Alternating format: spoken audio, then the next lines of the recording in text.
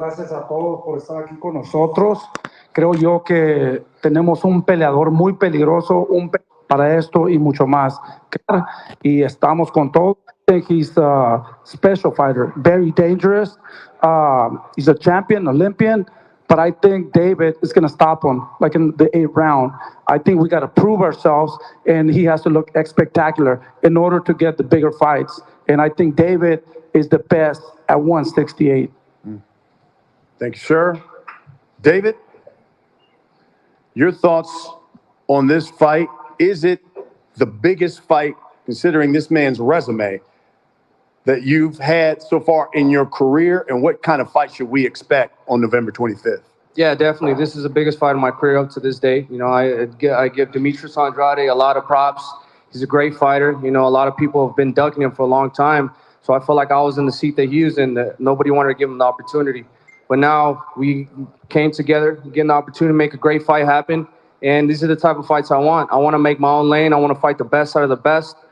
Demetrius Andrade is up there as one of the best in this weight class. So, you know, I know it's not going to be an easy fight. I know it's going to be a tough fight. But at the end of the day, this is when they bring the best out of me. And I'm a monster for a reason.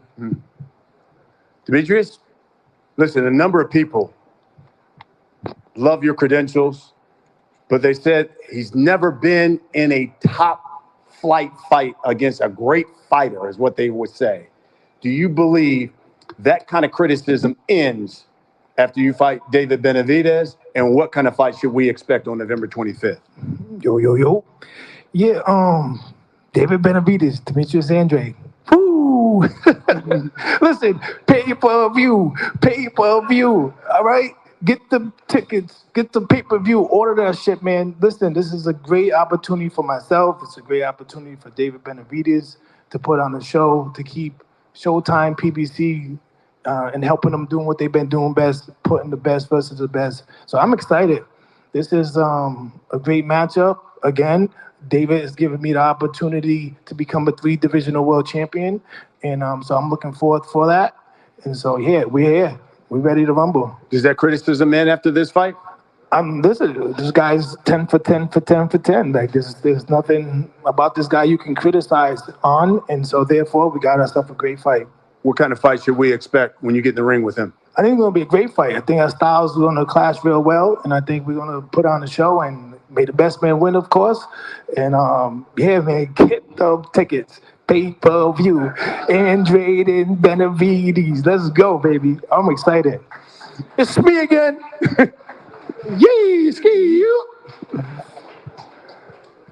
David, you've fought a boxer in Caleb Plant in your last fight. How was this one different? I mean, everything about Demetrius Andrade is different. You know, his fighting style is different. He's a lefty. His combination selection is different. So it's up to me to go in there and do the homework for myself and see what see what I can learn from him off his previous fights, and then just put in the game plan together. You know, like I said, this guy's a world-class fighter, and he's not gonna give me an easy fight at all. You know, and he's hungry for it. He's hungry for the fight, so that's gonna make a great fight and a great event for everybody at Showtime, and the fans will be the ones that they're gonna win, because it's gonna be an amazing fight. Do you believe, David, this is the fight where the winner takes on Canelo Alvarez next? I don't know. I'm not worried about Canelo Alvarez. I'm worried about Demetrius Andrade. Fuck Canelo. This is it. This is the Super Bowl of the 168 division right here. This is it right here. This is the biggest fight that can be made right here. And it's grateful to be here doing it in Showtime, but this is it. David BENAVIDEZ versus Demetrius Andrade. The 2 avoided fighters. Yeah, I haven't fought the best because the best doesn't want to fight. He can have that same claim, but at this time, in our obstacle, in our journey, it's now. So this is the fight. His father just said, you're a great fighter, but he's stopping you in the 8th round. My dad's not here. Sam, come over here, Sam. You look like my dad. Go over here. We'll talk some shit real quick. But no, listen, listen, father and son relationships, man. I have my dad. He's not previously here right now. But it's also great to see that, these two coming together, making it work. I have that relationship as well, and just that bond. So I know that he's going to have the love in his corner. I'm going to have the love in my corner, and the best of us will come out. that night. So it's going to be great, man. And God bless them for keeping the strength and the family together. So that's big. So that's all it's about. But get those pay-per-views. Get those tickets. Fuck that streaming shit. Fuck the other damn stick shit. This is something you don't want to miss. Get those pay-per-views, man. Stop playing. Demetrius, a number of people have written about this fight. And when they talked about it, they said, quote, skilled boxers like Andrade are the ones that give Benavidez problems. Caleb Plant did it for half of the fight, but didn't have the power to keep Benavidez off of him in the second half of the fight when David took. This is how much money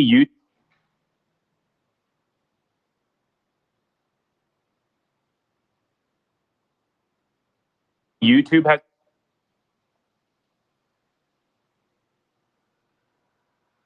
You believe your power combined with your boxing skills will be the difference in this fight? Yeah, I believe that my ability, my power, my mind, my strength, my soul, can overtake anything. And I bet Benavidez has that same will. That's why he was able to come on later on in that round and take on Plant. Listen, November 25th, we will be seasoning up some turkey. It's going to call the Benavidez fist. But listen, I definitely have what it takes. This is just a great moment. And so, let's just get the show on the road. David, you've heard that criticism. Boxers give you problems. Now you've got a southpaw who's got some pop. Your response to that? I mean, that's why I'm taking this challenge, because I want to shut everybody's mouth up.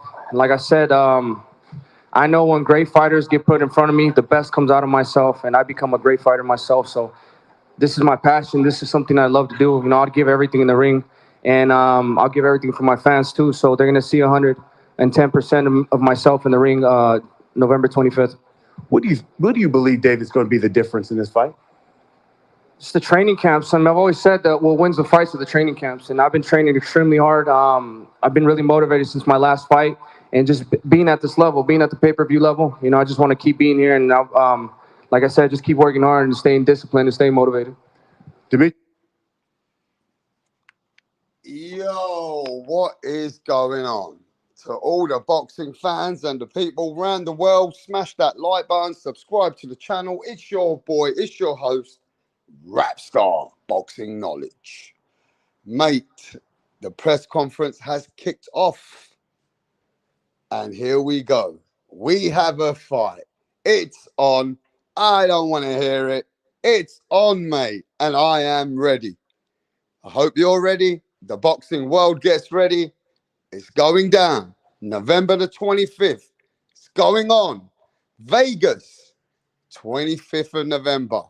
Demetrius Andrade, Boo-Boo, versus the Mexican monster, David Benavidez. Mate, David Benavidez look fucking hypnotized. I've got to tell you, Demetrius Andrade was a bit of a comedian. He's just so excited that it's a pay-per-view fight. And yeah, man, he's a bit of a comedian. You know what I mean? He's a bit different, isn't he? He is a bit weird for some people. You can't tell about his energy. But, mate, David Benavidez just looks like he's getting in there for the kill. He's so fucking ready now.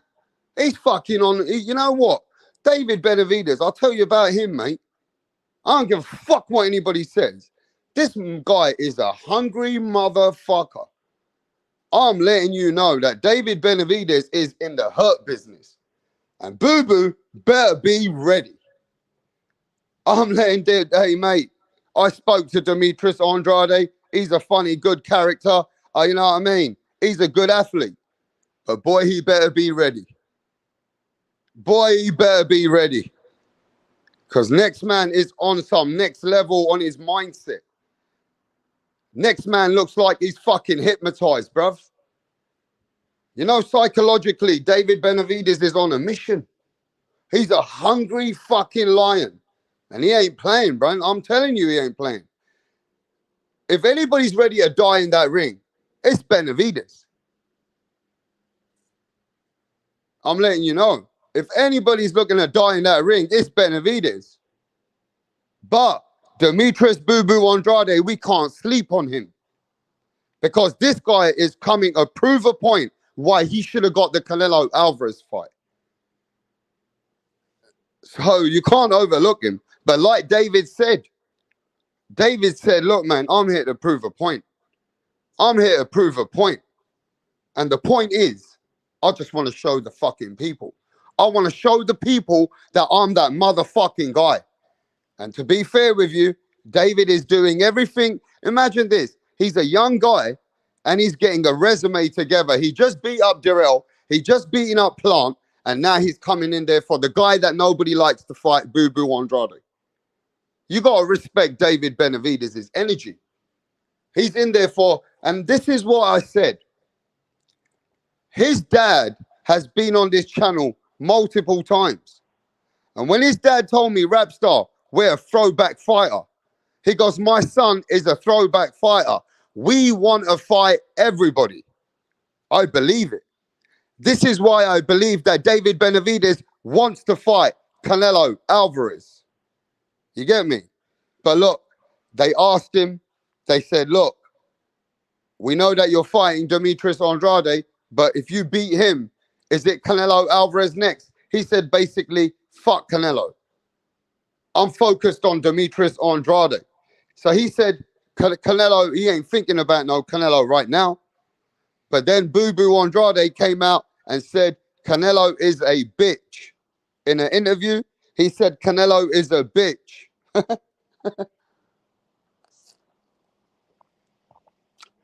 And look, of course, everybody knows this, that as we're watching this fight, and we know this fight's going down, there's only one top dog right now. There's only one top dog at 168, to be fair, and that is Canelo Alvarez. So no matter what, we could be watching this, and we know the winner, we're going to be saying, now the winner needs to fight Canelo Alvarez. So, of course, Canelo Alvarez's name. And, of course, Canelo Alvarez's name has to be mentioned in the mix.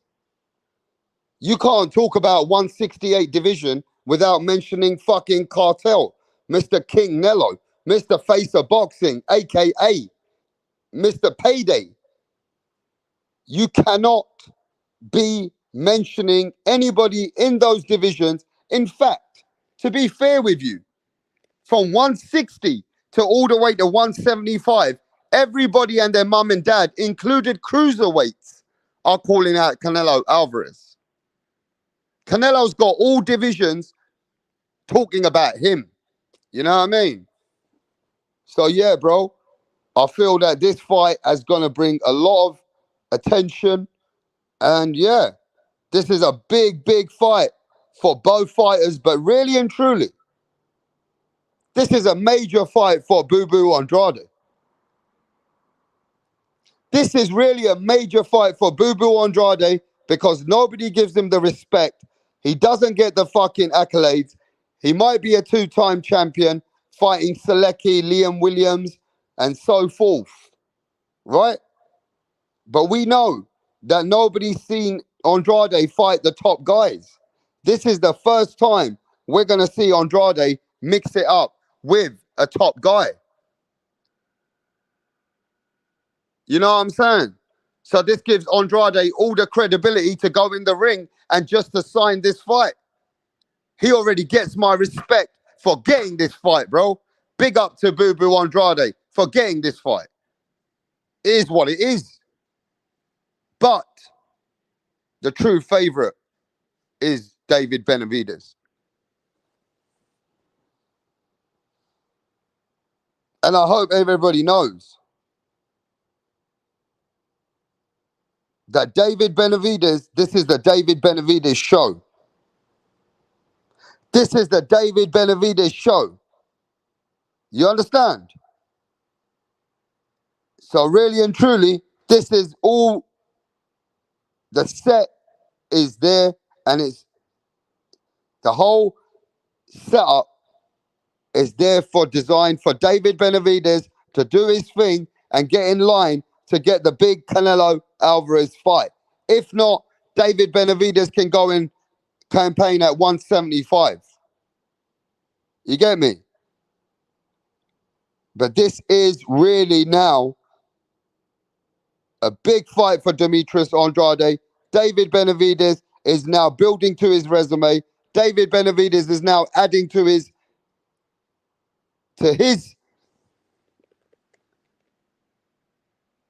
But to be fair, the biggest fight is the winner of this against Canelo Alvarez. So yeah, Canelo fans are going to be spot on. They're going to be watching this fight. A lot of Canelo fans are going to be, their eyes are going to be watching this fight. Because they know the winner of this is what they want for Canelo Alvarez. You get me? The winner of this is what they're going to want for Canelo Alvarez. So it's a big fight. Press conference went down. You get me? Now, what do you think of the press conference? Let me have a look in the chat. Who do you think won the press conference? Or do you feel that it was just a chilled out press conference? I feel that David was more serious. Andrade was a bit more relaxed, a bit more casual, a bit more joking, entertaining. You know, Andrade was entertaining, laughing. You know what I mean? But whose energy did you feel was ready for the job on this press conference? You know what I mean? Who do you think's ready now?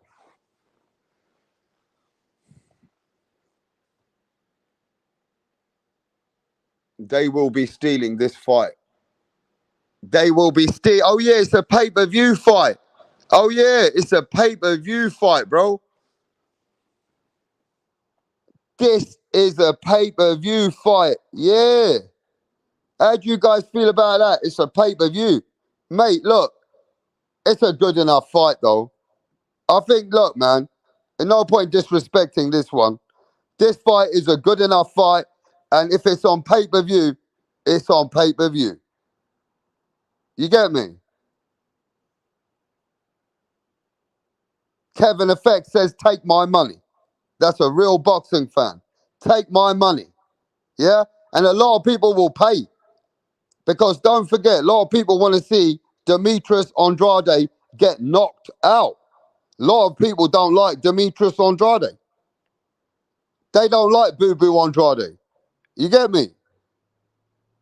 So there's a lot of fans. They hate on Boo Boo Andrade, especially the Canelo fans, and especially when it comes to Mexican cartels.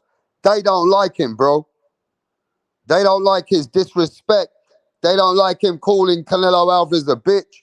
They didn't like Boo Boo Andrade going to press conference and putting it on Canelo. So they don't like him.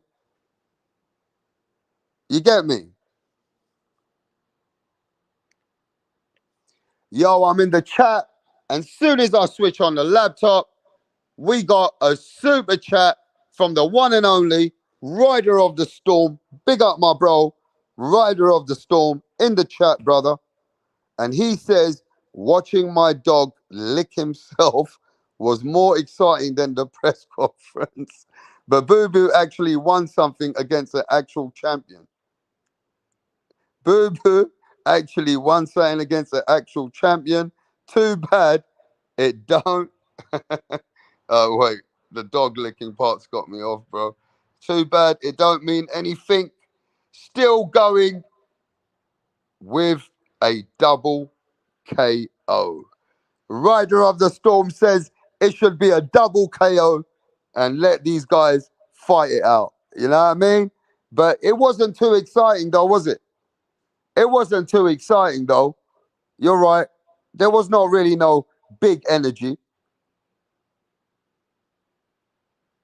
Yeah?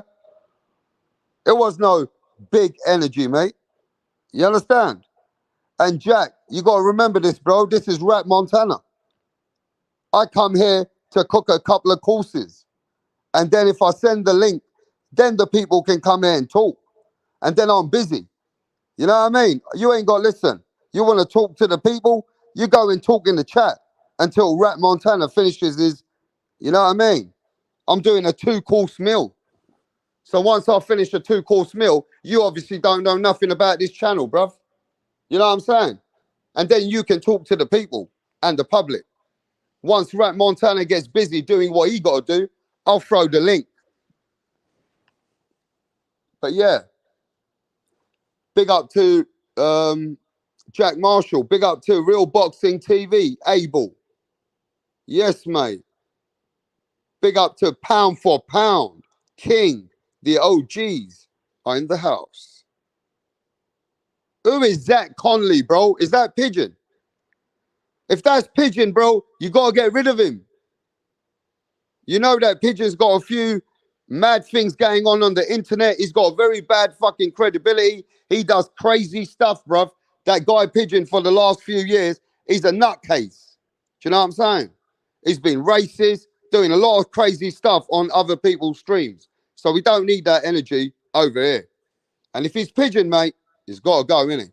And if he's not Pigeon, then he's got to prove that he's not a pigeon. And the only way that Zach can prove himself, he's got to hit that link. Right? He's got to fucking hit that link. Come on, Zach, you got to hit that link, bruv, to prove it. Because last week, you said in front of everybody, send me the link, Rapstar. Zachy, are you listening, bruv? You said last week to send me the link. See, I work like James Bond. My brain works 3 steps ahead, mate. I can't think like a normal person, or I never make it in my life. You understand? So let me tell you something, Zachy. I remember you asking for the link. You did. You asked for the link once, and now you don't want to hit it. That tells me you are either pigeon, or if you're not a pigeon, then you're a sparrow. You know what I'm saying? You're either a pigeon or a sparrow, mate. But one of them, bruv. Yeah, I'm just saying, bruv. Make sure you try and prove yourself. Anyway, let's keep it moving, yeah? Yeah, let's talk about another press conference. Tim Tszyu fighting this weekend versus Brian Mendoza is a strong motherfucker. Bro, Brian Mendoza is not a guy to be played with. He can't overlook Brian Mendoza, bro. You cannot overlook that guy. If that guy gets an opening, Brian Mendoza is 100% a live dog. I want everybody to know if the fight is tough in the beginning or even in the middle or even in the end, you got to expect that fight to be tough in certain rounds. Because Brian Mendoza ain't coming to lay down. He's coming to win. But Tim Tszyu is out there to prove a point to the people. Yeah? So don't forget about it. Big fight this weekend. Aussie, Aussie, Aussie. The Aussies have got their guy. And in fact, it's for a world championship. It's for a world championship. They've elevated Tim to the WBO champion. And let me tell you this as well. Let me just explain this. I like Tim's energy, bro. See, Tim doesn't, they asked him that we know that you got the belt. Are you happy that you're a world champion? He's not happy. He said he's not happy with this belt. He said he wants all 4 of the belts. And he said that Jermell Charlo bitches, until that bitch gets that bitch out of him. Bro, Tim said, until Jermell Charlo gets that bitchness out of him, he goes, I'm not happy with this belt. That is a fucking hungry motherfucker. He is not content with the belt. Bro, he ain't content with that belt. Tim said, I want fucking Charlo's belt. I want that bitch out of him. Basically, he's saying that Charlo is a bitch. And that whatever happens, he's taking his belt. Hey, bro, that's a big statement. Charlo has to fucking come out and defend that shit. He can't be allowing this guy to keep saying that to him. Charlo needs to defend those belts, bro. And Charlo should not be taking it either. He should show that he's willing to fucking face a man that's calling him a bitch. Yeah? So, yo, Tim Zoo's hungry. Tim Zoo wants to smoke, but let's go. Saturday night, it's going down. Saturday night, it's going down, bro. And I can't wait. Is it Saturday? Yeah, it's Saturday, right? Yo, can somebody tell me, is it on a Saturday for me? I'm hearing in Australia it's on Sunday. Somebody let me know. Is it on Sunday in Australia? Yes or no? You guys have had to have it on Sunday to show everybody the fight all over the world. Is it on a Sunday in Australia, mate? Yes. See the Australians? The Australians are fighting on a Sunday so that everybody around the world can watch that fight on a Saturday. All right, mate? Let's fucking have it. Brian Mendoza is coming. I hope you know that Brian Mendoza is coming. I don't want you guys to totally overlook Mendoza. He might be giving, and I want to say this, that Mendoza might be looking to give the early part of the fight. Do not be surprised, because Tim knows that Mendoza's got a big shot. You know what I mean? Yeah? Tim knows that Mendoza can fucking bang, bro. You cannot let Mendoza have an opening like that. You understand? Salute to Rider of the Storm. Salute to fucking my bro, the boxing kangaroo. Yes, mate. TBS. Yes, bruv. Yes, mate. Max in the house, mate. Kevin Effect. Like, mate, look, hardcore boxing fans are going in. Hardcore boxing fans are in the house, mate. NL. Yes, bruv. Yes, mate. And to all the wankers which ain't in the chat, and to all the stalkers and all the cunts, the haters, big up to you too, my bros. Yes, G Smooth. Nah, man, Suleiman killed it last night, man. Hey, look, man, that guy's cool, Max. When I get busy, bro, it's nice to see that Suleiman is keeping the channel alive. You know what I mean? So I'm going to give Suleiman some, you know, he's a journalist. Remember that? The man's a journalist. He's a journalist of when everybody's gone to sleep. He's a journalist, bro. So, you know, I let them carry on while I'm online doing my shit, bruv. You know what I mean? But, man, I don't know what happened with that geezer. Sometimes he reminds me of a song called The Man in the Mirror. He reminds me of a song called Man in the Mirror. You know what I mean? I think a song with a man in the mirror. Anyway. But anyway, I'm saying that statement. Man in the mirror. When a man just sitting there speaking in the mirror constantly, and he's constantly speaking without a fucking... Mate, I can't even explain it to you. Everybody's got their own way, ain't they? You know what I'm saying? But yeah, man, big up to Suleiman. But yeah, that's it. Michael Jackson. I knew there was a song, Man in the Mirror. Hey, Zaki, I never said I was ever a singer. Never sang in my life. I sing for you guys, bruv. All right, mate? I sing for you guys. Yeah? But look, big fight, Saturday night. Anybody want to give us predictions now? What's predictions for Saturday night? Where should you put your money? Come on, Rapstar's got £1,000. Rapstar's got £1,000. How would you bet on this fight with Tim versus Brian Mendoza? Would you go on points? Would you go on stoppage? Would you go on the later rounds? Would you go in the middle rounds? Would you say Brian Mendoza can stop Tim Tszyu? Would you put it on Brian Mendoza for an underdog so you can earn your money? As you've seen Brian Mendoza knock out Fundora. Brian Mendoza got knockouts and he's got a winning streak in his last few fights. Where would you fucking put your money? Tim Tszyu by KO in the late rounds. Tim Tszyu with 10th round stoppage. The boxing kangaroo says put the cunt on Tim to stop the cunt. Fucking upset with Brian Mendoza, man.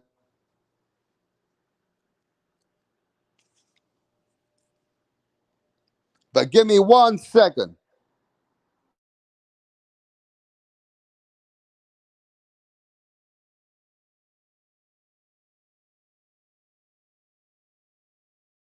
What up? How are you? I'm great. Can we meet you? My name is Tunde Tupac, aka the Rap Killer, Tunde Tupac. the Rap Flexer, kill them all. Your name. Your name is Tunde Tupac. Tunde Tupac. You can write the Rap Killer there. But Tunde is your It's name. okay. Yes. Okay. Thank you.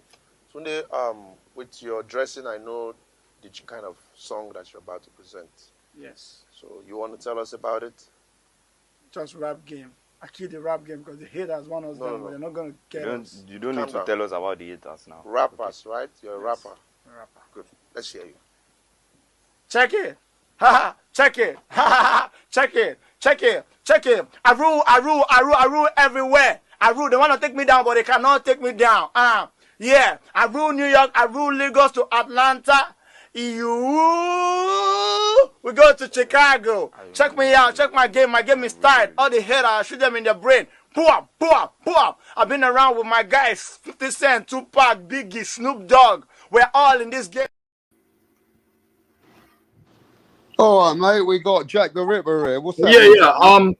Like I was just saying in the chat, like to be fair, like you're asking who's going to win the fight, Tim Tszyu. Like you're on Australian time right now, so you're going to get like everyone's going to say Tim Tszyu because like they're all Australians. But I just said that Brian Mendoza is a very serious threat. If you look at his last few fights, he's knocking people out. He knocked out Fundora. If you let him in, you give him an opening, he's got serious power. And yeah, like Mendoza is probably like got a really good chance, but like we're all like, even myself, I'm in New Zealand, but like I only know about Tim Tszyu because like I watch all of his fights because we watch all the fights of the people from this part of the world. So like I don't know, like to be honest with you, and like like I told So are you, you like, saying that majority people are excited about Tim Tszyu, especially that we know that Tim gets a lot of love from Australia, that we're overlooking Mendoza? Is that what's going on? yeah, many people will be just like totally telling you from their heart who's going to win from their heart, not from their brain, from their heart. So what about all the consistency with Tim and the way that he's winning and the way that he's grown and what he's become as a fighter, the way that he composes himself and the way that he beat up Tony Harrison and knocked him out? To be fair, New Zealand has a lot of boxers. Do you think people are betting with their heart? Do you think all these Australians are fucking stuck there just thinking about their heart? Or do you think they really do believe that they got a guy that really can do it? I don't think any from... Wait, let me get this off. The Australians ain't fucking stupid. They don't back Cambosis. They don't back all the other Aussie fighters like they backed him. So the Aussies must know that this guy has got the skills. You're calling the Australians... You are sitting on my channel and calling the Australians very sentimental, and they've got a very nice heart. I think Australians don't know fuck all about boxing, right? They don't know anything about boxing. They're going to go for the guy that's Australian. They're going to be like, oh my God, this guy's from Australia. I'm going to go for Tim Tszyu. Australians don't know shit about boxing. They've never had a good boxer in their lives. Skills, bro. They've never had a good boxer in Australia. They've never seen a good boxer, right? They're all going to go for what about his father, Costa Tszyu? You were not impressed with him back in the day? Yeah, like he's some Russian guy, right? Some Russian guy. I think he's of Russian descent. Yeah, I'm not sure though. I mean, Jack is saying that because of his father, he's an overhyped fighter, and the Australians are very sentimental right now. That's what he's saying. What about, is Ripper here? And I actually think the Aussies are not stupid. They will not back a man unless they no. The Aussies are like the Mexicans. The Mexicans know who to back. No. They don't back Honey Mungia like that. The Aussies know who to back. I reckon they ain't. I don't think there's Mexicans have a much prouder history of boxing than Australians. Are you serious? All right, Carl, I'll let you take the floor, mate. Mexicans will know a lot more about boxing than Australians. I will guarantee you right now. Mexicans have a prouder history about boxing. More than fucking dumb New Zealand cunts. That's for sure. And here we go. We got the fucking little squeaky voice guy. Squeaky voice guy. Come on here.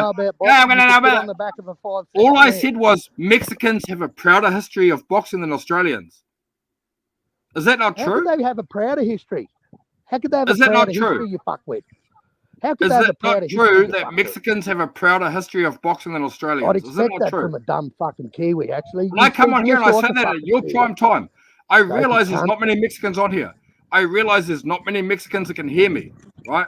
But I say that in the Australian prime time at risk of putting myself in danger, right? Myself in danger. Well, you probably live in Australia. You probably live in Australia like every other I would Kiwi. not even fucking go to... If I was on vacation, I would not even go to Australia. Are you Stop serious? your shit. You live in Sydney. You live in fucking Sydney. Don't pretend you can't. I would not even go in Australia for a fucking free holiday. Stop your fucking bullshit. You talk more So shit so from your you mouth than you do from your ass. you've How about never hung this? out with Mirage? You've never hung out with Mirage then?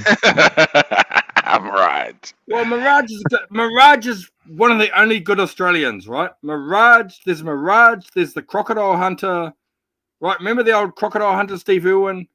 Right, there's Mirage, the Crocodile Hunter, and I'm struggling for the next good Australian. I'm struggling. Name one fucking Kiwi. Listen, Name first of all, fucking one. Mirage is from Ecuador, Australia. Well, Mirage is Serbian. He's Serbian. No, he's Ecuadorian because he loves Benavidez's Well, cousin. his ancestry is from Serbia. All right, let's get to boxing now, really seriously, right? So this guy believes, and I'm going to go by one, Jack, and we come back to you, Jack. He believes that the Australians are getting very hype and they're using their heart. But I actually told him the Aussies are not stupid. They know who to back and who not to back. They know that they got... Wait, let me get it off, Jack. Jack, shut up. Let me get it off and we get back to you. I actually think Tim Tszyu is world-class level. He's proving it. So I don't think the Aussies... I don't think the Aussies are stupid. I don't think they're just backing him. But Carl, I want your opinion. Are you backing him because you feel that he's Australian, or are you backing him to beat all the world he is. He's level? just some little No, fucking wait. Carl's not stupid. I've never seen Carl back Cambosis like that. So Carl, why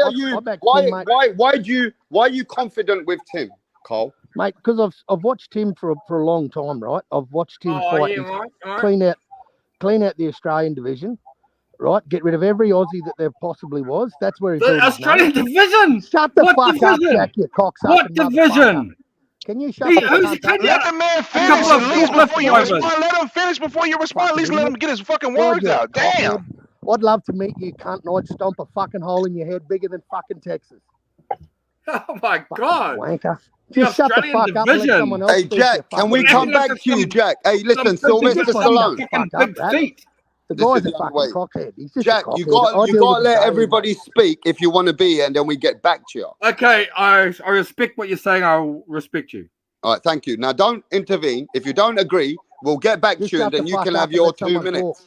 All right, now he gets 2 minutes. He's talking about the Australian division. Wait, listen, Jack, there's a rule here. Who else is on the Australian division? Rule. No, there's a fucking rule now, and be a fucking grown man about it.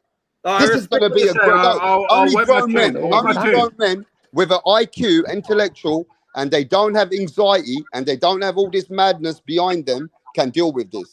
So if you've got all those ADHD and anxiety and all that, you got to hold back. He'll have 2 minutes. I respect your decision. Wait, he'll have 2 minutes, and you shut the fuck up even if you don't agree with him. And then I'll give you 2 minutes, and then everybody else will shut the fuck up when you're talking. Can you get that through your head? I will let you have your say. All right, thank you. Now shut the fuck up for 2 minutes. Go on, Cole. All right, so I watched Tim's first fight in the US against Terrell Gashau, right? He was dropped in the first round, and then he beat the fuck out of Terrell Gashau for fucking 10 further rounds. So, I've watched him as his level of competition goes up.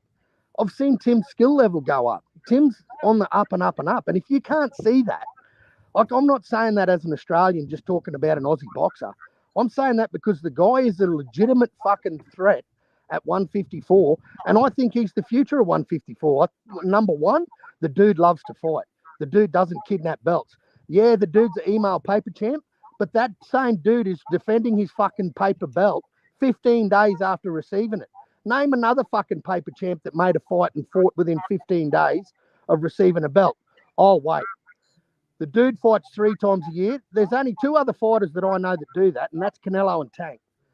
And I see this bloke taking this Mendoza fight, and, mate, let me tell you that I've been watching Tim's camp, And, mate, this guy is more focused and more of a threat now fighting Mendoza than he has ever been. I thought he was looking good coming in the Harrison fight. Mate, this dude is fucking jacked. He's prime. He is ready to kick some fucking ass. And make no mistake about it, man. Tim is walking forward. Tim's going to probably get dropped. He'll probably get dropped. But I tell you what, mate, I don't think Brian Mendoza is the guy to fucking knock Tim's lights out. I think Fundora was a fucking hype job to start with, and he beat Gabe Rosario. He knocked out Rosario. He wouldn't beat Crawford. Mate, he's got fucking 25 seconds. You just couldn't handle yourself, could you? 25 minutes. Are you serious? He's got fucking 25 seconds left, and you still fucking talking. Let the This guy just spoke for 25 fucking minutes. No, it doesn't matter. You got to wait for the whole 2 minutes. Well, can we put a timer on his check? Because that's the only way we're going to get any conversations going. All right, Cole, are you done, mate? Yeah, mate. Yeah, let this fuckwit go. All right. Have a listen to this, everyone. This will be good. Well, here we go. Jack, you got 2 minutes, and no cunt's going to speak. Carry on. Okay, so, like, don't get me wrong. Like, I want Tim Tszyu to win, right? I want him to win. He's the only guy I've even watched box. Like, I've watched Tim Tszyu's career from the very start. Very start. The only point I was making was you're biased because you're Australian. And the whole chat's biased because we're at Australian hours, right? There's no Mexican hours here now, right now, wherever the fucking Mendoza's from. You're on Australian hours. So I was just trying to make a fucking argument that maybe you're biased. That's it. I'm not saying I'm not a Tim Tszyu fan. Of course I'm a Tim Tszyu fan. I've been watching Tim Tszyu for a long, long time. And Tim Tszyu was the greatest fighter to come out of Australia for a long time. But you're saying he cleaned up the Australian division? Who the fuck is in the Australian division? You guys can't even box. You can't even fucking box, bro. You're like, fucking Tim Tszyu, mate. He cleaned out the Australian division, mate. That's fucking the Australian division. Are you serious?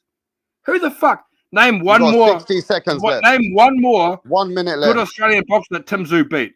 Name one good Australian boxer that Tim Tszyu beat. Jeff, there we go. Oh, so now you're asking to speak. Your time's up. Okay? Because you just asked questions. All right? Go on, Cole. And that's the question. Name one good Australian fighter that Tim Tszyu beat. Knocked out Jeff Horn, knocked out Stevie Spark. Do you know who those guys are? Actually, yep, Jeff Horn. You're right. Sorry, my bad, Jeff Horn. Yep. No, because you've been following Tim for a long time and you're a big fan of Tim. No. I just want. No, you gave me a really good comeback. You gave me a really good comeback. I will respect that. Jeff Horn, I respect that. Yep, knocked him out quicker than Terence Crawford did, actually. And Jeff Horn, I was about to say got fucked up by Terence Crawford, but correct. But Tim knocked him out. I agree. Sorry, man, my bad. I forgot about Jeff Horn. I forgot about Jeff Horn. No, it's cool. That's cool. You've been following Tim for a long time. Yeah, and I forgot. Like I was saying, name one more boxer, but you're right. That's a really good comeback. Saying Jeff Horn, that's a really good comeback. You just own me, bro. You own me. Okay, Jack. Stay there, Cole. I gotta get to the other people. I want to go to the unbiased fan. What's happening, mate? Good morning, gentlemen. What do you think about Tim Tszyu? Is he overhyped, or do you think he really has world quality in him? You've been exposed. Jack, it's not your time, Jack. It's not your time. So I'm talking to this fuckwit in the chat. No, it's nothing to do. Yeah, you go in the chat and talk to them. It's the other gentleman's time. Are you serious? Yeah, it's the other gentleman's time. Go on, mate. I'm not from Australia. I'm New Haven, Connecticut, and he's absolutely world class. He has shown it. He has improved each step of the way. He is showing us that he is a contender. And actually, he's a champion now, so he's no longer a contender. He's a champion. I believe Tim Tszyu at this point right now will probably beat Jamel Charlo at this point, in my opinion. Mendoza's going to put up a good fight. Big Crawford? Hey, Jack, the man's talking, bruv. Mendoza will probably put up a good fight, but I think when it's all said and done, I think Tim Tszyu has more tools in the tool belt. And also, when he was fighting Fundora, he was losing the fight when he got the knockout. So that's a very good point. A very good point that people seem to forget, that Mendoza was actually losing and Fundora made some schoolboy mistakes. Yeah, it's going to be a good fight. Mendoza's a good quality opponent, but I think Tim Tszyu is world class. World class. There's no doubt about it. I agree with that as well. I agree with that. Okay, we're gonna go to the next person. We got Dizzy Dro. Dizzy Dro, is Tim world class or is he overhyped? Hey, what's up, everybody? What's happening? Hey, what's up? In my eyes, what I've seen, he's a world class fighter. He's making easy work out of a lot of his latest opponents, which are good opponents. Facts. This guy Mendoza, he's pretty strong, but he has a lot of close fights. He has 2 losses.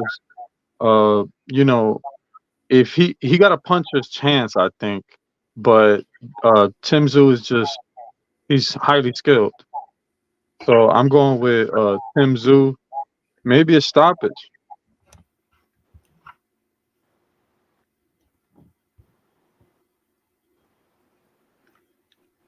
Okay, let's move to TBS.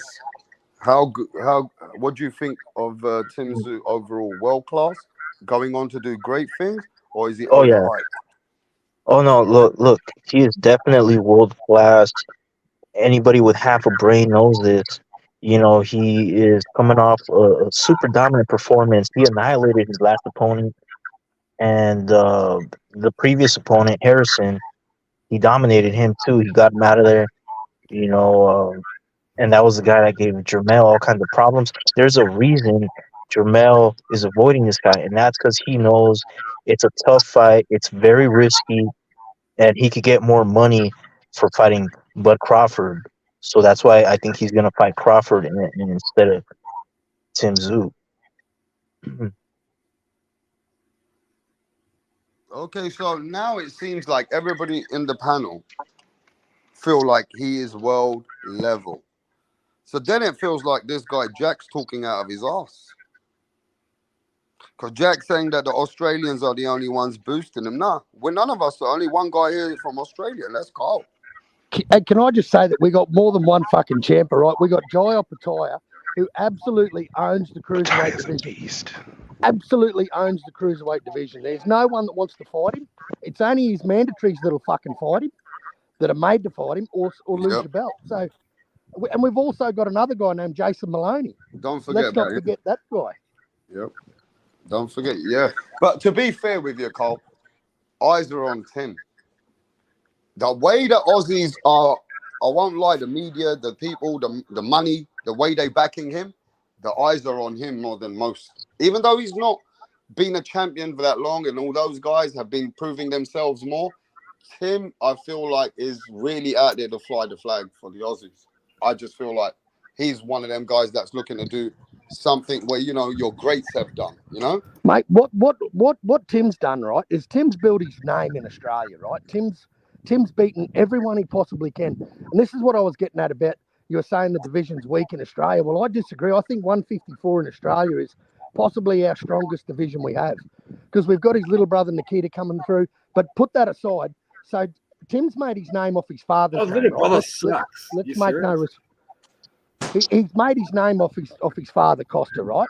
He doesn't talk to his father. He hasn't seen his father in God knows how many years, because his father lives back in Russia now. The Tszyu Boxing Academy, he actually tore all the fucking pictures down of his father and all his fights against Shamba Mitchell, Zab Judah, all those great posters that they had in that gym. Tim Tszyu tore them all down and got rid of the cunts because he doesn't want anything to do with his father. He wants to build his name as Tim fucking Tszyu. So the only boxer you can get behind is a refugee from Russia. Well, we're all refugees. That's your claim to fame. That's your claim to fame. No, I mean let's not be harsh on what he's saying. He's saying that look, Tim's trying to make his own name. He's not walking with his dad. He's not using his dad's name. Yeah.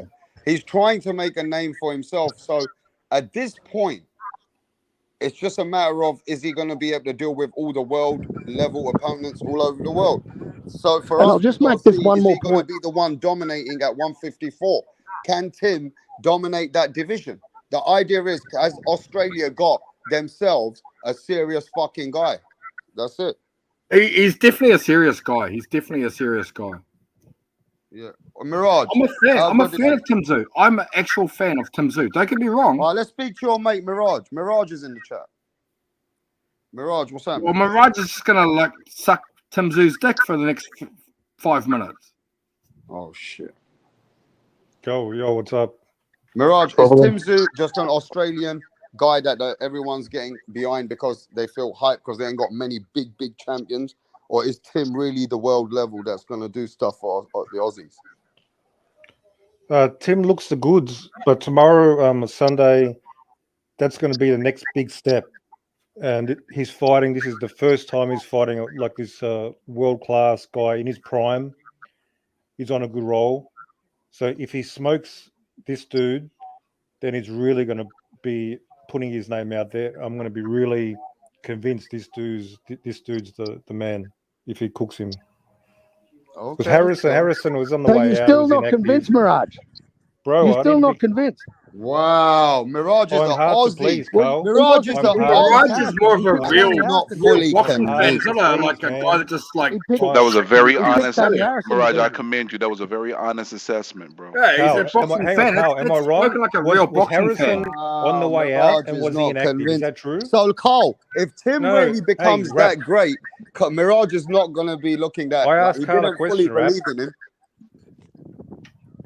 Carl, was Well, Harrison? you don't think he's beaten world class already? You don't think he's beaten anyone? He you don't has, think but Harrison he was on the way out and he was inactive. Is that true or not? Well, he retired him. Yeah, he retired him. So he was inactive, he was the but guy that actually beat he wasn't at his Carlo. best. So Harrison's not retired, by the way. He's still trying to fight. Harrison was a He good won't fighter, fight but again, he mate. wasn't a young lion in his prime. I want to see what Tim does against a world-class dude in his prime, young. Well, And I he's gonna hope be fighting this that Sunday guy. you finally get on the bandwagon. That's it. Mirage. So if he cooks him, then hey, that's it. I'm going to say, fuck yeah, I'm convinced 100%. Like, I'm getting there, but let's see. There's levels. I don't think Well, Mendoza's by the of that way, level. Mirage Mendoza's good. Mirage was a big Camboza fan also. No, wasn't what I'm talking about. I'm just trolling. I'm just trolling. No one's a fucking Camboza fan. I think I'm more convinced of Tim Tszyu than Mirage, and that says a lot about his boxing fandom. So Mirage, I give you a lot of respect because I think he's the good. Well, Mirage is a real boxing fan, bro. He's not a guy that's from Australia like Boxing Kangaroo that's just gonna go. He's a real boxing fan. BENAVIDEZ love though is a little extreme. But Flipping his dick sucker about this guy's from Australia, so he's gonna win. Mirage knows his boxing.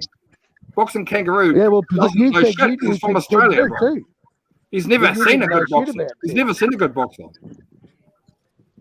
No, Right? At least I'm from New Zealand. I've seen fucking lots of good boxers, bro. You ain't seen yeah, shit. there's shitloads of champions from New Zealand, isn't there? Yeah. Shitloads.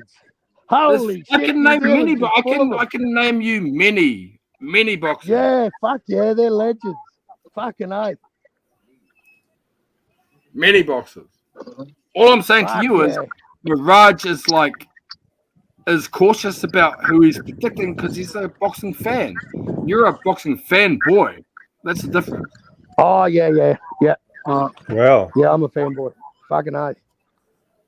You're a fan boy. You're actually not even talking out of your brain. You're talking out of your heart. You're saying, "No, Tim Nah, Tszyu because you win." knew heaps about Tim Tszyu.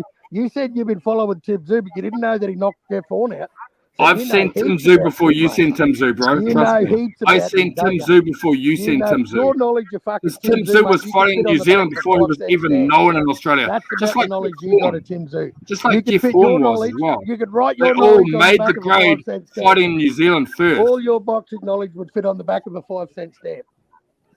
All in one. I've been sentence. watching There you these go. guys There's for a fucking- lot longer than you, bro. there's A lot Jack longer than Russell's you. fucking boxing knowledge, everyone. Woo! Well, you're one of the dumbest cunts I've ever heard on this fucking whole channel. You're actually one of the keep dumbest cunts I've going. ever heard on this channel. Yeah. Are you getting drunk You today, really mate? don't know anything about boxing. Like No, I Mirage don't. I is don't know like anything. a real guy, man. Real guy. I'm not No, just I saying don't this know because I know him. I know he's an Don't know Australian. anything about I boxing. know he's like fucking saying, well, hey, Don't know maybe anything about it. this can happen. You're like, No, I don't know shit. Tim Tszyu will win. Tim Tszyu will win. You don't know shit, bro. You don't even know a good boxer if you've seen one. You're from Australia. Are you serious? Yeah. Who's the last but great New Australian Zealanders, boxer? no way. New Who's the Zealanders last got great heaps. Australian Why are we boxer? insulting people based on where they're from? I think this is asinine. No. Because who's the last Australian good boxer?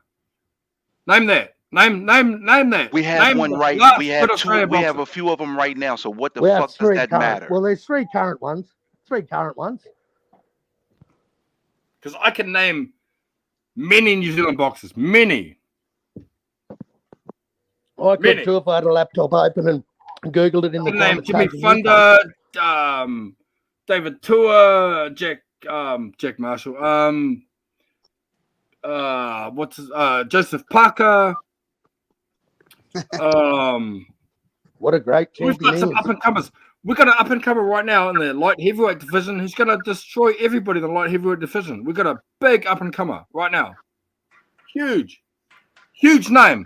None of you even know his name. None of you know his name.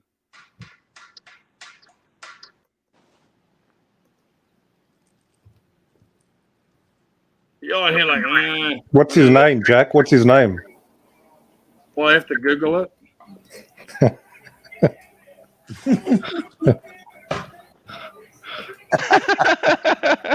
Well, hey, I'm honest. That tickled me. That's my case. That tickled me. It's too funny.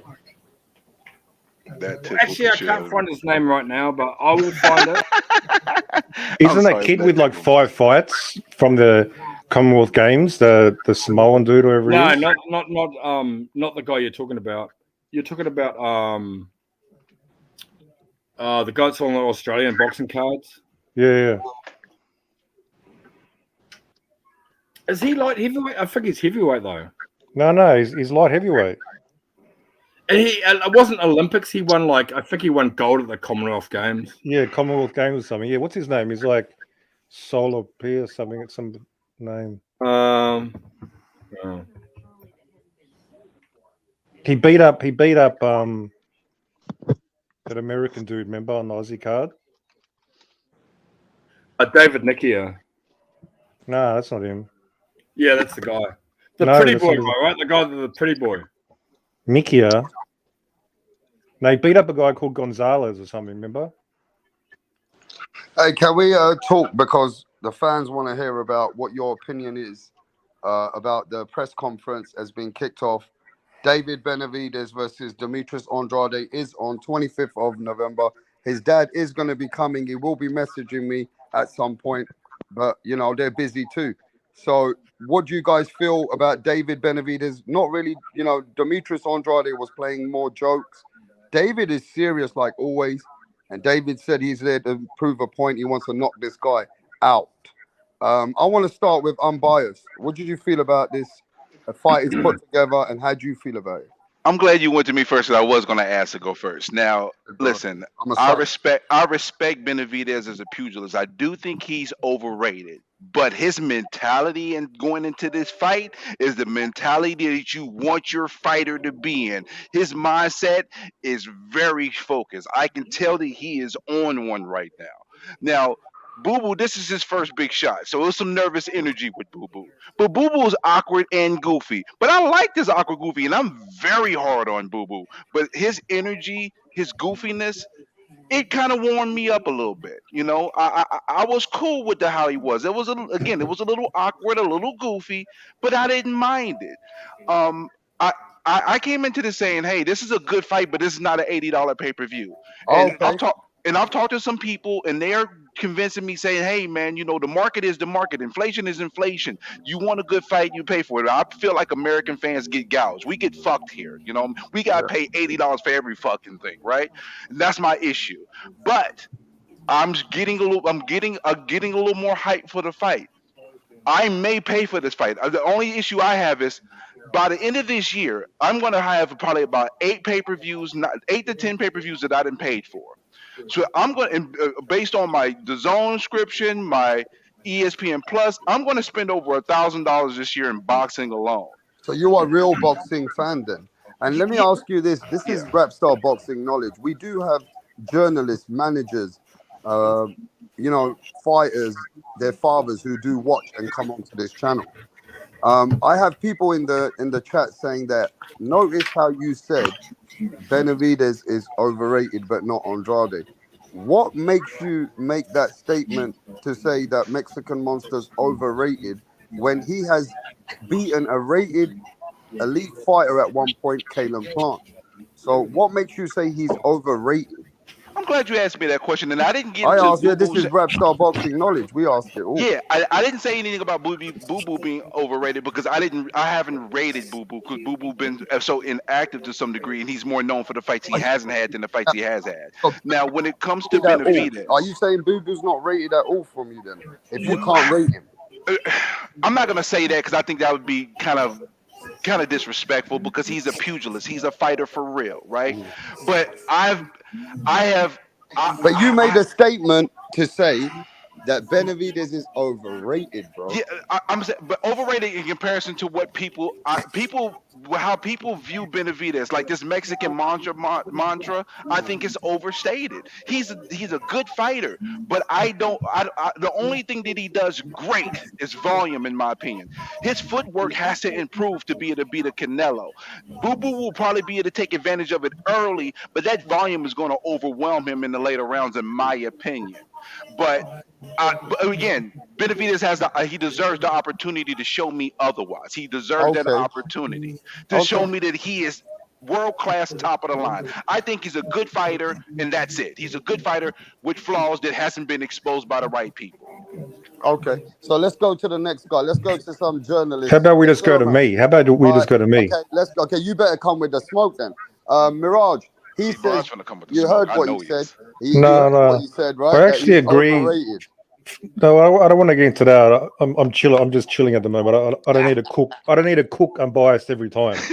We can say that for later. But I agreed with him. Benavidez looked like a killer on stage. Like this guy's ready just to throw down right there. Andrade looks like he's showing up to go to a party or something. You know, he's having some fun. I don't think he knows what he's getting into with the Mexican monster. He thinks it's fucking playtime. Okay. So you're happy with the way that. And today I watched Andrade Liam Wilson fight. You guys seen that fight? Yeah. Man, Andre's in trouble. Hey? Andrade is in trouble. Because I thought he was actually better, but did you call Liam Williams Liam Wilson? No, Liam Williams. Okay, because you did say Wilson, and I'm thinking, okay, Liam. Are you talking Williams, about yeah. Wilson? You saw that Who's fight Wilson? rap, right? All right, mate. Go on, Wilson. Huh? Can you hear me? Yeah, we can hear you, Wilson. Yeah, he struggled in that fight. He you struggled in that Carl. fight. I was one of them naughty kids. I'd never leave no one in school when I was a kid. He couldn't keep Liam Williams. Getting it. It's Carl. He couldn't keep Liam Williams off him, and he was getting pieced up quite a lot. And that guy, Liam Williams, is just another UK bum, right?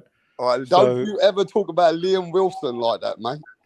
So against Benavidez, I think he's in serious, deep shit. So I think it's likely David's just going to beat the shit out of him. Okay, I want to talk to somebody who breaks down these questions now, because Mirage avoided the question, but okay. What question? Solomon, the boxing journalist. Is David Benavidez overhyped, or is he the real deal? I believe David Benavidez at 160 is the real deal. He is the WBC #1 contender. He is the interim champion. He has defeated high quality opponents. He's a two-time 168-pound champ and about to become a unified champion as soon as this fight is made with Saul Alvarez. And do you believe he will beat Canelo?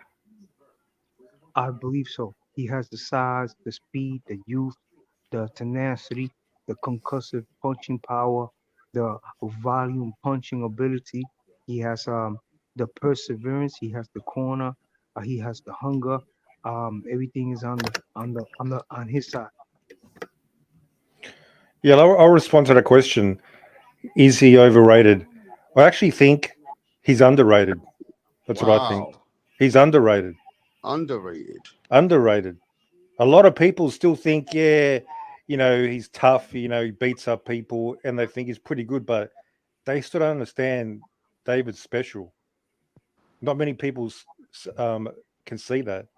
So Yeah, I think he's because actually I don't believe underrated. that yet. And I respect you saying that, but I don't believe that yet. He got to show me. I'm from Missouri. I'm in a state where you got to show me, and I Yeah, you guys are a respect your bit guys' slow. thoughts. You guys are probably a bit slow over there, I'm not and that's slow. okay. I'm a pretty intelligent guy. I know I'm not too slow. I You mean, know, when it comes, you know. I think. What does Let me. David need to No, do? wait. Tell me, what Mirage, did David we need to gotta do? respect. Who does he Mirage, need to we gotta beat respect the guest for because. you to show him Mirage, respect? I want to ask him a question though. He seems like an older gentleman, maybe or not. Are you? I am. Are I'm you an elder 44. gentleman, bro? I'm 44. Okay, so you're around our age, man. You're Well, not I'm that an older old. gentleman as well. How about giving me Okay, some respect? listen, yeah, man. Now, how about Come you on, man. respect? Now, but I'm Mirage is biased. funny. I'm biased. What I'm gonna say is, you've been watching the boxing, and I think you like a boxer who's got a lot of skills. You're talking about the Sugar Rays, the Floyd Mayweathers, the Pernell Whitakers. We're talking about even Durans and them. They had different kind of skill set. But for today's era, this guy looks like he's got something at 168. He's got a lot of size, reach, power.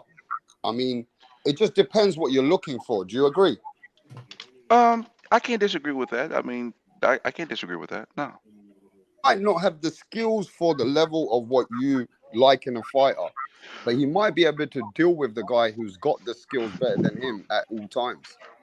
You know what it is? It's because I see Benavidez's flaws, and he hasn't fought anybody good enough to expose them.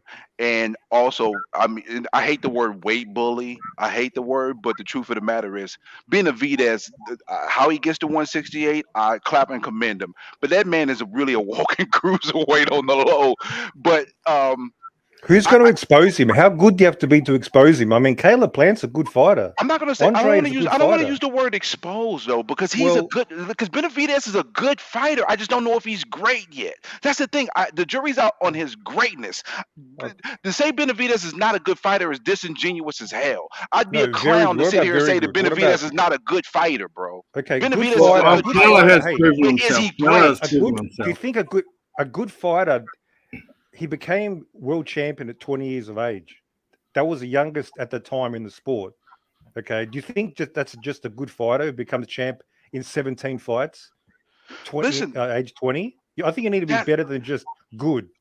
Okay, I think you listen. Need to be better than A just good fighter can accomplish great. A good fighter can accomplish great things, though, Mirage. A good fighter can accomplish great things. They don't necessarily mean they're a great fighter. You know, again. I'm not saying he still has to do more to prove his growth. I actually think he is, but he still has to prove a bit more, sure. But you guys just seem to already sort of be dismissing. No, you said you guys. Now, see, listen, I'm not as bad as some of the counterparts that I know that you're associating me with. I think Benavidez is a good fighter. I'm not going to say Benavidez is trash because that's some corny, goofy shit. Benavidez is world class, bottom line. But the jury is out on his greatness. There's levels for a reason. Because he's not fought anybody. He's not like had the same fights as like someone like Canelo. That's like. But I mean, that's the politics of boxing, and unfortunately, he's been a victim to that. And I think I personally also believe that his management team has made some missteps. But at the end of the day, Benavidez, when it comes to him getting in the ring, his mentality is to go in and handle his business. Is Canelo going to fight him next? You reckon? It'd be a great fight though. They both come forward. Like Canelo and Benavidez, they're both forward fighters. That'll be an action fight. So you said that David Benavidez, Mirage, is an underrated fighter, correct? Generally, yeah, I think. Okay, so is Demetrius Andrade underrated? Because nobody knows how good he can be. Yeah, it's hard to say. So they're both underrated if you think about it. But Andrade hasn't really done anything at all. He hasn't even beaten a world champ. So I don't think he's underrated. Like, we just don't know. It's a question mark. At least we got an answer. We don't know, but there's a question mark. There's a question mark on Demetrius Andrade. What's the weight difference between Benavidez and Bivol? 7 pounds. I'm sorry. Bivol's the next division up. Jack, he's the next division up. So you think Bivol would beat Benavidez? Box him to death. See, most people think that. And that's why David's underrated, because of shit like that. But see, the beautiful part about it is David's going to have his opportunity to prove it. Because Mirage, as much as you going at Canelo, the winner of this fight is getting Canelo next, bro. People have been getting at me like, yo, Bud shouldn't be trying to get Canelo. I have no issue with Bud trying to get Canelo, but I want Canelo to fight the winner of this fight first. Period. Hey, well, if it doesn't happen, if David beats Andrade, it doesn't happen. come talk to me, okay? Oh, I'm gonna come talk to you, and me and you gonna be tag teaming saying Canelo cut the fuck shit. Okay. I'm just gonna keep it a bean. If Canelo Yeah, don't but fight it should the winner of work this both fight ways, next, though. Boxing, unbiased boxing, should work the both ways. If Andrade wins, everybody should be on Canelo's neck for letting Andrade fight. yeah, he fights the winner. Period. And is that fair with you as well, Mirage? Or you gonna understand the winner of this fights Canelo, regardless who it is? Obviously, well, yeah, it should do. Like, obviously. This right? It doesn't matter who it is. The winner of this fight, the fans should be on Canelo's neck for that fight. That's all. Period. And not Terrence Crawford. I listen, I want Terrence Crawford to pursue greatness and have an opportunity to fight Canelo. Yeah, he can do that later. He can try Canelo later. But this is the fight has next. to be first. This fight has to be first. They're talking about Crawford Spence in February now, so it looks like Crawford's off the table anyway for May. Yeah, no, already. Yeah, that's good. I'm glad you said that. So Errol Spence is pushing Showtime to try and get that fight rematch for February, correct? Yep, and Showtime do not want that fight. I know and they Showtime, I'm hearing, well, like they didn't want the fight before, or Al Heyman, but Errol Spence is now, I got to get that rematch. So, hey, we got a rematch coming with Errol Spence, Terrence Bud Crawford. Hey, is what it is, man. At the end of the day, Deontay Wilder got knocked the fuck out, but he still wanted the rematch. So everybody deserves their rematch. It is what it is. I still don't think it's going to happen, the rematch. I think they're going to have a dispute over the weight. Crawford's going to insist on 147, and it's not going to happen. That's my prediction anyway. Well, that's what they're saying, though. What they're saying now in boxing, man, that can change tomorrow, man. I don't care about that. That is not a lie. Yeah, I don't care about that. You are right. But anyway, David looks ready for business. He doesn't look out of shape. He looks like he's ready to kill, man. That's what he looks like. Yeah, I was surprised at how, because we saw photos early, he looked so big, but when I saw him in press conference, I was like, he's not that big. He's probably only like 10 pounds, 10, 15 pounds at worst off. He's going to get there. No problem. Yep. But yeah, I was actually, after I watched the Liam Williams fight, I'm actually more confident now because Andrade was on his bike for the last 5-6 rounds against that dude. He was literally on his bike for almost half the fight. He got rocked a couple of times a little bit. Punch. I know Punch is there. Your boy's in trouble, Punch. I think he's in trouble. How much money you willing to bet on Benavidez to beat Andrade? Bro, but I've been losing in sports betting, man, every time. But yeah, I'll definitely bet. Yeah, I'm going to bet on this fight probably. The odds, the odds are shit. See, the odds are crap for David. Unless you pick the 3 rounds that you feel that he can win. Yeah. Hey, listen, Roger, if you got bad luck betting, please don't, so I can win, okay? Okay. Last time I bet everything on David stopping Caleb Plant, and I got cleaned out. So and you know what that brings in the topic, and this is why I listen. I can't make no excuse for David. Canelo knocked him out, bro. He should have knocked him out, and that's why I think it's a little overstated with the Mexican Monster. He's a good fighter. He has power, but it's not this Mike Tyson power, Ernie Shavers power. It's not that, you know. I wouldn't say that at all either. To me, he's more like Manny Pacquiao, volume, combinations, and break you down. That's the type of power. You never have one punch power, but that power hurts as well. But I reckon if he fought Plant 10 times, I reckon he'd stop him like 8 times. I mean, that's what I think. So I might have to agree with you on that, but you know, I used to bust your chops. I had to bust your chops because you was up here using that referee excuse, and I'm like, bro, a Monster don't care about no referee. Ain't no referee gonna stop you from getting what you came to do. It wasn't his best performance. He should have stopped him anyway. I gave him like a 7 out of 10, and I think we're going to see David at his best next month. I recommend everybody to tune in, buy the pay-per-view.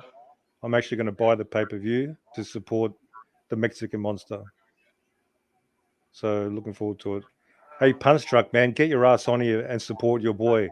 Was your boy smoking some shit today, man, the press conference? What was he talking, acting like a clown? Does he know who he's getting in the ring against, Punch? Time to get serious, man. Yeah, you know what? Your boy's going to get hurt, man. I actually can I say something agree real with quick? Mirage. I agree with Mirage. You know what? This is a retirement fight for Dudu, and he knows it himself because that's why he's so eager for people to buy this pay-per-view. He They kept could stressing. make a fight. TBS, if he does all right, they can make a fight between Demetrius Andrade and Caleb Plant. They can. If he does okay in this fight. Also, anybody. I don't think he will. I don't think he will do okay though. I think If he he's getting does better stopped. than Plant, or he does as good as Plant, he still has the credibility to get that fight with Plant or Jamal Charlo. So I still think he's not going to retire. You understand? He might get a Jamal fight, but that's not gonna. So, that's But why I that's a kept fight for stressing. years that they still But be talking about. Plant should fight Jamal actually because Yeah, they're gonna make it's a that fight, backstory yeah. with that. But yeah, but Oh, Jamal's yeah, scared. yeah, yeah, yeah, yeah. Jamal's Jamal should scared of not fight Plant. nobody else. I'm not impressed impressed with that man. Jamal Whoa. Charlo needs to fight Caleb Plant and the man who slapped him up like a bitch. Well, he got to handle. He got to handle Nah, he got to handle He got to Caleb handle. Plant. He got to handle Jose first. Remember, he's on the same card. He's fighting Jose. Yeah, but I don't really think Jose's that the guy for 160 anyway. I mean, Right. Somebody in the chat. I'm Somebody not in the gonna chat front. said. Someone I'm in the not gonna chat front. I said got both comparing. Benavidez is winning that night. I'm just gonna be honest. Somebody in with the you. chat. I got Somebody both in the chat Benavidez is said winning. comparing Benavidez to Pacquiao shows you're a casual. Well, I'm comparing the comparison, the volume combinations Talking about and the power. volume. Okay, but the They're thing both is, like buzzsaw. They're both buzzsaw type. What's wrong with that? I'm not saying like David's a better fighter. I'm a big Manny Pacquiao fan. I'm comparing specific Max, you fucking peanut. I wanted to point something out real quick that Punch Drunk be saying like the boo-boos, the boo-boos, the boogeyman or all this. I'm sorry, I can't call somebody a boogeyman that is more known for the fights he did not take than the fights he's actually had. I can't do it. I'm sorry. I know he cool with him and roll with him, and I understand the dynamics of being media and towing that line and all that, but I don't have to do that. Bottom line is, Boo Boo has a chance to prove it. Show me. Because at the end of the day, he could have fought Yanni Beck, he could have fought Parker. He's more known for what we didn't fight than we did. So this is his opportunity. But I'm That's why biased. We got to give him some credit. Okay, whatever he ducked Parker. No, Yanni but Beck, you whatever. guys are not being fair there. You're right, Mirage. You got to give him some credit because Let me finish. him avoiding the fight is for this fight. He's getting in the ring with a Mexican monster. Exactly. At the end of the day, I give him props. You got to give him props. He's doing what Canelo doesn't want to do. Because he needs to eat. He needs to eat. everybody's talking about what Canelo don't want to do. See, the thing But is, that's facts, though, bro. But this is You my gotta beef. give This is my beef with y'all. This is my beef with y'all about this whole point about this. For right now, the grand scope of Canelo's career right now, Benavidez is just another fucking guy. The truth of the matter is that's what he is. But Benavidez deserves the opportunity to prove otherwise. But at the truth of the matter, if Canelo retired today and we look at 20 years later go by, nobody's gonna give a fuck. Wow. But Benavidez deserves that You better get ready opportunity, to though. smoke, Mirage. So is Canelo the greatest fighter of all time? What? Yes. Is Canelo the greatest fighter of all time? Fuck no. Right. But He's on doesn't the his Mount record Rushmore. say that? He's on the Doesn't his Mount record Rushmore say of that all it time doesn't say that? Mexican boxers. He's on the Mount Rushmore of all time Mexican boxers, definitely. Yo, everybody Mexican wants boxers. Punch's blood. Everybody wants Punch's Punch. blood. Your So guy's Punch is getting here. cooked up here. You're not Punch getting is on the here. panel. All right, You're not now getting I'm on gonna the eat panel. breakfast. This is the best time for you guys. Punches come to fucking address Now all Sullivan's. you I'm going to let haters. Sullivan's going to cook. I'm Punch. gonna let you guys We're go. going to tag team your ass, Punch Drunk. We're going to tag team. There's about 5 of us. Oh my goodness. One after Wait, the well, other. First and foremost, congratulate David Benavidez for finding his balls, his courage to do what most of the fighters in the sport of boxing never had the courage and balls. Benavidez is not touching anybody, though. And that is to face the most avoided fighter in the history of the sport of boxing, Demetrius Boo Andre. David Benavidez has to have some type of balls of steel. You know what I'm saying? So I have to give him. So I have to give him credit. I have to give him credit. I have to give him credit because you know what I'm saying. The Canelo Alvarez of the world, or the Charlos, or anybody else didn't have the courage to face the most avoided fight in the history of the sport of boxing. Not just this era, but the history. We never seen a guy like this being avoided in the history of the sport of boxing. But the days are numbers for David Benavidez. I could see it in David Benavidez's eyes. He's not ready for Demetrius Andre. The skills, the talent, the southpaw, the attributes, everything. You've His been days smoking are some good numbered. shit today, Cinco de Mayo, 2024. Hopefully Canelo dude. Alvarez You will saw stop. the eyes of a psychopath Hopefully, today, and the eyes of a killer who wants to look, kill. Canelo, That's what I saw. you saw What what did you see? Eddie Reynoso just put out a video right now. That Canelo Alvarez is still working because he understands he needs the stamina to fight the winner. And Why is your boy trying to make friends with David? Why is he trying to be friends? Versus Canelo Alvarez, Cinco de Mayo. It is written.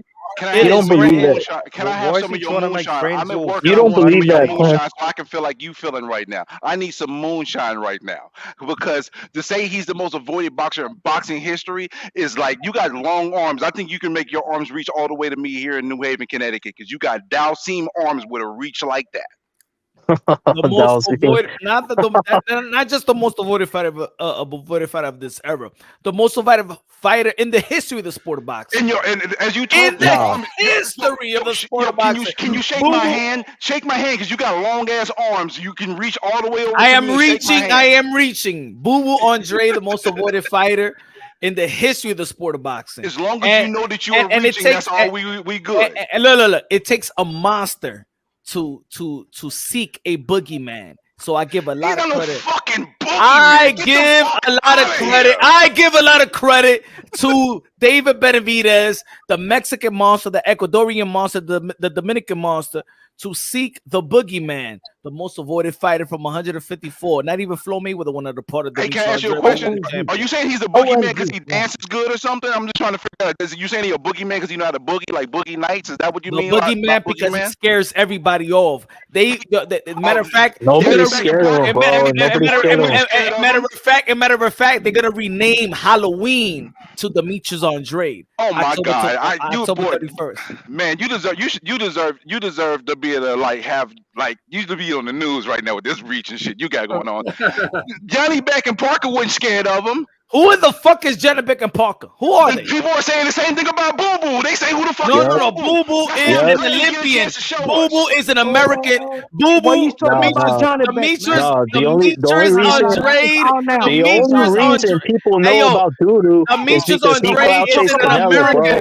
That's the only reason people know about Doodoo. Demetrius Andrade is an American treasure. He's an Olympian. Oh my God! None of my casual friends even heard of this motherfucker, dog. He's an Olympian treasure. None of my casual friends even heard of Doodoo. He is a treasure. The only reason people know about this clown is because he clout chased Canelo. When you think about the United States of America, nobody gives a fuck about him. You think about Martin Luther King. You think about Abraham Lincoln. You think about Demetrius Boo Boo Andre. That's what you think. You reaching? Yes, is what you think shake about. my hand, yo. You are reaching to the next level. This guy's a fucking troll. This guy's a fucking troll. No, he's promoting. He's promoting this guy, and I respect it. But God, man, shake my hand with that long ass reach. You can make it the New Haven with that reach. Boo Boo Andre, the most avoided fighter in the history of the sport of boxing. Oh my Lord! But don't worry. You're all gonna see November 25th. Yes, we get. You're all gonna see what you've been waiting for. But don't worry. You tell, ladies and gentlemen, you tell your mama, your auntie, your cousin, your sister, get off the kitchen. Stay off the kitchen because there's gonna be Demetrius Andre, the chef, is gonna be cooking on Thanksgiving weekend, baby. Yeah. The chef is gonna be cooking. He's gonna cook. He's gonna cook David Benavidez. He's gonna roast him. He's gonna season him, roast him, eat him, and we can all eat David Benavidez alive. But that's what Demetrius Andre gonna be doing. November 25th. November 25th, Las Vegas, Nevada, Mandalay Bay. Don't worry. This Thanksgiving, you don't have to have your mama in the kitchen. It's gonna be a hot kitchen, and Demetrius Boo Boo Andre is gonna be the chef. He's gonna cook the shit out of David Benavidez. We will see you after the fight. Let me ask Punch a question. We already know what body part Suleiman's gonna eat. He's gonna eat his ass. Hold on, let me ask you a question, Punch, because I was on when you went live, I was trying to come at you and you would not respond to me. Because when you made your post about, are you complaining about the pay-per-view, y'all broke? And I'm thinking to myself, fuck out of here. I'm about to pay $1,000 overall this year in pay-per-views and subscriptions alone. Because that's what Demetrius Andre is worth. He's worth $1,000 of your money to pay for the pay-per-view. There's no rationale. He is worth $1,000, and I want each and every one of y'all, every one of y'all on the panel is gonna pay for the pay-per-view because of Demetrius on Boo Boo Andre. Y'all going to pay for the pay-per-view, ladies and gentlemen. Y'all gonna watch. Y'all gonna watch the best event. Look, I gotta give a lot of credit to David Benavidez. He started off this 2023. Shout out to TGB, Showtime, Al Heyman, Al Hamon. Shout out to David Benavidez because they have the heart, the skills, the talent to compete with the boogeyman. With the Demetrius Andre. You're saying all this now. You are all going to buy the pay-per-view. You bow. You are going to bow to the Demetrius Boo Boo Andre. You're going to bow. Each and every one of y'all, you are going to bow to the most avoided fight in the history of the sport of boxing, Boo Boo Andre. You're going to bow to him. You're going to kiss thy feet. CBS is going to kiss thy feet of Boo Boo Andre come 2025. You're going to look really stupid after the fight. Punch. I'm pulling it up on your live, and you better let me know. Unbiased fan is coming to talk to you. Kiss thy feet. That is going to be the king of boxing come November 26th. Oh my God! Why are you reaching so much, man? Why you? That is going to be the king of boxing. I say. You kiss thy feet. That's going to be Mufasa. That's going to be Simba. That is going to be Demetrius Boo Boo Andre, November 26th, the king of the sport of boxing. Salute to you in your promotional game right now, because right now you are reaching. You are over the top with it. You are over the top. About national treasure. Boo Boo's a national treasure. Come on, Punch. You reaching, man. I can't reason with you on this. I already know because you're gonna be where you at because you doing it how you doing it. I was there in Las Vegas. I was there in Las Vegas. I was there with the Canelo Alvarez team. They had extra security. I said, "Don't worry, Demetrius Andre is not coming to this press conference. Don't worry, you have to tell your extra security." Are you going to the fight? Come on, man. Of course, man. Well, hey, it's an honor having Don King in the chat. I'm going to the fight just like I supported Canelo Alvarez and Jamal Charlo. I'm going to this fight, Mandalay Bay. I hope you go in the locker room. Are you going? To support your I boy hope if anybody want to meet me out there, put it this way. Put it this way. Anybody in the chat, everybody in the chat and the panel, come meet me on the 23rd, on the 24th. Matter of fact, on the 24th, my drinks on me. Drinks on for everybody. You want to drink? You want to drink the moonshine, baby? Drinks is on me. Let's have a party. Let's have a party because I'm gonna tell you like this. You all gonna party with me on the 26th when Demetrius Andre beat the shit out of David Benavidez. You all going to want to party. Nah, I'm just gonna laugh. I'm just gonna laugh at you, bro. Come on, Don. You having a wake, bro. What you talk about? You gonna have morning shit. I even told my haters. Meet me if y'all want to fight me. I told my haters. Didn't I say I did a video? I did videos. I said meet me on Canelo Alvarez and Jamal Charlo. I didn't see nobody step up to me. Nobody had the balls. Nobody came through. Y'all seen the videos. Nobody had the balls. Nobody came through. So I'm inviting you again. Whether you want to celebrate with me, whether you want to fight, punch run boxing, come join me the weekend. The massacre that Demetrius Andre is gonna pull versus David Benavidez. I just want to implore somebody. David Benavidez. I love David Benavidez. I want to ask. I'm gonna tell you like this. He wants his fix. Wants his fix. Well, Demetrius Andre is gonna be the hustler. He's gonna be the drug pusher. He's gonna give him the cocaine that he wants. Ladies and gentlemen, Demetrius Andre, the king of the sport of boxing. November 26th. How much is Boo Boo paying you, bro? I need to know. Please, for real.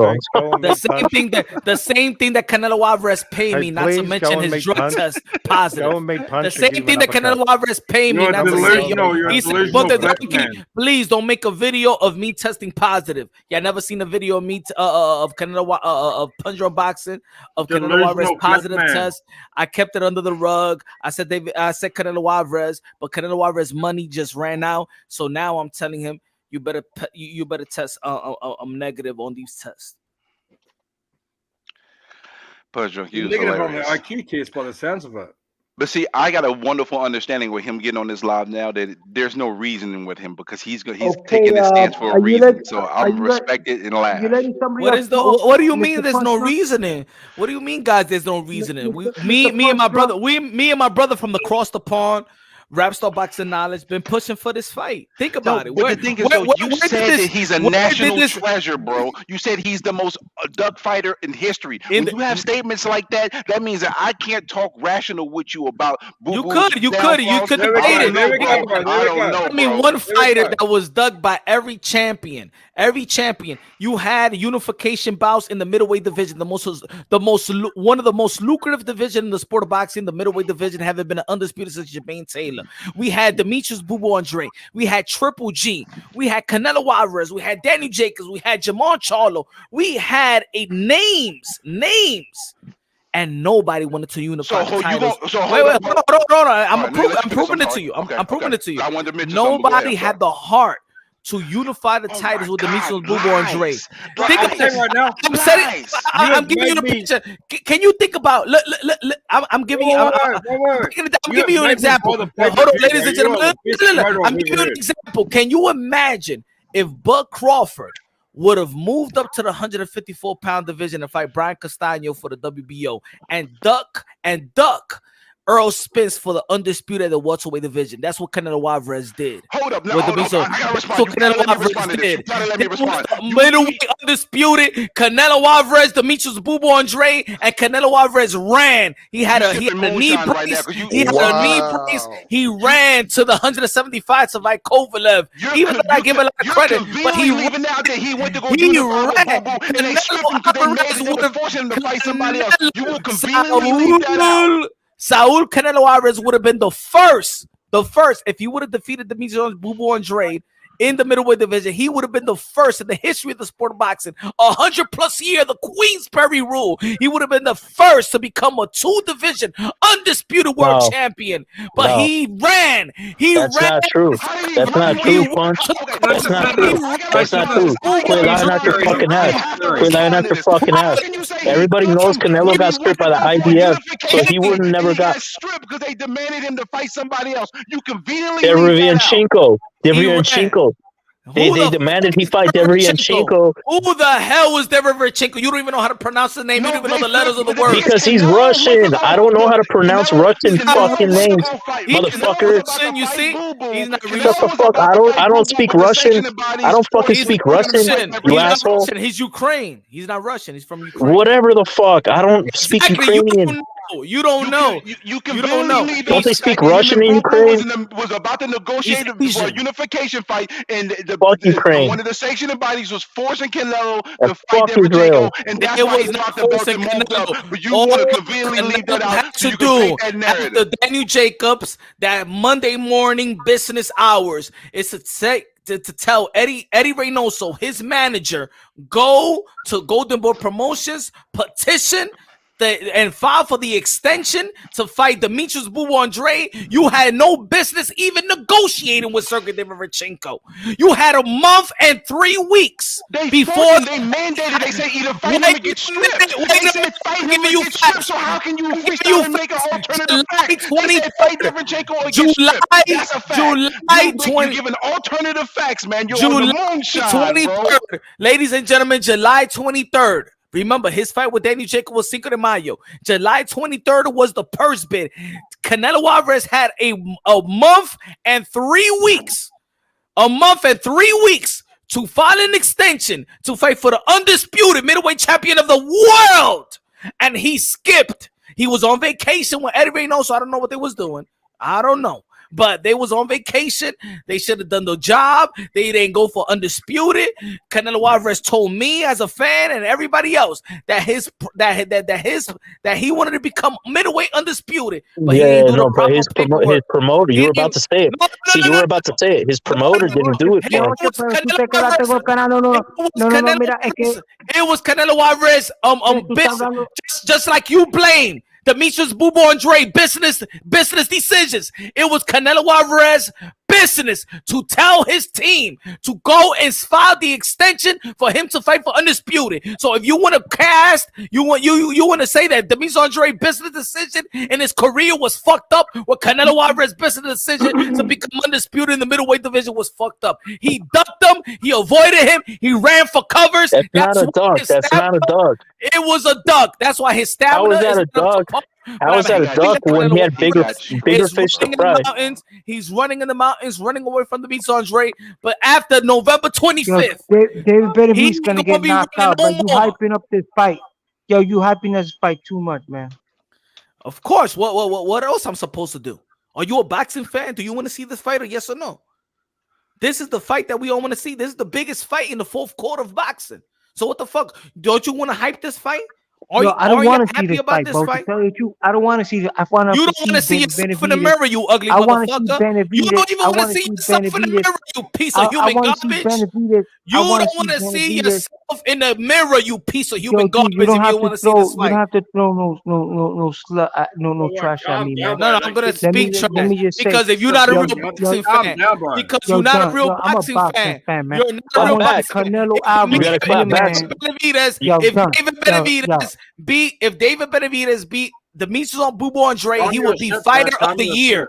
If David Benavidez beat Demetrius Andrade and beat Caleb Plant the same year, he will be fighter of the year. On what world, bro? On what world you talking about, bro? Oh my goodness, bro. This guy's don't let him talk to you like that, Solis. Yo, you're gonna have to be aggressive, bro. Show him that he's trying to stranglehold this. Don't let him talk to you like that, Solis. You gotta clap back. Get him, Solis. Get him. Oye, punch drunk, pero ese tipo que tú estás hablando, Demetrius Andrade, is a showcase fight for my boy. You're not a boxing fan. You're not a boxing fan. That's a mega showcase fight, man. I'm a boxing fan. What are you talking about? I'm not a boxing fan. Shut the fuck up. Yo, what you talking about? Yo, you can curse what you want. I'm not gonna curse, but I'm gonna tell you something. You're unprofessional, man. You're an Egabalaga fan. You don't even have no kudos. You don't have no power to talk about this fight. You are an Egabalaga fan. Yo, you doing people got fiado, but you're a ghetto cat talking junk over here in the battle. Yo, that guy is gonna get knocked out, bro. 5 rounds is gonna last. You're gonna less than 5 rounds. It's gonna last 5 rounds with Demetrius Andrade. 5 rounds, your boy. Demetrius Andrade is gonna get toe tied in less than 5 rounds by the greatest, one of the greatest.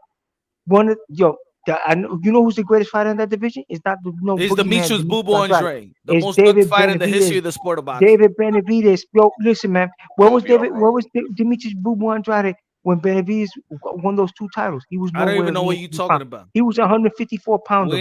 That's what I'm talking about. He's never gonna be great. He got dropped by Jack Cocaine. It doesn't matter. It doesn't matter. Everybody laughs at him, bro. He's a clown, bro. He's a bozo, bro. Your boy's a bozo, bro. Yo, Demetrius Andrade is the bozo, bro. You don't remember. Manny Pacquiao got knocked out when he come in the ring. But he's still the individual world champion. He should have this guy right there. Ambassador of the son of the humanity, the greatest karaoke singer of the world. Mark Cancel. Yo, man, you can't burn with me. I said, you're not a UG for the 194. I'm burning much better than you, bro. Yo, David Benavidez is gonna knock out your boy, bro. He's gonna work him out. He's gonna break him down. He's gonna swell up his face, bro. He's gonna be swelled up. Yo, if this guy thinks he's gonna beat me, he's gonna be swelled up, bro. Your boy Demetrius Andrade is gonna be it's gonna swell up your boy, bro.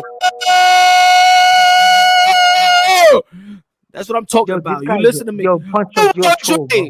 Boo! Yo, punch up your troll, bro. Tú no puedes conmigo. Oye, esto es un loco viejo que se cree que Demetrius Andrade va a ganar al amigo mío. Man, punch up the panel, bro. Punch is fucking on the moonshine. Get him off here, man. Yeah, you're drunk, bro. You're fucking drunk, Punch.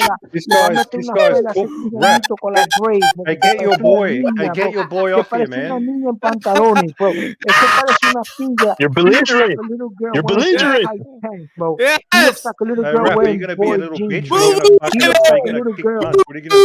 Demetrius Andrade looks like a little girl wearing boy jeans, bro. This guy's just fucking screaming. You know what I'm saying? Yo, man, tell him to go fight Cleveland for shoes, bro.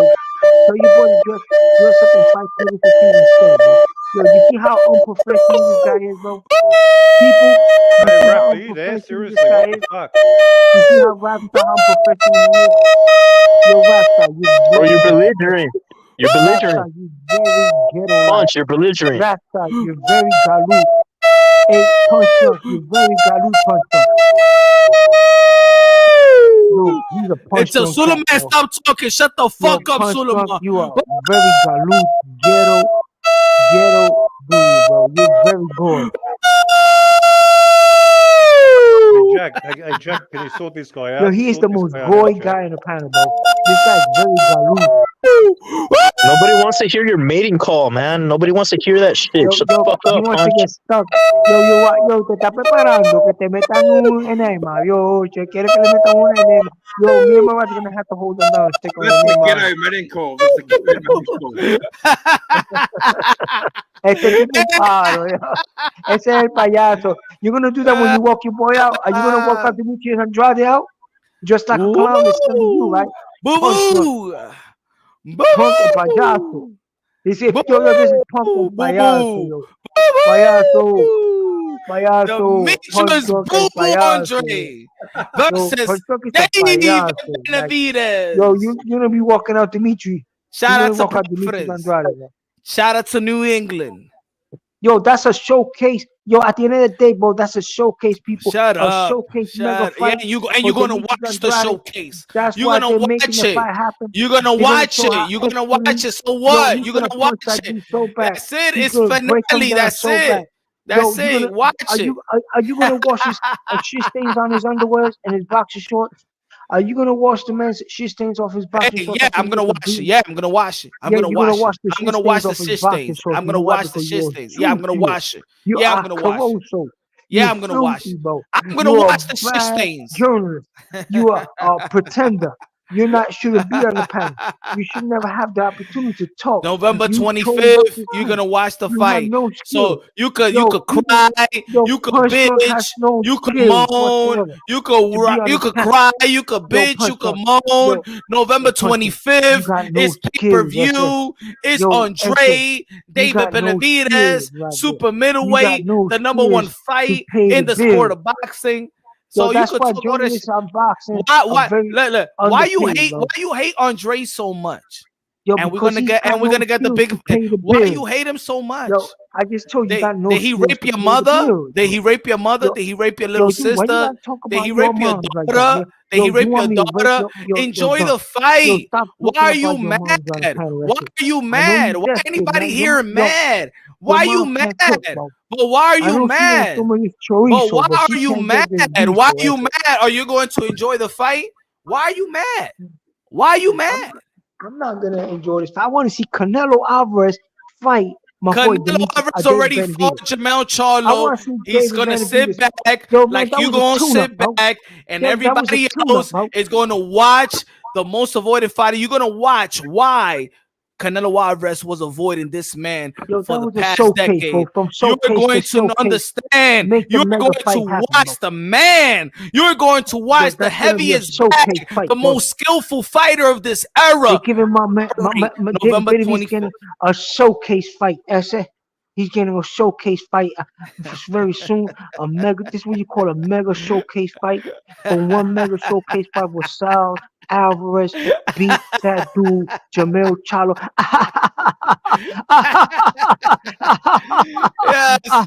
yes. Talk about Boo Boo. Talk about Boo Boo. I'm gonna be laughing at Boo Boo like that. Talk about Boo Boo. Laugh. Don't worry. We're gonna be laughing all the way to the bank. When you see the boots, we are going to be laughing all the way to the bank.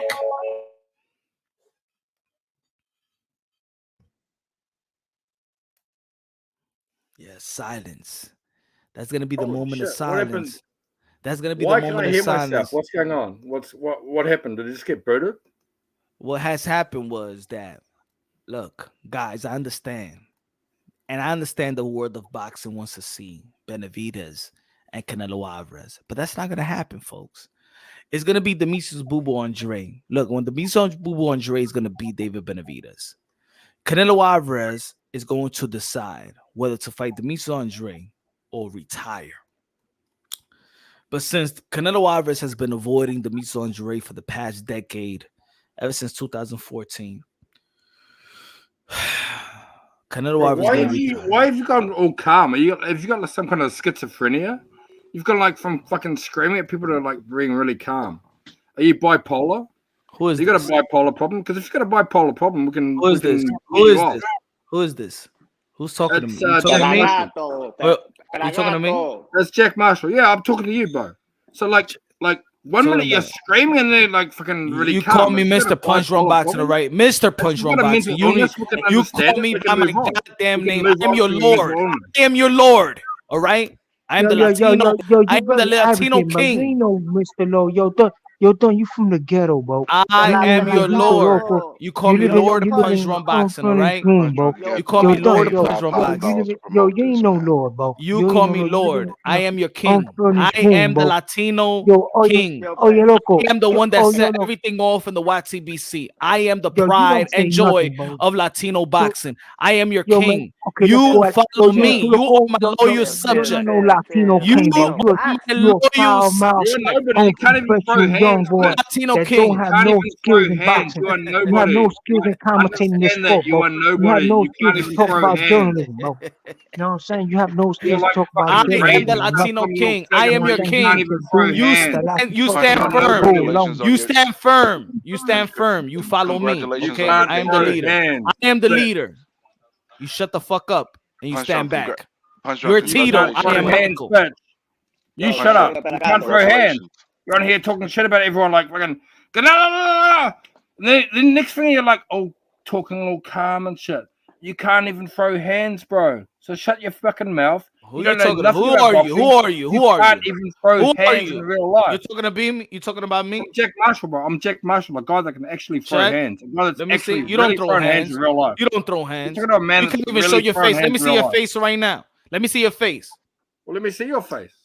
Everybody see my face. I'll show you my face. Yeah, right we now. see it enough right now. I don't know. Everybody see my face. Everybody know who Punch Run Boxing is. Let me see who you are. Let me see you throw hands. I'm just saying, you're a guy that cannot throw hands. You are a guy that can't stick a dick up a pussy. You are nobody, bro. You stick your dick up an ass, a dry, hairy ass. Nobody. That's what you are, you piece of human garbage. Don't you touch a Punch Run Boxing. I am your lord. I am your lord. You stand back. You stand down. I'm not even angry though. You stand down. I'm your king. I can have a fight for you to be happy. You're angry. I am your king. You shut the fuck up right now. I am your king. I am your king. You are my king. Right. You're my loyal subject. How much is Boo Boo paying you, bro? Like for real, for real. I am your loyal subject. How much are you getting paid? I am your loyal. This is ridiculous. This is ridiculous. How much are you getting paid? I need to know. What do you mean getting paid? We are watching the best fight in the fourth quarter. You acting like a promoter. Ladies and gentlemen, don't get mad because Boo Boo's gonna beat the shit out of David Benavidez. Let's talk boxing. Forget about Punch Run Boxing. I know you love me. You guys love me. No, you love me. I know you love me, but I have a wife. Look, I have a wife. I have kids.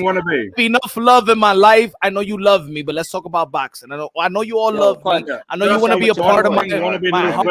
I know I make an impression out of y'all. You know what I'm saying? But I have a wife and I have kids. Let's talk about the impression boxing. is called ridiculousness. Right. I know you love me. It doesn't matter. Let's talk about boxing. If this is how you carry on, imagine what you're like to your wife and your kids. I know you love me. Let's talk about boxing. Let's talk about boxing. Forget about me. Let's talk about Demetrius Boo Boo Andre. Let's talk about Demetrius Boo Boo Andre and David Benavidez. I know you guys love me. I know you guys love me, but I have enough love in my life. Don't worry. Nobody got love with you, bro. You were talking bullshit, I have enough. I have enough lips. I have enough lips on my dick. I have enough lips on my dick. Let's talk. I want to know what you do with your husband. I have lips on my dick. I want to know what you do with your husband in your house. Your grandma, your wifey. Ladies and gentlemen, let's just talk about boxing. I don't want to know what you do with your husband in your crib, dog. I don't want to know what your husband does to you in your back. But hey, guys, this is rap star boxing knowledge, not about punch from boxing. It's about so why you talking bullshit? This is about the beaches on Drake.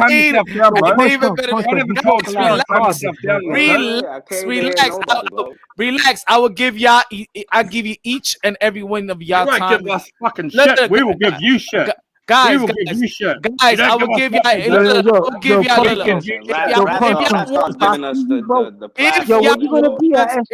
want, I will give you enough time. Look, stay in the Bronx, bro. Look, Suleiman, I give you enough time to suck my dick, and then the other guy, you can all suck my dick at once. Don't suck it all. Don't suck my dick all at once. You know what I'm saying? You can suck my dick. Look, guys, don't suck my dick all at once. Just relax.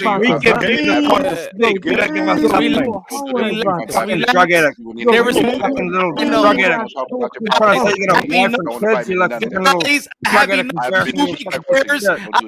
pubic hairs for each and every one of y'all. Enough pubic hairs. Don King want to be male. I have enough pubic hairs for each and every one of y'all. But let's talk about boxing, baby. Let's talk about boxing. Okay, before you went on your stupid rant, you ruined the show. Okay, this is why now you know why. Just talk about boxing. Forget about me. Forget about me. But forget about me. Talk boxing. Talk boxing. Don't suck my dick now. Don't suck my dick now. I got somebody else sucking my dick. You can wait online. Baby. You can wait online. You can wait online. You can wait online. Yo, rap, I'm about to bail out, bro. I can't deal with the stupidity. Guys, relax. You're not gonna talk about the parts, and I'm on your property. I'm about to guys. You don't disrespect. Yo, Raps, you gotta relax. No, you need to relax. One lip at a time. One bottom lip at a time. One bottom lip at a time. Who wants to suck punch on boxing dick right now? Is it you, Suleiman? You go first. Yo, Rap Star, I appreciate you having me on. I'm not for the disrespect. I'm about to be out because I ain't for it. I ain't know nobody's dick. No, I'm not doing all this. Who wants to suck punch on boxing dick? One at a time. Yo, why you got this 200 pound, Rap Star? Yo, Rap Star, why you got this 200 pound? One at a time. You want to suck my dick first, Suleiman? Go ahead. You're a whole ass about to, bro. You're a whole ass little bitch. You're a whole little bitch. Who comes second? You come second. You get behind Suleiman. You get behind Suleiman. You suck my dick after Suleiman. Who's next? Who's number 3? You're talking about sucking dick. Yo, you think you're something like that? All right, you okay? You number 3. All right, you where you stand? Yo, where you stand, man? Talk about the fight. Where you stay at? Sissy ass drunk. Good. Yo, sissy ass drunk. Where you stay? Sweet ass drunk. Where you stay at? Let's talk about boxing. Yo, sweet ass drunk. Where you stay at? Look, I don't want you to suck my dick right now. I want to smack you in the face, bro. I'll go to your crib and smack. I don't want you to suck my pee-pee right now. I'll go to your crib and give you a smack in your face, bro. In front of your wife, bro. People want to talk about boxing. People want to talk about boxing. I'll smack you in your face right in front of your wife, bro. This is not about me. I know you love me. No. Nobody loves you, bro. Nobody got love you, bro. Versus David Benavidez. Forget about me. I know you love me. But forget this is Rap Star Boxing Knowledge. Let's respect Rap Star Boxing Knowledge panel. Forget about me. I'm here to talk about boxing. Forget about me. You violated his channel, keep bro. on talking about me. Shut the fuck up and talk about the fight. Yo, you violated his channel, bro. Shut the fuck up and talk about the fight. You gotta apologize. Shut the fuck up and talk about the fight. Shut the fuck up and talk about the fight. This guy, bro. Shut the fuck up and talk about the fight. Suleiman, you retarded? Are you retarded? Are you retarded? Shut the fuck up and talk about the fight. Shut the fuck up. Shut the fuck up and talk about the fight. Shut the fuck up about me. Shut the fuck up. Are you retarded? You gotta be retarded. I keep on saying you gotta be retarded. Shut the fuck up. You gotta be retarded. What y'all thought about that press conference? Yo, Punch, what you thought about that? This dude always trying to act like he's running things away. You ain't running shit. I run shit. Shut the fuck up. Yo, I was smacking you in the face, bro. Shut the fuck up. You my bitch. Anything you do is run your big Go ahead.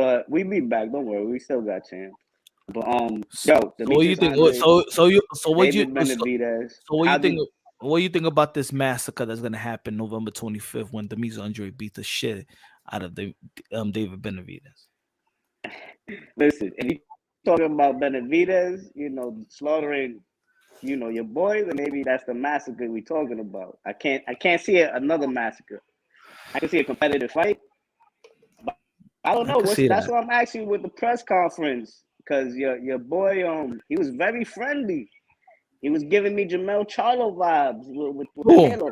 He was over here hugging David. Your boy, he was mad friendly with Look, the with Demetrius David. Boo. Look, Demetrius Andre. If you've been Boo-boo. following, Demetrius Andre he's always been like that. So it's not no friendly vibe. But I'm gonna tell you like this: Demetrius Boo Andre, he's seeing red right now. He's seeing red right now. He's a dangerous man right now. I don't know. He's a dangerous man right now. I mean, I'm not saying he's not locked in because He's locked in. Other fighters like to butter up guys before they. Did you see him in the gym? Did you that see me in the gym with him? Does he look in shape? Yes or no? Nah, he's in shape. He's in shape. He look in shape. But, you know what I'm saying? But Benavidez look in shape too. Don't think that. Now he look in shape too, but that's a good thing. That's a good thing. That means that that one of those videos gonna win. He did look fat. One of those videos I saw, you was like, oh, he's not training, he's fat. That was probably an old video. You know how to do that. They post up old shit, make niggas think they not in the gym. Shout out to Demetrius Andre. But had a rough year, you know what I'm saying? R.I.P. Mrs. Andre. His mom died. His brother got shot up. You know what I'm saying? Demetrius Andre is in a heavy heart right now. When he was fighting Damon Nicholson, his mother was in a coma. I'm telling you, this man is seeing red. I've been around Demetrius Andre. He is seeing red right now. He is more determined more than any time in his life. You're going to see a very dangerous Demetrius Andre. Yo, dude, why you letting this guy burn, bro? You hyping up a guy that's not even that good, bro. A guy that right now, Demetrius Andre is a good enough opponent at the Yo, he's not good enough opponent, bro. He's an insult, bro. He's just a showcase fight, bro. Just admit it. He's a man. He's a showcase fight, bro. Let's not listen to this dude's baloney, bro. That guy is a showcase fight. You call every fight a showcase fight. No. I'm calling him a showcase fight, bro. I'm calling him a showcase fight. David Benavidez should be fighting. David Benavidez should be fighting right now. Let somebody else talk about this fight, man. No, dude, you talking shit, bro. Now when I want to talk to you, let me talk, bro. Get out of the panel, bro. Somebody else was talking about this fight. Yo, you talking a lot of shit, bro. You don't want to talk shit, and then when people want to talk boxing, you get mad, bro. You're not even talking about boxing right now. Yeah, I'm talking about boxing. You don't want to start this shit, bro. You devaluing I'm fight. talking to David Benavidez, Why are you bro. devaluing this fight, though? Why are you devaluing this fight? Nobody in the panel want to devalue this fight. You're devaluing this fight. But you wanna make the fight. You wanna make the guy look like. Why are you devaluing this fight? The winner. Why are you devaluing this fight? You want to make it look like the guy's an actual threat, bro. He's not. He's not a threat, bro. So if it's not a threat, then there's no. So if he's not a threat, Canelo Alvarez himself said it's a 50-50 fight. So it got to be a good fight. Canelo Alvarez himself said it was a 50-50 fight. So why are you trying to devalue the fight? Exactly. I mean, it is what it is. Listen, I got Benavidez still. I think he stops him. I don't think Boo Boo this stage in his career got what it takes in the second half of a war to pull it out. I think he's a little long in the tooth. I get it. Let me ask you a question. He don't got a lot of mileage, but let me ask you. But he also don't have a lot of experience, a lot of big time moment experience. But let me ask you a question. I don't know. Man. Let me ask you a question. You said that David Benavidez is going to stop. You said that. All right. Let me ask you a question. You said David Benavidez is going to stop. Said it, and that's another thing. You heard? That's another thing. His pop said it. You said that David. It's an 8th round TKO. You said that David. You said that David Benavidez. You said that David Benavidez. All right. Let's break it down. You said David Benavidez is going to stop Demetrius Boo Andre. All right. We all understand that David Benavidez couldn't even stop Caleb Plant. I feel. All right. Demetrius Boo Andre haven't even he don't even lose rounds, so he don't even give you the indication. Wait, punch. Wait, hold on. Let's talk. Let's chop it up. All right, go ahead. No, but we're gonna point on the Caleb Plant fight. Don't act like the ref wasn't there holding Caleb Plant's hand to the end of the 12th, to the 12th belt. He was right there, making sure he make it to the 12th. Come on. So now you following a narrative that so you're trying to say that the referee helped Caleb Plant get through all the way to 12 rounds. I'm just saying, so the referee helped Caleb Plant than what he needed to be. So the referee helped Caleb Plant reach to the 12th round. That's not a fucking opinion that's in the minority. Majority of people feel that way about that fight. Right. So the referee. So it was Benavidez versus Caleb Plant in the ref. That you trying to say? Of course. Okay. All right. Yeah. Of course. Okay. It's not hard. I mean, it is what it is. It don't happen all the time. Okay. But Caleb Plant, remember, David Benavidez was the B side. No matter what, Caleb Plant is the one who made that fight happen. All he had to do was say no, and David would have never got Caleb Plant in the ring. This is why he agreed to all the Caleb Plant demands. So the referee says, "I'm gonna carry you all the way from the 6 to the 12." That's what the referee said. That's what. Oh, the referee's there to make sure he didn't get fucking knocked How out. about let's talk realistic. How about let's talk realistic? Bro, let's talk realistic. Bro, he was let's quit with the People narrative. Let's quit with the narrative, okay? What narrative, Punch? I don't got a narrative. Your narrative is that the referee. Your narrative is that the referee helped Caleb Plant reach to the 12th round. He's hyping up this dude, bro. He's drunk. All right, so listen. Take away. Is that how we're gonna talk boxing? Wait, how you want to break this down? Tell me how. Just look. No, tell me how. David Benavidez couldn't find a way to stop Caleb Plant. That's it. It's not about the referee. And you telling me, Boo Andre would knock out Caleb Plant in the fight? I never say that. You never heard me say that the Demetrius. That's not even his style. So I won't even. That's not even Demetrius Andre's style. So I won't even go out and be like, yo, Demetrius Andre is gonna knock the fuck out of this guy. That's not even his style. I could say that Demetrius Andre is gonna outbox him.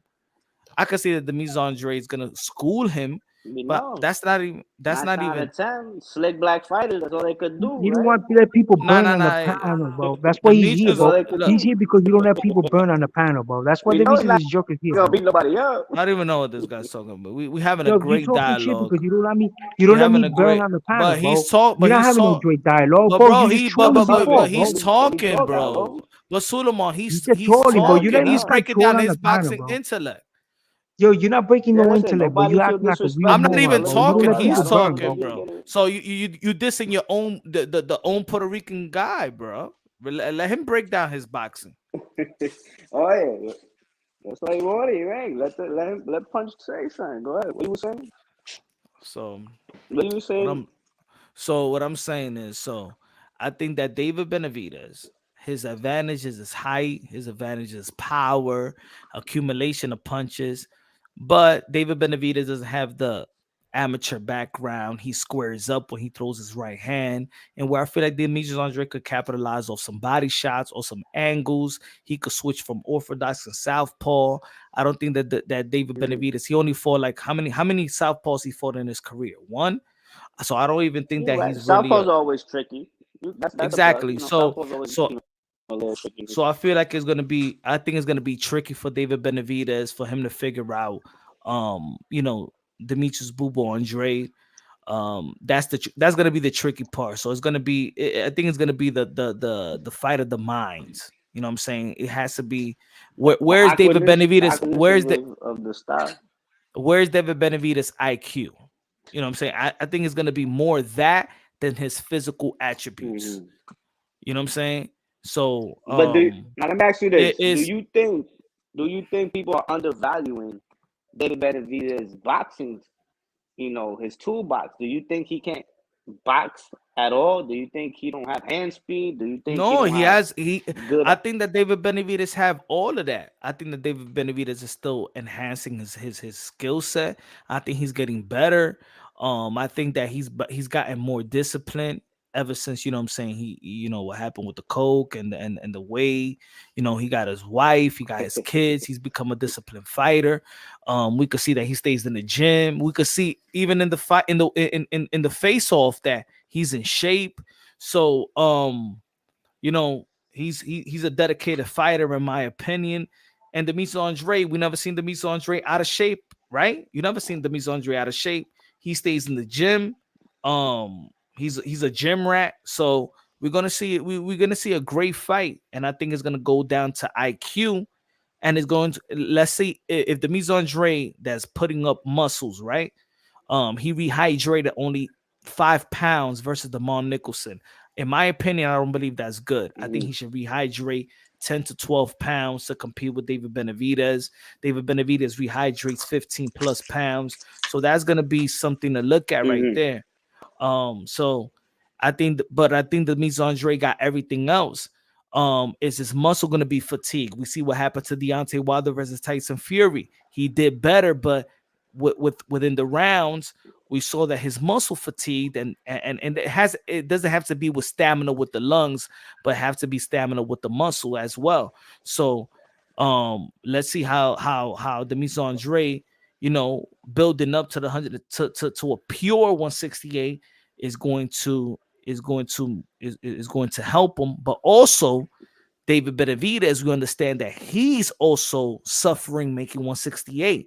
He said in the interview several months ago that if he doesn't face Canelo Alvarez, he's moving to 175. He doesn't need to stay at 168. So think about it. So David Benavidez is actually struggling and staying in the 168 when he knows he should not stay there and his body should not be in 168.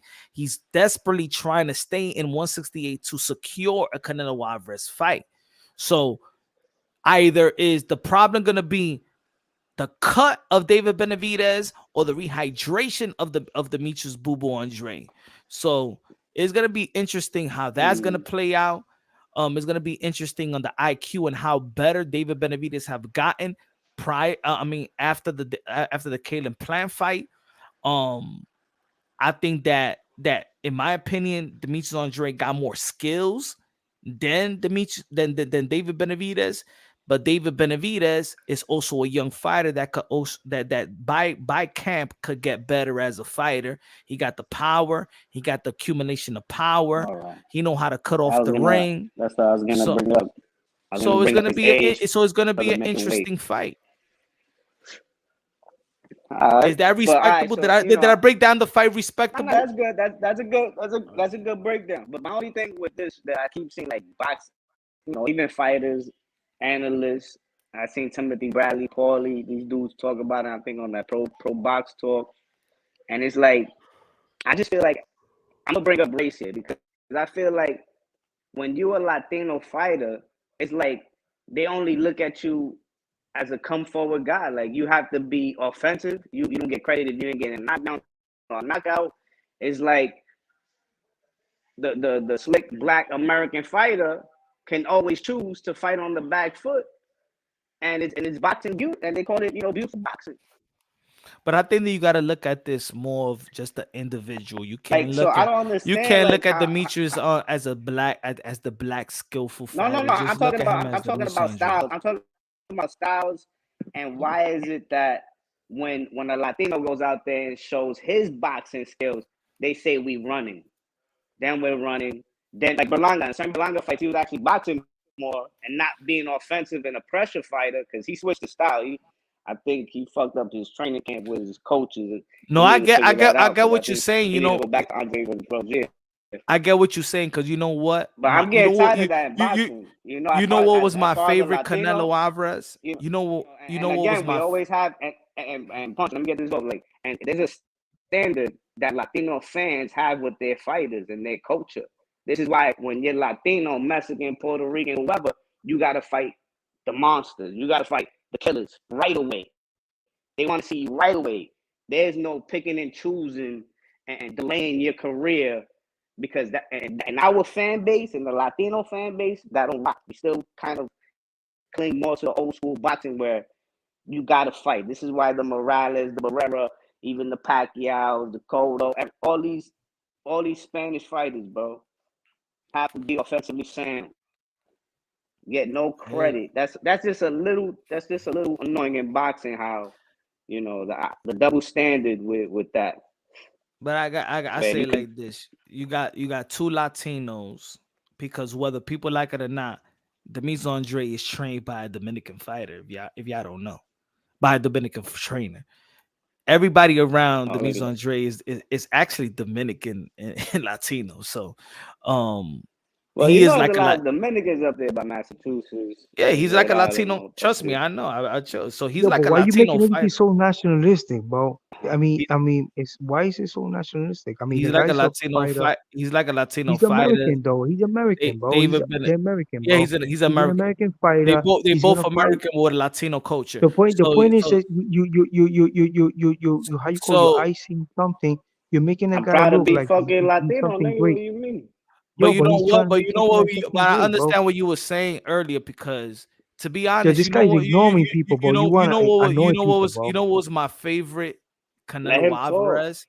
My favorite Canelo Alvarez actually was the first Triple G fight, the elusive Canelo Alvarez. We never seen Canelo Alvarez use his footwork like that. I felt like he learned. You know why? something. You know why? You know why, Punch? Because I think he learned from the Floyd Mayweather. No, I no, liked not that that. I fight. tell people. But Yeah, hold on, okay, let me but finish. Punch, Let me finish. Punch, wait, no, Hold on, 160. Nah, you finish. point this out. No. But let me I want to finish. piggyback. I'll give it back to you. No, I'll give it back to you. But I want to piggyback what you said about Canelo. 160 is Canelo's real weight.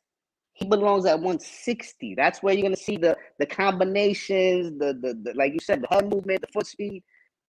That's the Canelo that's more explosive. At 168, people don't understand. He's still out of his element. The dude is not that big. I think he's accumulated to the 168. I think he accustomed his body to 168. I just think, but I just think that I think that the fans criticized him to the point where he was getting better as a fighter, and him getting better as a fighter actually didn't gain the respect from his fans. That's why when the first Triple G fight, he got better as a fighter. He was using his legs. He was using his footwork. He was fighting in the outside and on the inside.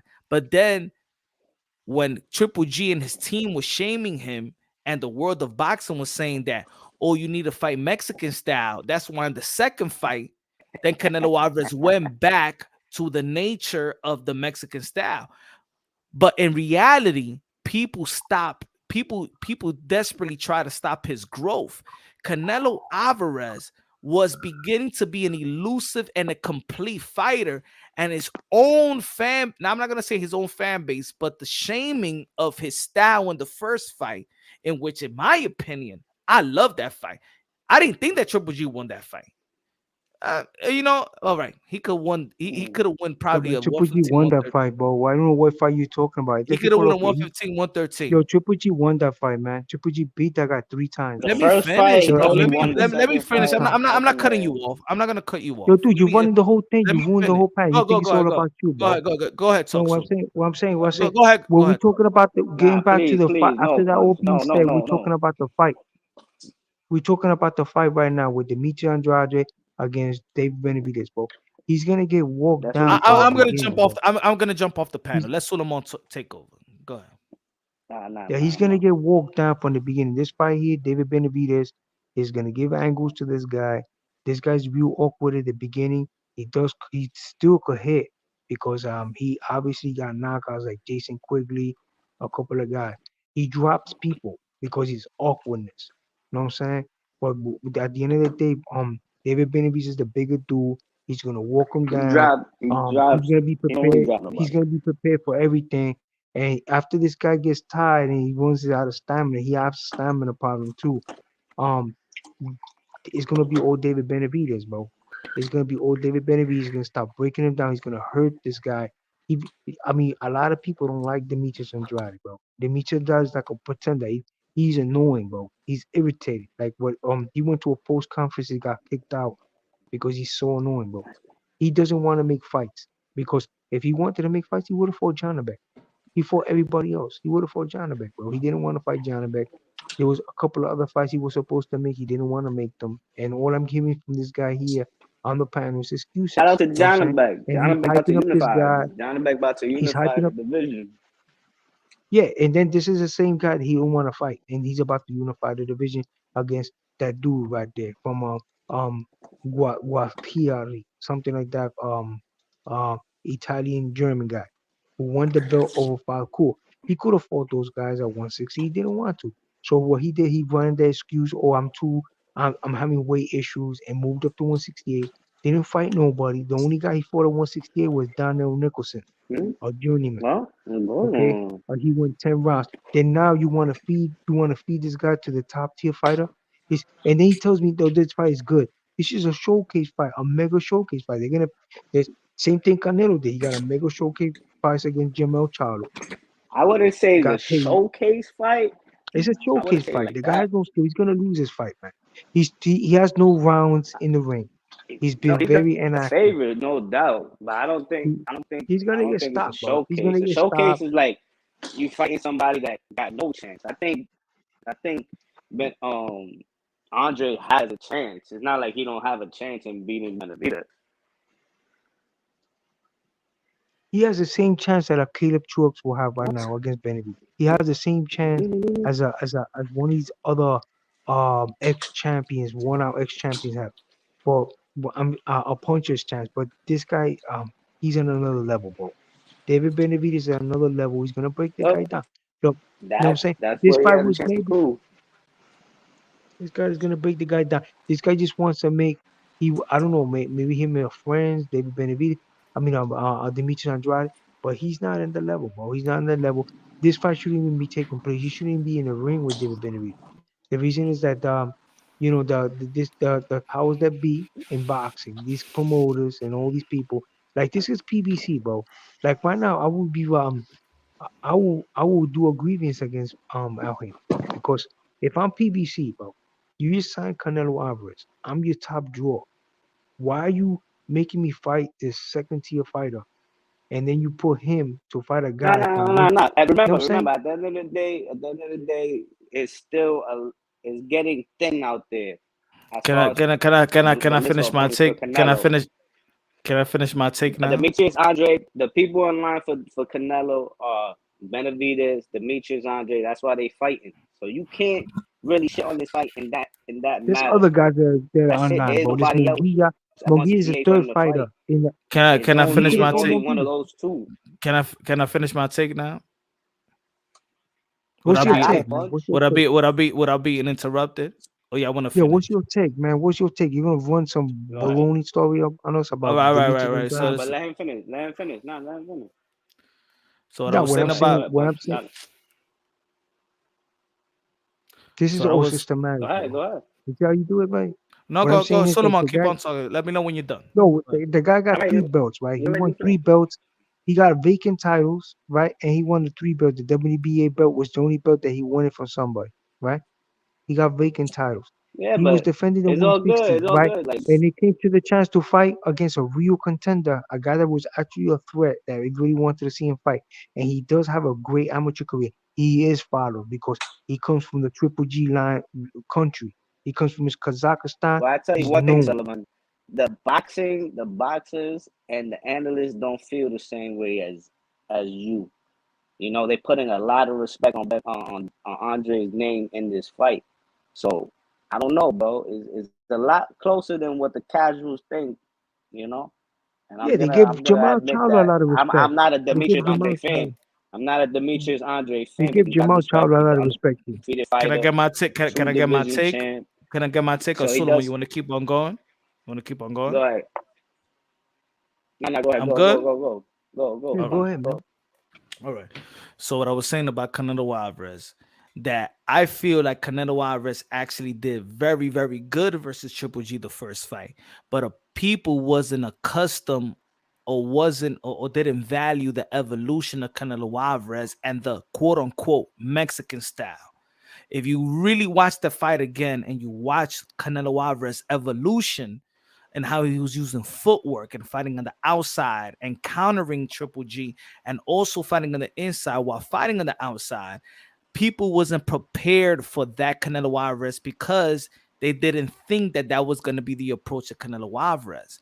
And that's why I feel that I feel like the pressure or the fans didn't let Canelo Alvarez really grow into a complete fighter, in which I believe that Triple G won fight, even though that people felt like Triple G won, but I really think that people saw that fight because people saw Triple G as the aggressor and saw Canelo Alvarez in the outside, in which a lot of people never saw the elusiveness of Canelo Alvarez. But go watch that fight again, and you're going to see that prior to that fight, there was an evolution of Canelo Alvarez, and that's what I'm saying.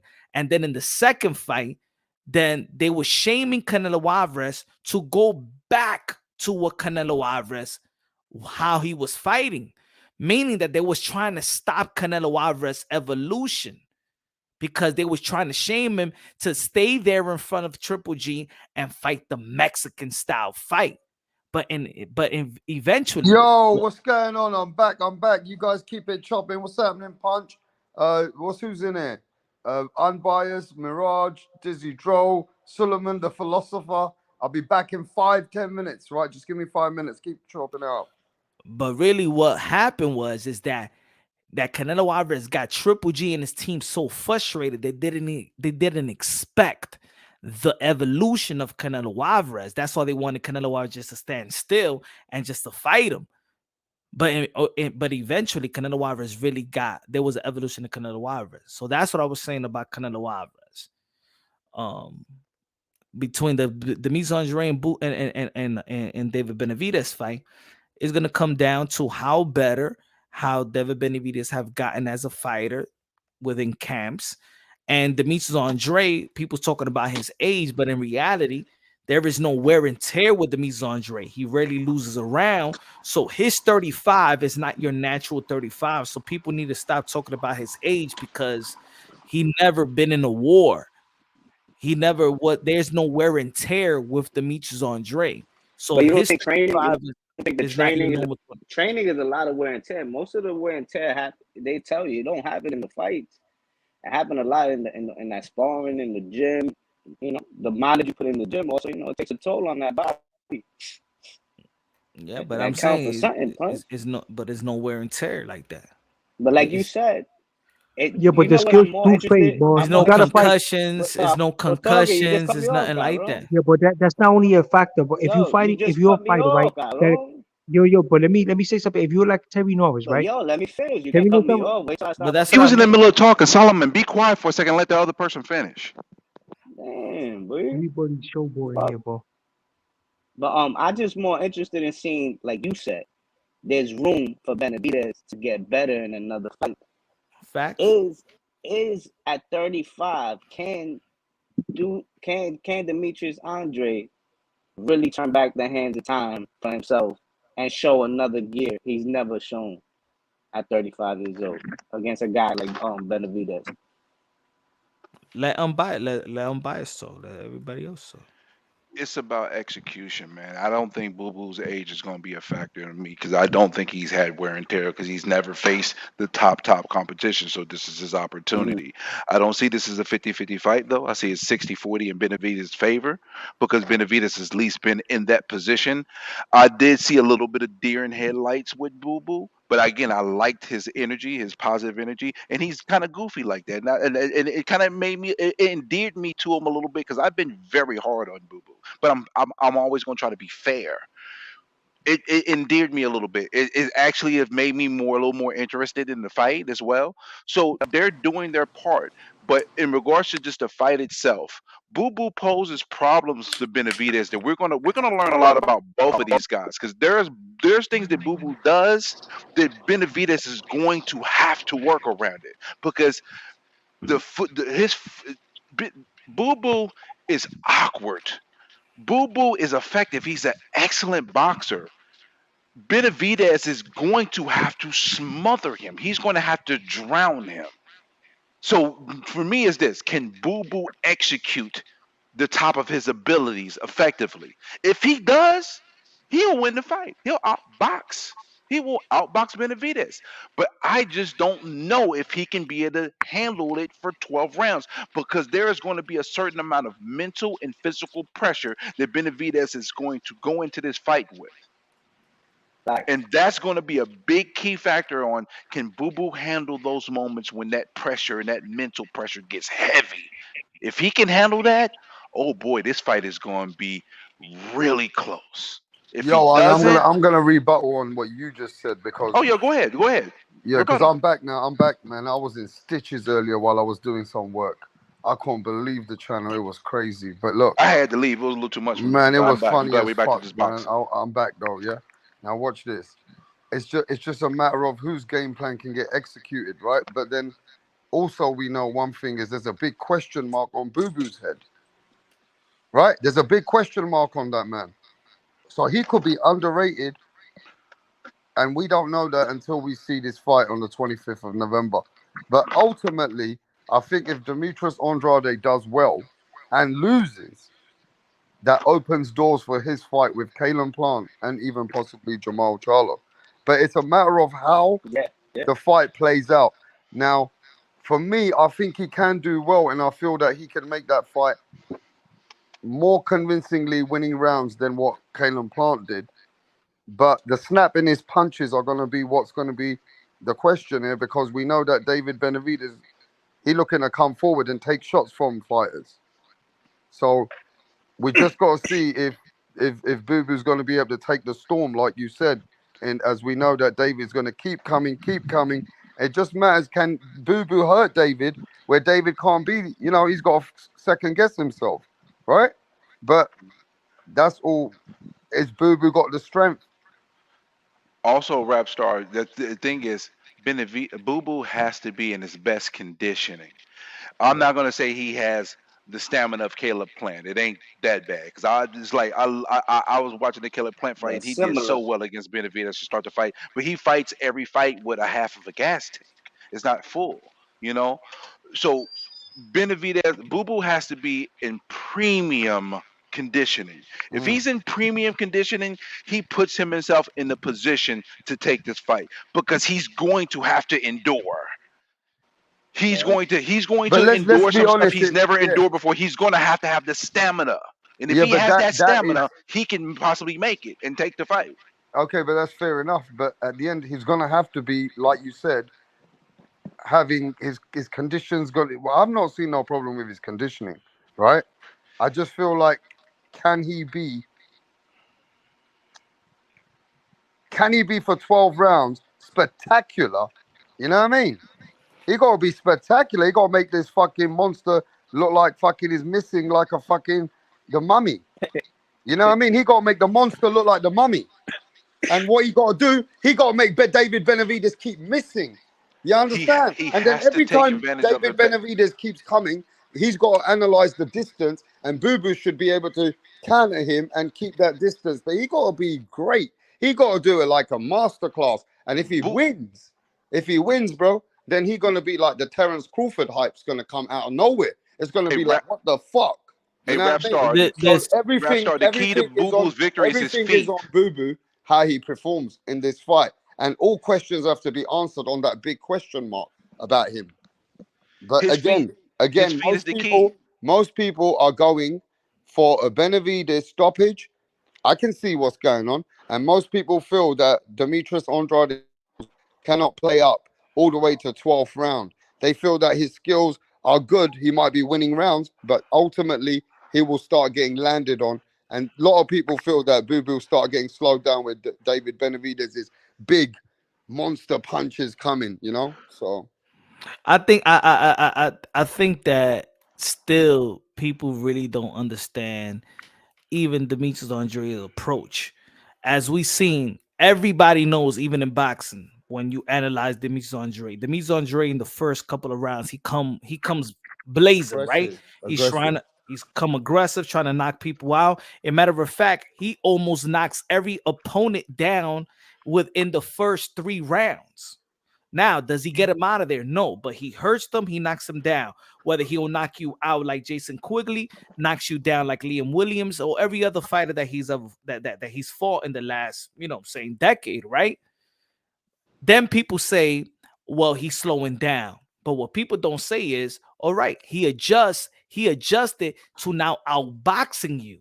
Not necessarily I'm going to go out there and not knock you out. I already figured out that I can't knock you out. So let me just outbox you now.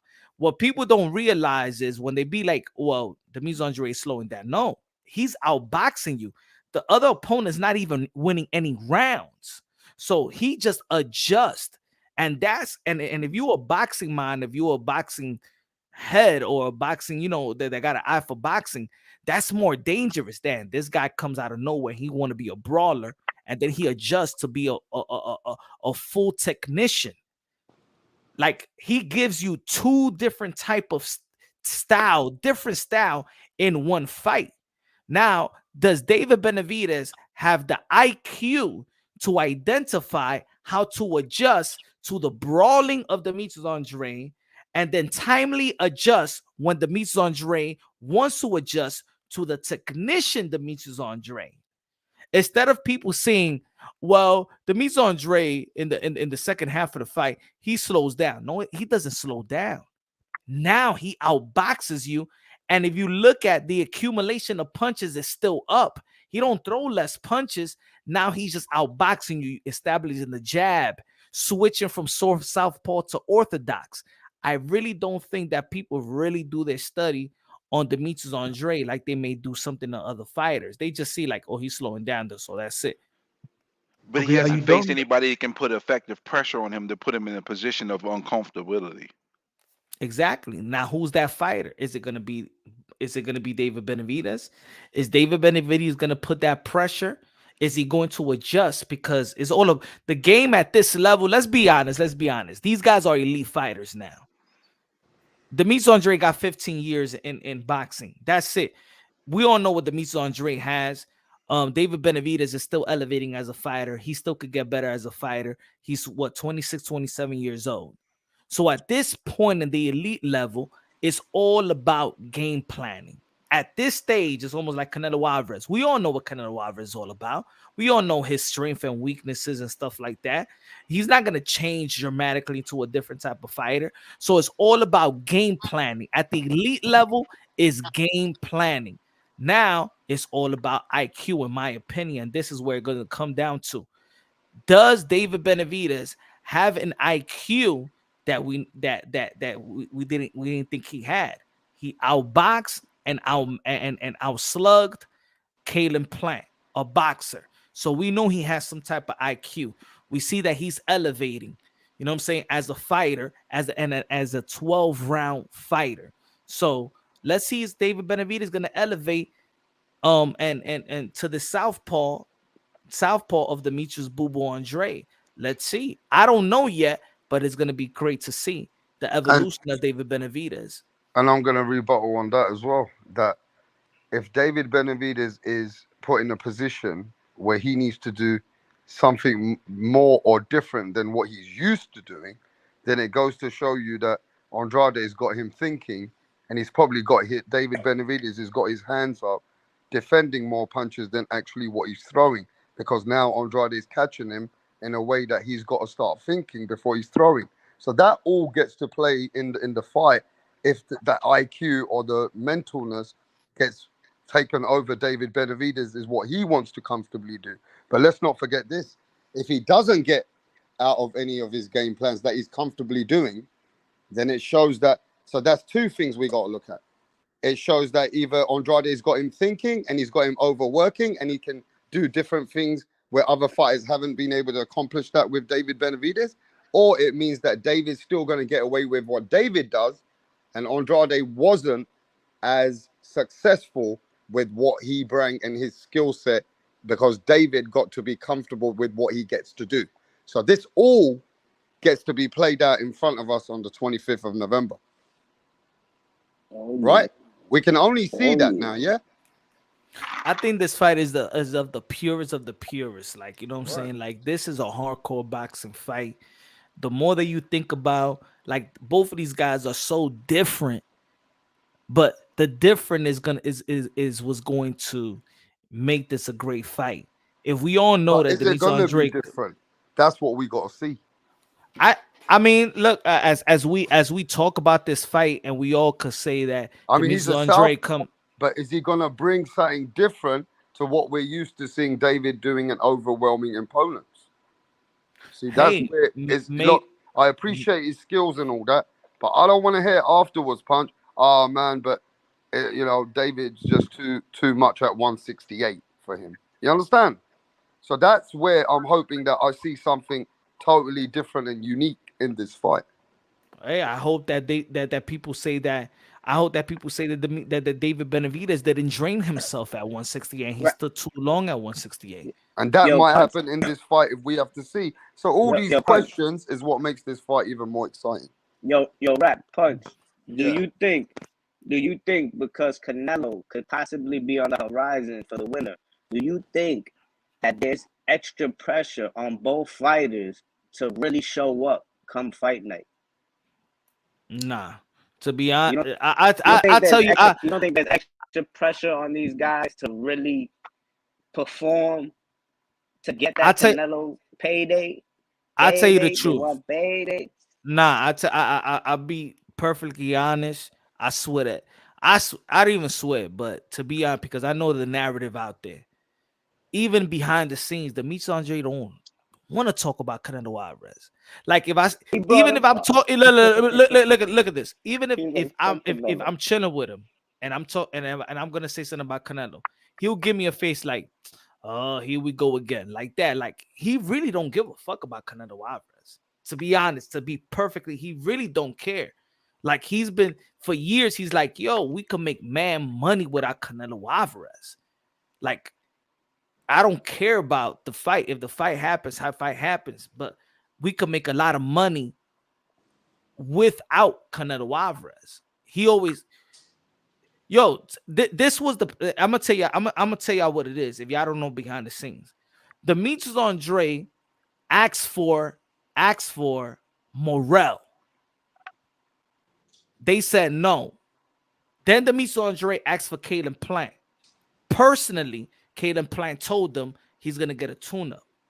He went after Jamal Charlo. As a matter of fact, I hooked that shit up. The conversation between Jamal Charlo and Demetrius Andrade, which I seen on IG, I was behind the scene of that. So Charlo then that shit fell apart because Jamal Charlo, and then he like, yo, I want David Benavidez. I know for a fact the motherfucker don't give a fuck about Canelo. If I bring it up, I bring Canelo up. That motherfucker don't give a fuck about Canelo Alvarez. I'm telling y'all for real. He don't care about Canelo Alvarez. So if he gets Canelo Alvarez, he gets it. So it's safe to say the winner of this fight is officially the boogeyman of the 168 division. I think the winner of this fight, depending on the performance, let's say if David Benavidez stops Andre, or Andre puts up a fucking great performance that all the critics and haters and whatever masterclass performance. Whoever wins this fight, I'm gonna say right now, I'm not gonna say it's gonna beat Canelo, but it's going to be the favorite to beat Canelo comes to the betting lines. Whoever wins this fight and fight Canelo Alvarez next is going to be the favorrit. I can see that. That's what I will say. Or at least it being even. I think it will be the favorite. That's what I'm betting on that. I'm not saying that they will beat Canelo. I'm saying that whoever wins this fight in whatever manner is going to be the favorite in the betting lines. That's what I'm saying.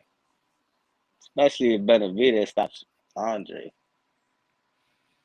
I think to be honest, if he stops Andre, in my opinion, David Benavidez is the fighter of the year. Oh. No way, no how. When you got a new way about to be 2 times undisputed. Well, I mean, so far, it's a hard list this year. I'll be honest no way, no how. I No way want wins to say December 26th is a wrap. bro.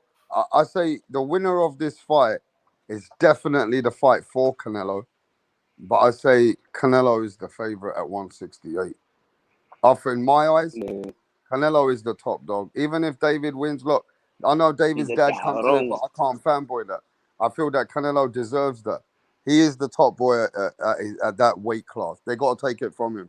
So he's the favorite, even if the winner of this. I don't think the betting. I'm saying the betting lines. I'm not saying my feelings. That's what I said. That's why I said the betting lines on Vegas. I think the winner of Vegas this fight, betting lines will be having the favorite for this fight. The winner of this against Canelo. Yep. Nope, they will be I don't think underdogs, so, guaranteed. They will I both don't be. think Either so. one will be Not underdogs. I not think with Canelo will be the favorite even in the betting lines. That's my opinion. That's not feelings. That's 100% no. opinion. If Boo Boo wins, he'll probably be a plus 300. If I said Benavidez wins, Canelo he'll be will like a be plus favorite. 150. record. Let's remember this live. Let's remember this live. I'm gonna say right now. David Benavidez knocks. If David Benavidez knocks out or stops Demetrius Andrade in the same year he beats Caleb Plant, going on Cinco de Mayo, David Benavidez on the betting line will be the favorite to beat Canelo Alvarez. He'll be the underdog by. He'll be a Remember slight what underdog. I said? I didn't say this is my opinion. I said I am betting on the betting line of Vegas. Vegas, yeah. I'm not saying me. I'm saying if he stops Demetrius Andrade, if David Benavidez in Cinco de Mayo fights Canelo Alvarez on the betting line, when it's time to bet, they're going to have David Benavidez as the favorite. I don't know. Maybe. I'm willing to bet you $25 bucks. I bet you $25 that won't be the case. I'm predicting that. I'm predicting $25 or you're wrong. All right, I bet that. Cash App is I don't bet on boxing. boxing. Yeah, I bet on that. $25. I bet on that. I don't bet on $25. boxing, but I'll bet on that. That's light. That's light. Nothing crazy. Just respectable. Yeah. I'll bet on that. You know? Good. So that's I'm gonna end up in your chat, and I'm gonna hit you with my Cash App when it's time, because I do think Benavidez will win the fight. But if Benavidez wins the fight, he's going to be a slight underdog, not a heavy underdog. He'll be a slight underdog. It'll be like plus 135 to plus 150. If Boo Boo wins, Boo Boo will be a plus 300. It'll be like Errol Spence Crawford. Yep. Let's go. That's a bet. It'll be like Errol Spence Crawford. I agree with you, Ref Star. That's guaranteed. A bet. David Benavidez, if he beats Demetrius Andrade, is the favorite. All right, so everybody knows that unbiased fan Brim Reaper has a $25 bet, but it's all null and void if Benavidez doesn't win. But if Benavidez wins, me and Punch says when the first bet odds come out, Benavidez will be a slight underdog or he'll be a favorite. And you know why I also feel like that, because regardless, as much as I feel like Canelo Alvarez showed that he got stamina, if really looking deep into that Charlo and Canelo Alvarez fight, that win was not impressive. It was an easy win. That's the thing. He was fighting somebody. Listen. What Charlo did was basically a Karen. He did the same thing just like with Boots. A little different, but it was similar. It was a fight to survive. And if you're talented enough and you're skilled enough, you'll know how to fight to survive. And that's what he did. Yeah, Charlo's good enough. That is 154 pounds. I think Charlo, Canelo you gotta at give this him stage, respect though. He's good enough to survive. You think gotta give him Canelo- that. I You think know, he Canelo didn't at make this- it good for Gazelles only. We gotta give the same type of critique we give somebody else. Once think Canelo we at give the this same critique as somebody when they say they can't cut the ring off. If we're gonna give the same critique to other fighters that can't cut the ring off, But he did cut the ring off. He did. But It's just also that when he Charlo cut did the a ring good off, enough what did he job do? to protect himself. What did he do? Nah, he did. did But he you do? know what it is, Knocked him Punch? down. You know what it is, Punch? Once This stage in- you got in half of the Canelo's fight career- left. That was in the seventh listen. round. He knocked never him landed down, the and same- then he was consistently way more aggressive and hitting you with better shots. So all right, no. I'm all good for that. But Charlo was on the. I'm like all you good said, for that. I'm Charlo all good was for a that. Karen. Charlo was a Karen. He's right. Charlo all- was acting a Karen. I'm all good for that. But I'm just saying, in a different type of fight, we all know we don't analyze the fight like that. We say that they don't cut the ring but I off think real good. that fight I plays do analyze exactly the fight like it though, was, very bro. detailed. I think Canelo has no problem carrying guys this point in his career. That fight I plays think exactly the same I think way, but Canelo that has people no predicted, problem bro. like just carrying guys and going 12. Like he doesn't mind dominating. Like I think Canelo doesn't feel you're right. pressured You to know get what? You're right. knockouts He's at acting times. like now Canelo's being like Floyd Mayweather, not overexerting. Yeah, like I think he just carries the guy. And it's like if you carrying. can't You're do right.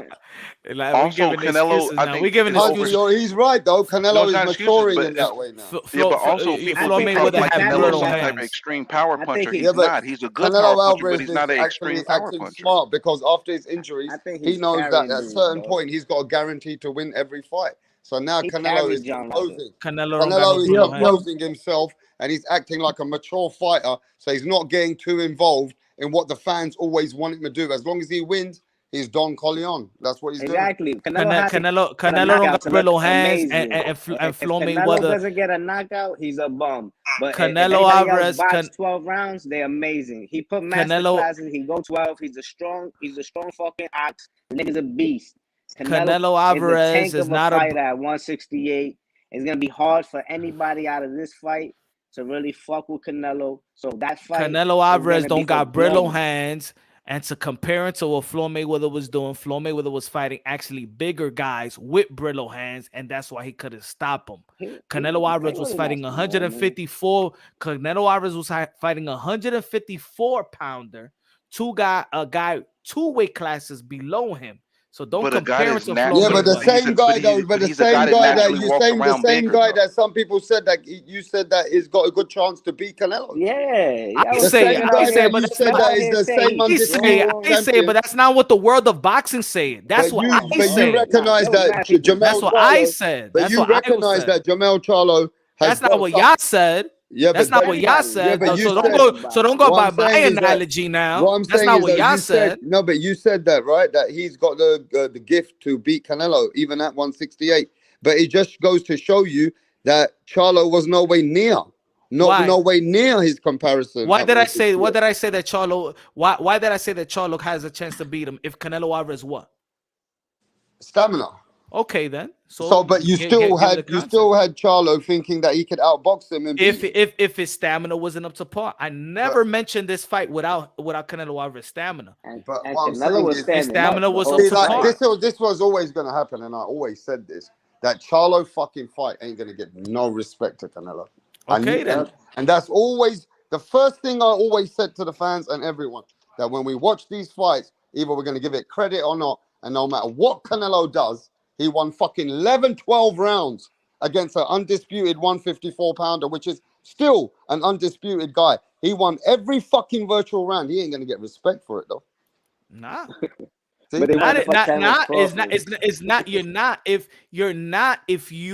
you are a guy coming from 2 weight classes down. And I said the same way. I said the same. I didn't give ultimate respect to Earl Spence by being Mikey Garcia and going the whole 12 round. I'm sorry, you won the whole 12 round with Mikey Garcia. You're not supposed to. Yeah, but Canelo's win was a bit more dominant. But you're not supposed to. Canelo dominated in a different fashion to No, he didn't. No, he didn't. He went to the club. Jamel Charlo wasn't even beaten. Yo, bro, Jamel Charlo didn't have a bloody nose. Mikey Garcia was still trying to fight in Errol Spence. Jamel Charlo didn't even have a bloody nose. But Jamel Charlo was shook. Jamel Charlo went to the club. Look at his full fight interview. He didn't even get beaten. He was lions only become kittens only. He was gazelles only. He should have closed the ring. He should have ended the little man. Bro, I was so shocked, after the first round when I saw that Canelo landed a couple of little shots on him. Bro, this guy was wow, what a power Canelo's got. Charlo was really the same way that people said about Earl Spence and Mikey Garcia. Charlo was very disappointing. Jamel Charlo behaved Mikey Garcia did way better than Charlo did. The difference is Charlo actually is a big guy that shrunk down to 154. So the 2 weight classes matter, but this guy is naturally bigger than what he was fighting at. He was. Yes, that man walks around at the same weight as Canelo, bro. No, he don't. Yes, he does. He walks around at 185. Nah, I know that for a fact. He walks around at 185, bro. Nah, not more than Canelo. Not more than Canelo. Charlo walks around at 180 to 185, bro. Not more than Canelo, bro. What does Canelo walk around? Does Canelo walk around at 185? Canelo walks around the 180 and the 190s. That's okay, Canelo. but I just said Charlo walks around at 185. Nah. So he shrinks down. Yes, he does. Nah. He does. Nah. Okay. Nah. I mean, but if we're gonna do that, then we can say, okay, well, Benavidez did knock out Plant, but Canelo did. Canelo is not like Charlo is and Canelo is not these fighters that really balloon up and really inconsistent. They live boxing. So if you ever looked at Charlo, you know he never goes out of shape. You never seen Jamel Charlo like tank You never seen Jermell Charlo like Billy Joe Now Saunders. you've seen Jamal a little bit out of shape. Yeah, we're talking about Jermell. But not Jermell. We never seen Jermell. So Jermell never exceed. He's like a Marvin Hagler. He is like the Bernard Hopkins that never they just don't mention him and put him in the same name with them. Please don't. No. I'm talking about body structure. I'm not talking about as a fighter. All right. I'm talking about discipline. Look, have you seen Bud Crawford? You seen Bud Crawford at WBO? Bud Crawford is the same way. Bud Crawford, they'll take like a week break, but they're still in the gym. You never seen Bud Crawford out of shape. You never seen him like that. That's what I'm trying to say. That a Jermell Charlo, a Canelo Alvarez, these guys don't balloon up. So no, they don't walk like 190 or nothing. Jermell Charlo is not coming down 30 pounds to fight at 154. He's not. Okay. I'm gonna respect the thoughts, no doubt. I don't necessarily disagree with it, but I'm not saying that it wasn't a great performance. I'm not saying that. I'm just saying that because remember I'm saying that David Benavidez, if he stops Demetrius Andrade, is going to be the favorite. They're going to accumulate that also with the last performance of Canelo Alvarez. And Canelo Alvarez not stopping 154-pounder, regardless of the style that was presented to Canelo Alvarez, he did not stop 154-pounder. We could come up with all the excuses that Jermell Charlo is his height is this, and he's really bigger than this. No, he did not stop 154-pounder. Yeah, but even if he didn't stop that guy, it doesn't mean that he couldn't. It just means that he carried him and he won his fight. No, that's disrespect. He did not carry Jermell Charlo. I think he did. I think so. You're saying that Canelo Alvarez said, Canelo was "I'm going to carry him to go hold 12." I think Canelo was comfortable. That's a myth, bro. Come on, Rap Star. That's a myth. To you, it's a myth. I feel that Canelo himself. Punch. Ain't I feel nobody Canelo himself like that carrying nobody. Okay, look. Well, I think Canelo. This ain't Conor McGregor, bro. Well, Canelo himself, I felt like he didn't need to overexert himself, winning easy. So if the position was put there, he will take it and he will take the man out. And I also believe if a man thinks he's gonna take the piss with him, he's then gonna have to, it's gonna be a different fight. Charlo just didn't give him that opportunity. Canelo was very comfortable in the fight, so I don't say that he couldn't. He could have. It's just that Charlo didn't want to engage in any aspect. So again, I think Canelo made it very comfortable. In fact, more comfortable than I thought he would win. Yes, I did. When I see him drop Charlo, again, I didn't see Canelo rushing. Canelo was still. So he carried John Ryder too? No, he did. You can't say he carried them all, but you can say that he also. John Ryder fought back. I just feel that you know what it is. A fighter when they're getting mature, getting older. What do we know what Canelo's injuries were? We didn't know what Prince Nassim's injuries were until he carried Wait, can I finish, bro, my bro? We didn't know when Prince Nassim wasn't able to fight the last 3 fights the way he wanted. Only 3-4 years later, he decided to come out and tell the British boxing fans when they were pissed off with him that he was having injections in his hands. And even his trainer said his hands were going. So we don't know certain information that maybe Canelo ain't that guy, but he's doing the best he can with what he's got to dominate fighters. So that's maturity in a fighter. I can't deny, maybe he should stop these guys. But again, Charlo, like I said, he was on his bike so much. I still got to see that Charlo's got the ability to be able to, last all 12 rounds in the way that he did. So it is what it is. Charlo wanted to last 12 rounds. He did. But Canelo won too comfortable. It was too comfortable, bro. Has Punch Drunk stopped screaming like a lunatic? Has he calmed down? Listen, the fight he won too comfortable in my likings. To be honest, I was very disappointed. I wanted Charlo to show the world that he has got something.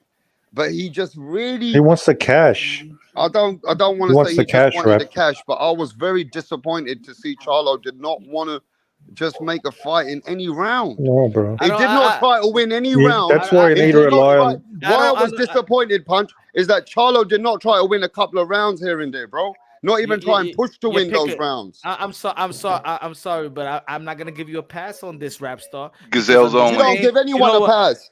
But I'm just letting you know, bro, that's how I felt. You know why? Because on the same platform, and now that Mirage has come through, we criticize David Benavidez for not stopping Caleb Plant. Yeah, but again, you're talking about energy. David Benavidez was in a tougher fight. Nah, I don't. Canelo Alvarez was swimming through.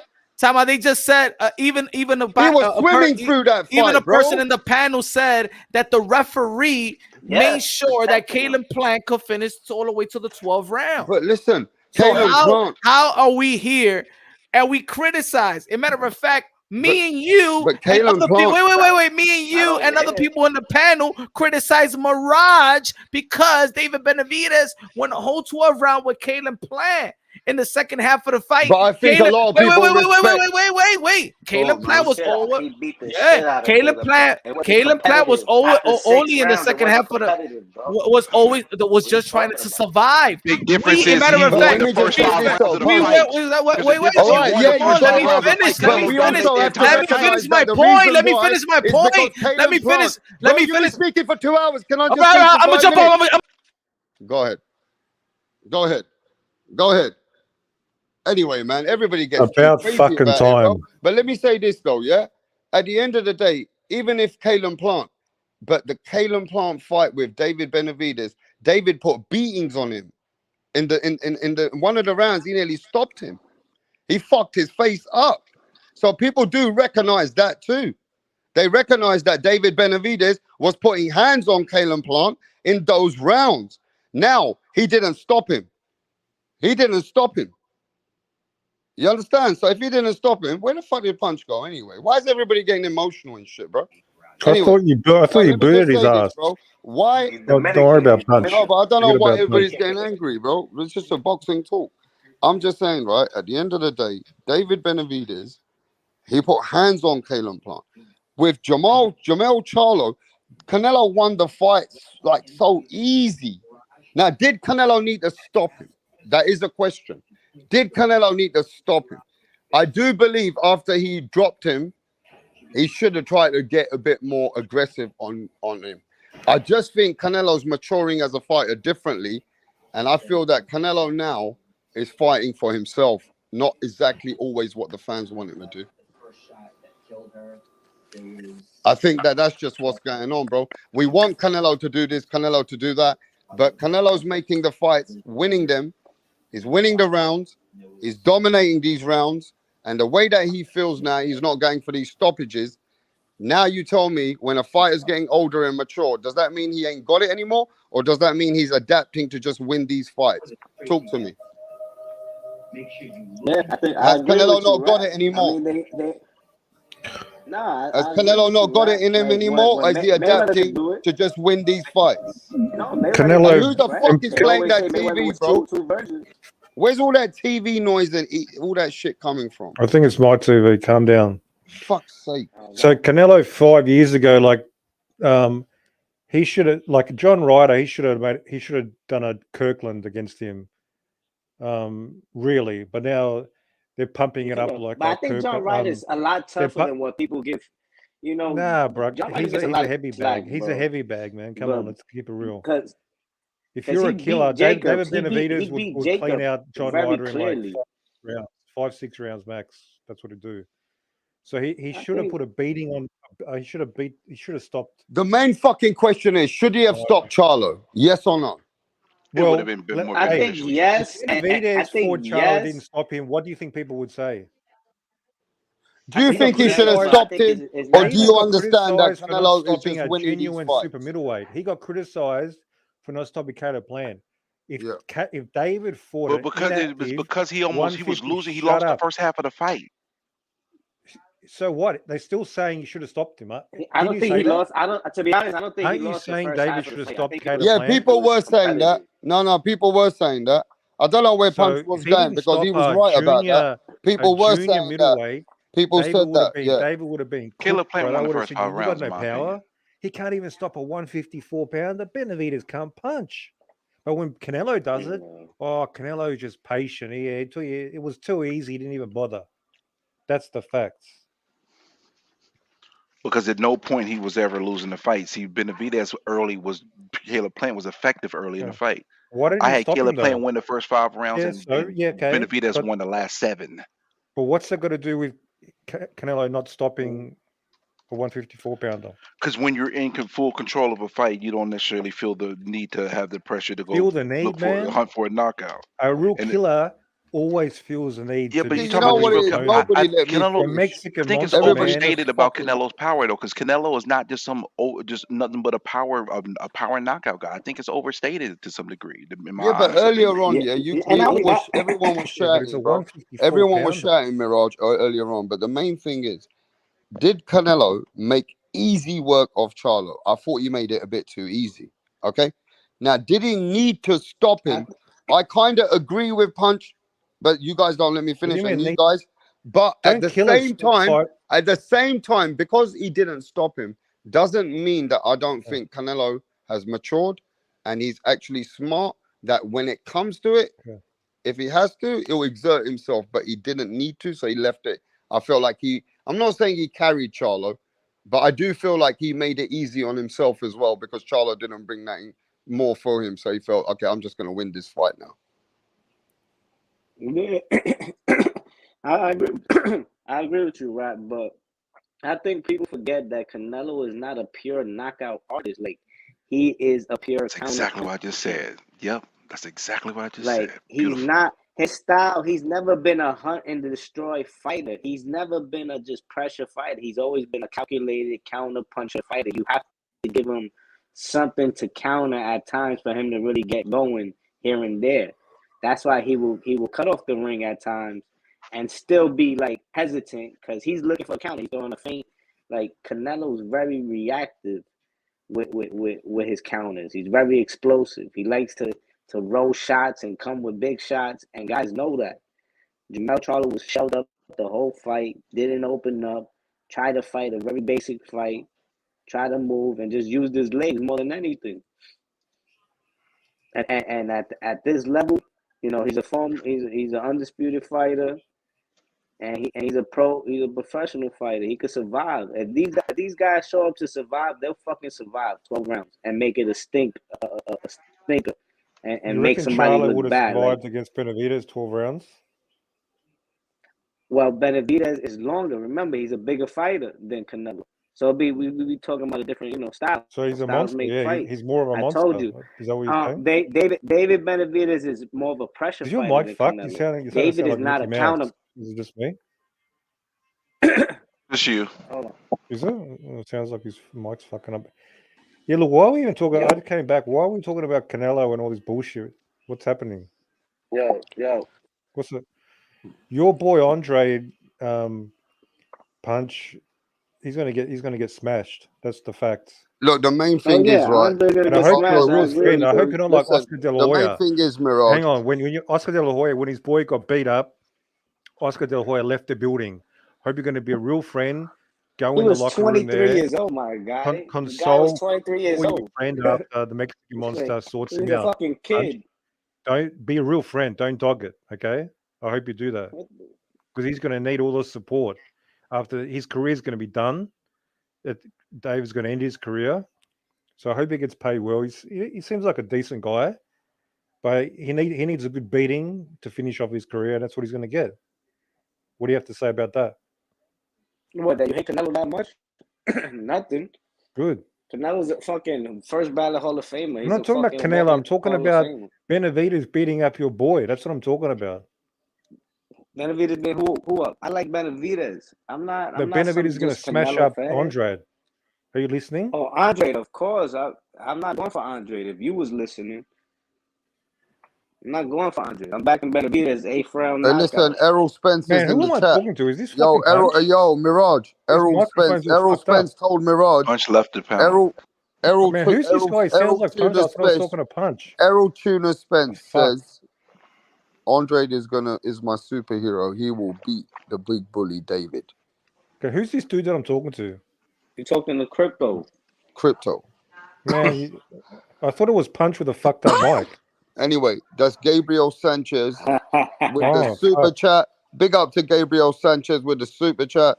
Shout out to my boy Rapstar Box Knowledge. Shout out to Gabriel Sanchez. And that's reminded me, Mirage still got to send a $20 super chat. But he ain't done that yet. What is this? Yeah, but what is this? Have you won £20? I'm not going to send you £20. Well, then send what's your equivalent to $20. Oh, what's up, man? Look, I don't know what your $20 is, mate. Fuck, man, these super chats, YouTube robs people. They take 30%. You know, man. YouTube is the mafia. Yeah, it's a fucking joke. I'll send you a few dollars. Hang on.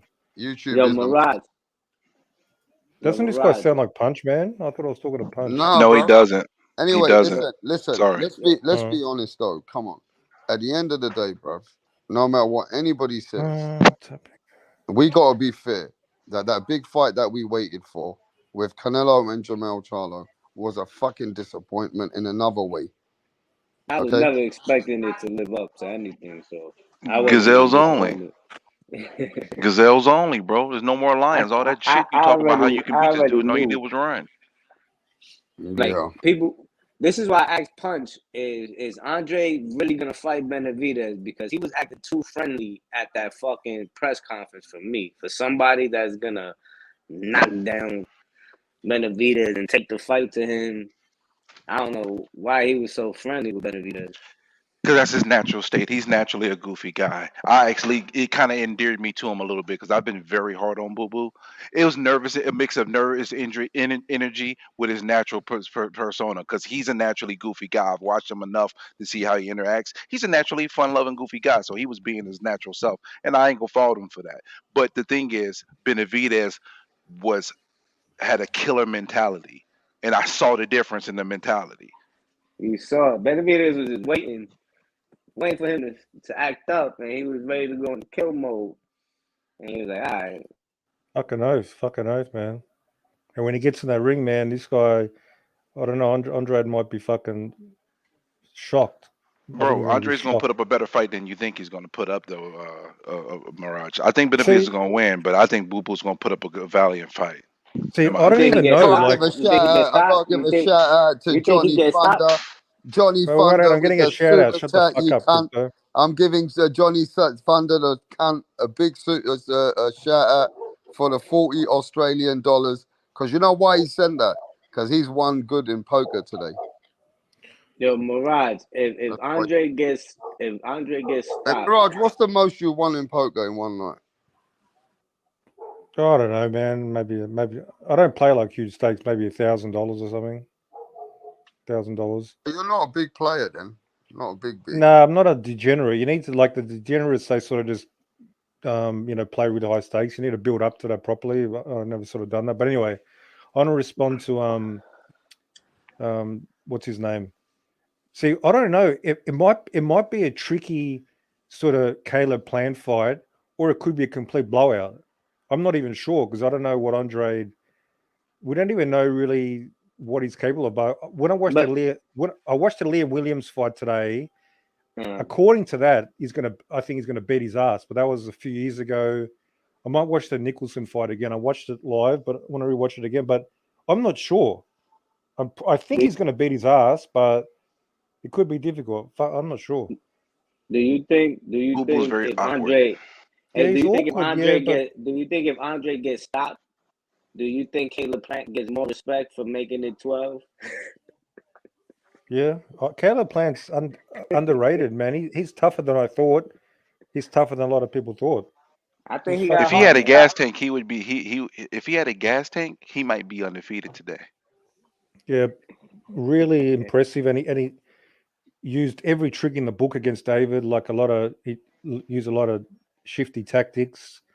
That's the thing. A lot of It's craft. not sustainable. The way Caleb fight was trying to fight David was not sustainable. He was wasting when you're too forced much to move, energy. when you're forced to like dance around the ring, Exert you're going to energy. use up a gas tank more anyway. It's like it's but the hard way for he a was fighter to clinching, dance the around. way- Like there was Floyd like- Mayweather, he didn't move around that much. But He exactly, stood that's his the thing. ground Like, more there's than way- a lot of boxers.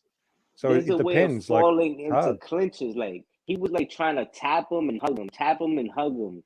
Like no, you're supposed to throw a hard pop shot and then fall into the fighter and grab him and tie him up after a hard shot.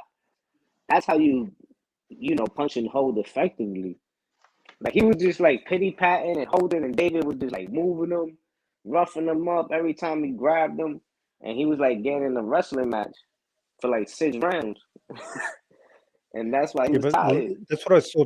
Liam Williams was doing that with Andrade in their fight. He was getting on the inside and hitting him on the inside and roughing it up. And I think that was Andre's Liam Williams. gonna hold. I think Andre's gonna hold Well, more yeah, than it what might be a people lot of think. holding. I think it might be a lot like the Plant fight. Andre loves to hold a lot. He did it in the Nicholson fight. That's why he ended up getting dropped with a body shot, because he stays in the pocket at times trying to hold. I think Andre, again, people like him, but I think he's overrated. You let him hold. Hey, I want to ask you guys: did you watch what Mr. Jose Benavidez Sr. said today about Canelo again, Mirage? Yes, as I did. Did it go something along the lines of "fuck Canelo"? Yeah, he's a bitch. Shout out to Mr. Benavidez, keeping They're it gonna make real. that fight. They're gonna make that fight. Well, They're look, not going to make the fight. Hey, they're listen, not going to you know make what? the fight. It sounds like that fight might not even happen with them. Man, I'm just waiting. I just hope David wins, because if David wins, this is going to set it up. That It's fight going is to going to build. happen. It's going to build it up to Cinco de Mayo, and there's going to be David so not much begging for pressure it. on He's not Canelo. begging for it. He's doing a good job. He's not begging for it. He's ready to continue to fight who he got to fight, to keep on. Yeah. So I think Canelo's gonna end up fighting. The market calls the fight, the fans, and I think eventually this fight is gonna happen next year. Cinco de Mayo. Latest, if it don't happen Cinco de Mayo, it will happen in September. It's the next fight. I'm willing. Matter of fact, Mirage, I got 25 to this the next fight. Yeah, I agree with you. I think I give Okay. Canelo benefit of the doubt. I think he takes the winner of this fight, because I think he just caught a lot of slack for not stopping the 154 pounder. I will say this though: we've had thousands of fans say the same thing, Mirage. If it fucking doesn't happen, I think Canelo fans are going to be very, very disappointed. I'm sorry. I'm gonna be with Mirage. It's I'm interesting. gonna probably be louder than Mirage will be. So I've always said like it's not going to happen, but now there's going to be so much pressure. Maybe it might happen, maybe, but I'm going to be shocked if that fight happens. If Canelo announces it, I'm going to be shocked, and I'm going to lose a lot of cash. But I mean, we'll But you'll see. get the fight that you want to see, though. So it's a win anywhere you go. I'll make the You cash either back. win I'll make money the and don't cash get the back fight when and I talk bet the shit, house. or you lose money and get the fight that you want. I'll bet the house on David busting him up, so I'll get it back. But And I will say this though: Canelo knows himself, right? That question is getting too much now. Yeah, the pressure question is is getting getting big. too Yeah. much, because even if they're telling people don't talk about it, the people can't help themselves. It's like an addiction. Canelo, when's you gonna fight Benavidez? Canelo, when you gonna fight Benavidez? Even after anything, he's just fucking had enough inside. He must have. Him as a real Mexican legend, as a man, he must have had enough inside of himself to keep hearing that man's name. But Remember, I think he's scared. Canelo's under I think pressure he's scared. from That's the problem. No, I'm gonna be honest with you, think bro. Rap You're is right. delusional if you think he's scared of any fighter, bro. I'm just gonna be He's real not with you. He's scared. not scared of. Not scared. Okay, do you think I these told you people his aren't team human? moved to Don't you think these Lucci, people bro. are? Do you think because he's a boxer, he doesn't have human emotions or something? Is that what you people He think? knows who's who. He knows that Benavidez is that younger, hungrier lion. But come on, you know Canelo is like a Tony Montana himself. If the winner of this fight, I know he dresses like it, but I'm sure Canelo has to announce the winner of this fight, because if he does, then everybody like Mirage will be like, "Holy shit, let's go!" The fight, Canelo is not playing around. Then you know what I mean?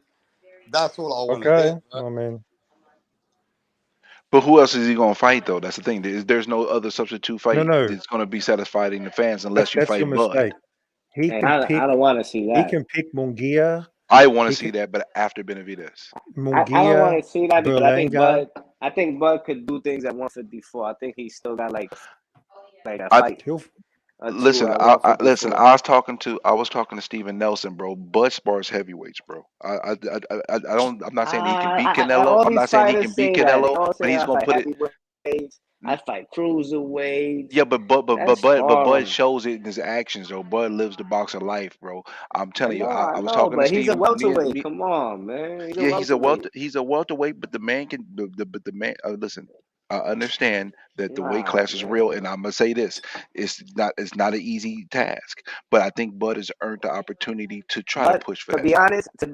honest, I don't even got Bud beating Tim Tszyu at 154. I'll You take Tim tripping? Tszyu over Bud. I'll take Tim I Tszyu over Bud. Well, if that fight happens, I'll take your money then, That's a because big call. You know, don't he forget. fights at Listen. We'll see 154. after I know. Sunday. We'll Listen. see I after know he Sunday. whooped. I know he whooped Spence ass, but don't forget, guys like Mean Machine put Bud on that canvas.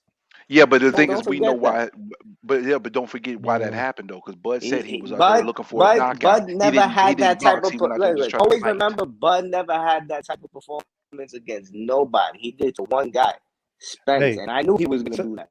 Bro, he's not. say What fight Tim. has he had where he was? Somebody was in the position where he was about to lose the fight? No, Name I'm one. talking about. I'm talking about beating the shit out of a guy like that. Yeah, because you know what? It's called the biggest fight. You prepare the best, and so that means that any of these fights would be the next best fight. He's gonna prepare the best. So that lets me know the bigger stakes, the Nah, bigger he look, steps bro. up. He's gonna be way too slow. He's gonna have no fucking snap on his punches after 4 rounds. He's gonna be tired as hell. He gonna get washed at 160. I don't think so. I think he's. You know what Bud is doing? As a boxing If Bud, lifer like I he don't is, think I Bud is don't agree. serious. I really don't think Bud is serious. I think he know the business of boxing, and he's keeping his name next to the biggest cash cow in boxing, and Canelo. Clout chasing. It's cool. You not. I disagree. Your beef is with Jamel Charlo. You grabbed your nuts and you said you next, and you was pointing at that nigga. Fight that nigga next. And then you could say, Charlo went out like a sucker I though. fight And first of all, he someone. can't be next because Charlo got to fight somebody. Listen, I don't want to hear that he gonna do this to Jamel. He gotta do it. Get in the fucking ring, fight Jamel at 154, take his belts, get those 3 belts, and then you could fucking become undisputed with Tim Tszyu. That can't happen, bro. That's a more realistic. No, it's not realistic. Wait. He's been ordered to fight somebody else, And he bro. could be a IBF, bro. and he could be a 3-time. That's already out of the question. IBF has already ordered Charlo to fight somebody. He has 30 days to make the fight. That's out of the question right now. He's been ordered to fight his IBF mandatory. He has 30 days or he gets stripped. So that's out of the question. Well, I don't know. But all I know is that's more realistic than it's not realistic right now because he's been. Okay, I want to make sure I repeat this again. I want to make sure I repeat this again. He has been ordered to fight his IBF mandatory. He has 30 days to fight his IBF mandatory. Another retirement check with somebody else. He's not getting the Canelo fight. He's not getting it. He may not, but he has every right to try. It's unrealistic, bro. He's a welterweight. He's not fucking with nobody at 168. That sounds cool. He might not, but he deserves a try. He was that dominant and that great if he wants to give it a shot, if he gets his ass beat, so be it. At least he deserves a chance to try to prove it. You know Mayweather can't beat no Andre Ward. Why the hell? Look, and you think Mayweather can beat Andre Ward? No, Crawford not serious because he's talking about a catchweight. You know Canelo not doing no catchweight with nobody unless he's calling it, and he's not going down for Bud. Not 1 pound. He will bring Bud all the way to 168, and he will fucking but that's why we know that already. We know that catchweight. Bud is talking about 150 something, 160. No, that's old news, bro. That's old news already, bro. You talking about something that like after the first week after the Spence and Crawford fight? That's already old and done news. Bud has already said if I fight Canelo, I'll go to 168. So we already know that. So you're talking about stuff this outdated. It's outdated. The last. Yes, it is. That's outdated. That information's outdated. That's already out of the question. We already know that's out of the question. Wait. I'm gonna bring it back. The last time he shamed Canelo, he said he would fight Spence at 160, but I beat Spence and he don't want to fight me now. That's the last shit he said. Canelo's not going to 160 because Spence said that like 5 years ago. That's not the last thing he said. You don't know. You're off. He already Canelo already said, I'm not moving down. I only fight 168. But already said, I'll go to 168. So all that, everything that you're talking about is past news. Just already washed and already gone because we've already established. It's already been established that Canelo's not leaving 168, and Bud has already said, I'll come to 168. Bud can't even beat Caleb Plant at 168. So how he gonna beat Canelo? Well, you know what? It sounds good, but let him prove it. No, why the fuck he got to give up his undefeated record to fight I a? don't want to That's see like another guy get a payday when I got realistic fights to be made in weight divisions. This weight class is exactly. for a reason. This man's towards the end of his career. If he wants to go try to accomplish So that, make that who the payday fuck with am I to somebody. Go tell? Who the fight fuck Boo am I to Ennis. tell him that he You can can't fight try Boo to make that Ennis. happen? You Who can the fuck fight are we to whoever tell at him he can't try? 154. Go fight somebody at 154. The fans control what we want to see. At the end of the day, if we say we don't want to see it, we don't want to see it. Who's gonna pay for it? Yeah, that's you though. But I guarantee if that fight gets announced, it's gonna sell more than almost any other fight there is out there to be made. It's not gonna get made. Bro, Canelo but if it laughing get, at Bud Crawford. no, Canelo okay, you saying it's not laughing gonna get made, but if it got made, that fight is 1 million pay-per-view buys, guaranteed. No, Okay, I guaranteed. don't No, think so. I bro, don't think it's a so. guaranteed I'm million not paying pay-per-view for buys, that. bro. You be That fight, fool to pay that's for you that. not. I am, and so many more What people about are gonna be Canelo like me. Benavidez? Ain't that a guaranteed million buys? Yeah, that's a That's why I want guaranteed that. meal But right I there. want that That's a fight guaranteed first, meal. though. I want that fight first before a Bud fight. I want to see Canelo But you fight the person that's in his weight on class Bud. first. You hoping, Bud don't got no fans, bro. Spence actually has some leverage in the fan base because he actually has some. Oh, you talking out your ass now? I'm done doing. talking to you. Talking about some Spence Come guy. on, He just bro. got his ass whooped. Don't talk about no fucking Spence But fan base when he just got was his a ass bigger washed. star. Bud didn't already took all that shit. Bud didn't already took all that shit. All that shit you talking is all bullshit. This old narrative bullshit that's dead. That motherfucker sold 129,000 pay-per-views against Ugas, and y'all let them you believe them fudged ass numbers of 250. He sold less with Ugas than Bud sold with fucking. Listen, you could kick and scream for Bud, but Tank and Spence were bigger stars than Bud. It's hands down. You know that. Stop it. Don't cry about that. They are No, not stars. crying. You just a narrative king. I can see you part of that narrative king shit because you believe them bullshit numbers you be getting. Yes, you are, because him and Ugas only did 129 fucking thousand, bro. 120. They didn't do 250. They did 129,000. And Bud versus Porter did 140,000. He sold more with Porter than Spence did with his fight with Ugas, bro. But the thing is that they'll let them narratives get painted. They all did horrible numbers, so it don't even matter what you're trying to prove. Okay, cool. At the end of the day, Bud whooped Spence ass, and Bud has the right to try to do whatever he wants, win, lose, or draw. That's it. End of story. But it's not happening. You crying? It may not. It may not. If it don't happen, it don't happen. Ain't nobody crying. I don't care. But if what I'm saying is, y'all have the audacity to tell him what he can't fucking do. Who the fuck is any of us? If he wants to give it, if he wants to attempt it, that's his right. If he gets his ass whooped, he gets his ass whooped. Well, we're not in for it. I'm sorry, Jamal. No, you're not in for it. There's more people that's like me than like you when it comes to that fight, and that's a fact. Jamal fucked it up. Look, Jamal should have put up a better fight. Now nobody want to see those imaginary fights anymore. Those little fight night PlayStation type of fights. You pick the guy. Triple G versus Floyd Mayweather. Come on, yeah, exactly. Floyd Mayweather too smart to give up his undefeated record fighting the guy that big. He's like, I'm not gonna fight him. I'm not gonna fight him. It's weight class for a reason. I'm not gonna 160 to fight Triple G. Hell no. Let Canelo, Cotto, let them niggas deal with Triple G. I'm not 147. Like his weight class. Kell Brook gave up his undefeated record, man. That shit was gonna be a great fight with him and Errol Spence. He fucked up the whole fight by fighting Triple G. Yo, bro, that was the worst. And you know who I blame for that? But Eddie Hearn. Two people, Eddie Hearn and Eubank, because Eubank pulled out, and they needed a fighter to replace that date. And fucking Kell Brook was feeling himself, and he was like, "I ain't scared of Triple G. He's just a man," and he took the fucking fight when no middleweight, middleweight at the time wanted to fight Triple G for unification fight. As far as Triple G he was a unified champion. He had the IBO, the IBF, the WBA.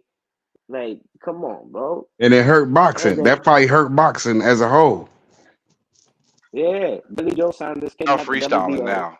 It hurt boxing. Breaking down, losing to Lomachenko hurt boxing. You fucking up boxing with this shit. Duran hurt boxing when he wanted to fight Heckler. Get the fuck out of here. You guys are just talking out your ass. Only time is good is if the little guy wins. That's the only time it's good. Hold on, listen what I'm saying. The only time it's good is if Crawford wins. If he get knocked out by Canelo, that's not good for boxing. You fucking up a whole motherfucking play. Why are we gonna sacrifice one What pound for what are you pound talking about? What's star not good for for what's not another good for pound? boxing? About Crawford getting knocked Tell, out? yeah, Wow, Crawford a was big a dude. So we sacrifice. didn't. Now we don't know if we would have beat Tim Zoo. We don't know if he could have been 154 undisputed 3 times. So because he went all the way up to 168. That's stupid. What, he wants to go to 168 and get knocked out, so let him. No, that's dumb shit. But we don't want to see it. So it's like if I the want to real see it. That's not good for I wanna boxing. see it. I want to see him get his head don't knocked wanna out. see So Canelo going up and fight Tyson Fury, that's good for boxing. For him getting knocked out by Tyson Fury. Fury's a lot bigger. What's the difference? Canelo a lot bigger than Crawford. Crawford walks around over 160, dude. He's not no little dude. What the fuck is this walking around? Charlo walk around over 160. What difference do it make when he get in there? He's the one talking all that So shit. no, but I'm saying, that's what I'm saying. Stop talking about what motherfuckers walk around at. That ain't got nothing to do with what he fight at. What does him walking around got to do with what he fight at? He obviously he can't fight at 168. He wants to get knocked out. Let him get knocked out. Yeah, but getting knocked out at 154 by Tim Zoo. Go fight somebody that's realistic. I mean, he could go do that, but he doesn't want to do it. Mikey Garcia, instead of fighting Lomachenko, he want to go up and fight Errol Spence and lose. See, that's the thing, what you're not saying. It's pussy to get knocked out by bigger dudes because you dodging little guys. You really dodging motherfuckers your own weight. That's what make it pussy. Mikey gave it a shot and he lost. No, he ain't give it a shot against Lomachenko. We didn't see if Lomachenko could take that 39-0 record. No, it's easy to let a motherfucker beat you that's 127. Terrence Crawford is the undisputed champ at welterweight. He has obligations to defend his title now. Right. Ennis or go fucking a 154 and fight Jamel for all his 3 belts that he got. Jamel still got 3 belts. Well, he's trying to get a big payday. That's all it is. No, you don't want to give boxing. No, you saying fuck boxing. To be ignorant He and not wants acknowledge to that get a has big to fight payday. somebody else or he loses the second belt. Jamel and Crawford is a fucking a big fight still. I don't understand why people don't act like that's a big. How's it a big fight? Jamel don't sell shit. He barely can sell. Yeah, but Bud doesn't sell shit. Bud doesn't sell shit. No. But if Bud don't sell shit, then he's below shit. Did you see the Avanesian fight? Bud sold 4,000 pay-per-views. No, he did not. That is incorrect. That's a false statement. That is not. That's not how he never sold. been a star. I'm gonna let y'all run. I'm gonna let y'all keep never on with been your a star. narrative. Keep going with What the did narrative. Bud No one cared about Bud before that Spence bullshit. Okay, so you say. So I say, most people, no one give a shit about Bud Crawford. Okay, so you say, even though you It's say an nobody overnight gives a shit, sensation, nobody that gives a guy. shit about Bud Crawford, but he had the highest view no fight one when he did. fought when he fought Gambo. It was the highest view fight of the Gamboa, year. yeah, because Gamboa was in. That's why. It was the highest view fight of the year. It was the highest viewed fight of the 10,000 year. views? What was No, it? it was at 1.3 million viewership. Yeah, okay. It was the highest viewed It was fight a for free the year. fight, right? What was Yeah, it, out of free? all the fights Was that it were pay-per-view? non-pay-per-view, was the highest viewed fight. It was the highest was it? non-pay-per-view fight of the year. It wasn't pay-per-view, bro. It was free, basically. Oh my god, you guys is It clown wasn't even on shoes, bro. pay-per-view. They You got guys no are clown trust. shoes, bro. Yeah, You okay. guys are clown shoes. Clown shoes. It's for a free fight. You guys are clown shoes, bro. You're comparing pay-per-views to free fights. No, I said it was the most viewed non-pay-per-view fight of the entire Non-pay-per-view. There year. you go. There you Yeah, go. but most people don't go on pay-per-view. Unfortunately, it's people going on they pay-per-view do. that is not Pay-per-view is pay-per-view. more important than free fights. No, it's not. Pay-per-view is what's hurting boxing right now because the No, paywall it is. isn't. Yes, it is. Because the reason why viewership of boxing went down because the paywall, because there's less people to see the content. You guys are just not realistic. It's I guess been you like guys are that like forever. 15, What 20 are you years. talking No, about? it's not It's been been like like that that forever. It's not been like that forever. People I'm that 43 want to years old. see I the remember Crawford. when it was before that. I People that remember want it. to see Crawford Canelo, they just want easy fights for Canelo. That's just an easy fight. Don't tell me you looking for. You just want a motherfucker to be a bully. He So wants to don't get tell. knocked If out. you want Let him him. to fight Crawford, you don't want him to fight. Girl, you don't want Canelo to take risk. You want easy fights for him. I Just want like Canelo to Jamel fight. was an I easy want him. fight. He's the I one. want him to Crawford's the fight. one I talking want a him to bunch of fight shit. Benavidez It first. don't matter. So Tank I Day. want him to fight So what the Benavidez fuck does? first. What does you talk the little guy talking shit for? Why do you think Canelo say I don't want to fight him? Because he knows he like this shit don't prove shit. Me beating up on this little ass dude. See, exactly. Canelo's like, I don't want that shit. But all Crawford's fans keep saying, yeah, he'll beat him. He'll beat him. You know what I'm not saying. I'm not going going to sit here and say he beat No, him, a lot but of I people have been believe saying that. I All over the believe he internet. deserves to give it a shot. Yeah, but He's if he gets earned the right knocked to out, give you're it a gonna shot. say, I oh mean, well. but he's at the end of his career, so fucking what? He tried, he lost, and then it's over with. Thank you for your time. I Yeah, but appreciate watching your Canelo's not career. getting any Let's credit. continue on. So why I'll would he give gonna Canelo waste his credit because time? he beat the pound for pound best fighter He's in the world. wasting his time. No, I don't think so. See, when the reason why people say it's Charlo, waste he of just time. beat the fuck out of Charlo, and he got no credit at all. Now he's gonna beat up a smaller guy. Charlo, because Charlo went out like a chump, bro. Charlo went out like a chump. Nah, dude, I think it's a waste. Gazelles of his time. only. Gazelles only. That's what Charlo Let did. Crawford Gazelles fight only. some 154 pounder. He shouldn't even waste his time. With Hey, Triple G thought it was gonna be that easy. Thought he'd get the Mayweather fight, get that victory, and go down as the greatest. No, it don't be that. It ain't that easy. You don't get to fight the little small guy and go. Mayweather was Nah. never gonna fight. He knows Mayweather was never gonna fight him. And we know that Crawford never going to fight Canelo. It's just talk. I think he will. I think Crawford will fight. He ain't Canelo. stupid. Definitely will. No, I think first he of will. all, No, he don't take fights he know he can't win. He knows he can't win, but this is his last fight. This you is his guys big got payday. audacity to say you think he. Boy, you guys. This is are big payday. clueless. This is You guys last are big payday. clueless. This If is you his think he biggest thinks payday. he can't beat that person at all, How the fuck can he beat a guy 3 weight classes? The number face of boxing. It ain't just a guy 3. It ain't just Because he Caleb has a Plant. great He fighting the skill set. number He's a 1. smart It don't matter how good your skill set is. Watch weight classes. That mean he can fight Tyson Fury well, too. you know what? I guess Duran should have never went up and fought ain't gonna Hagler. be. That was 2 weight classes. That wasn't no 3. Stop lying. He didn't jump up no 3. Who lied? Who lied? Who lied? I just said he should have never went up. So what the fuck are you talking about? Nobody lied. No, I'm saying nobody. He didn't go up to 3 weight classes to fight at 168. Sweet Pea ain't go up and fight Roy Jones from 147 to 168.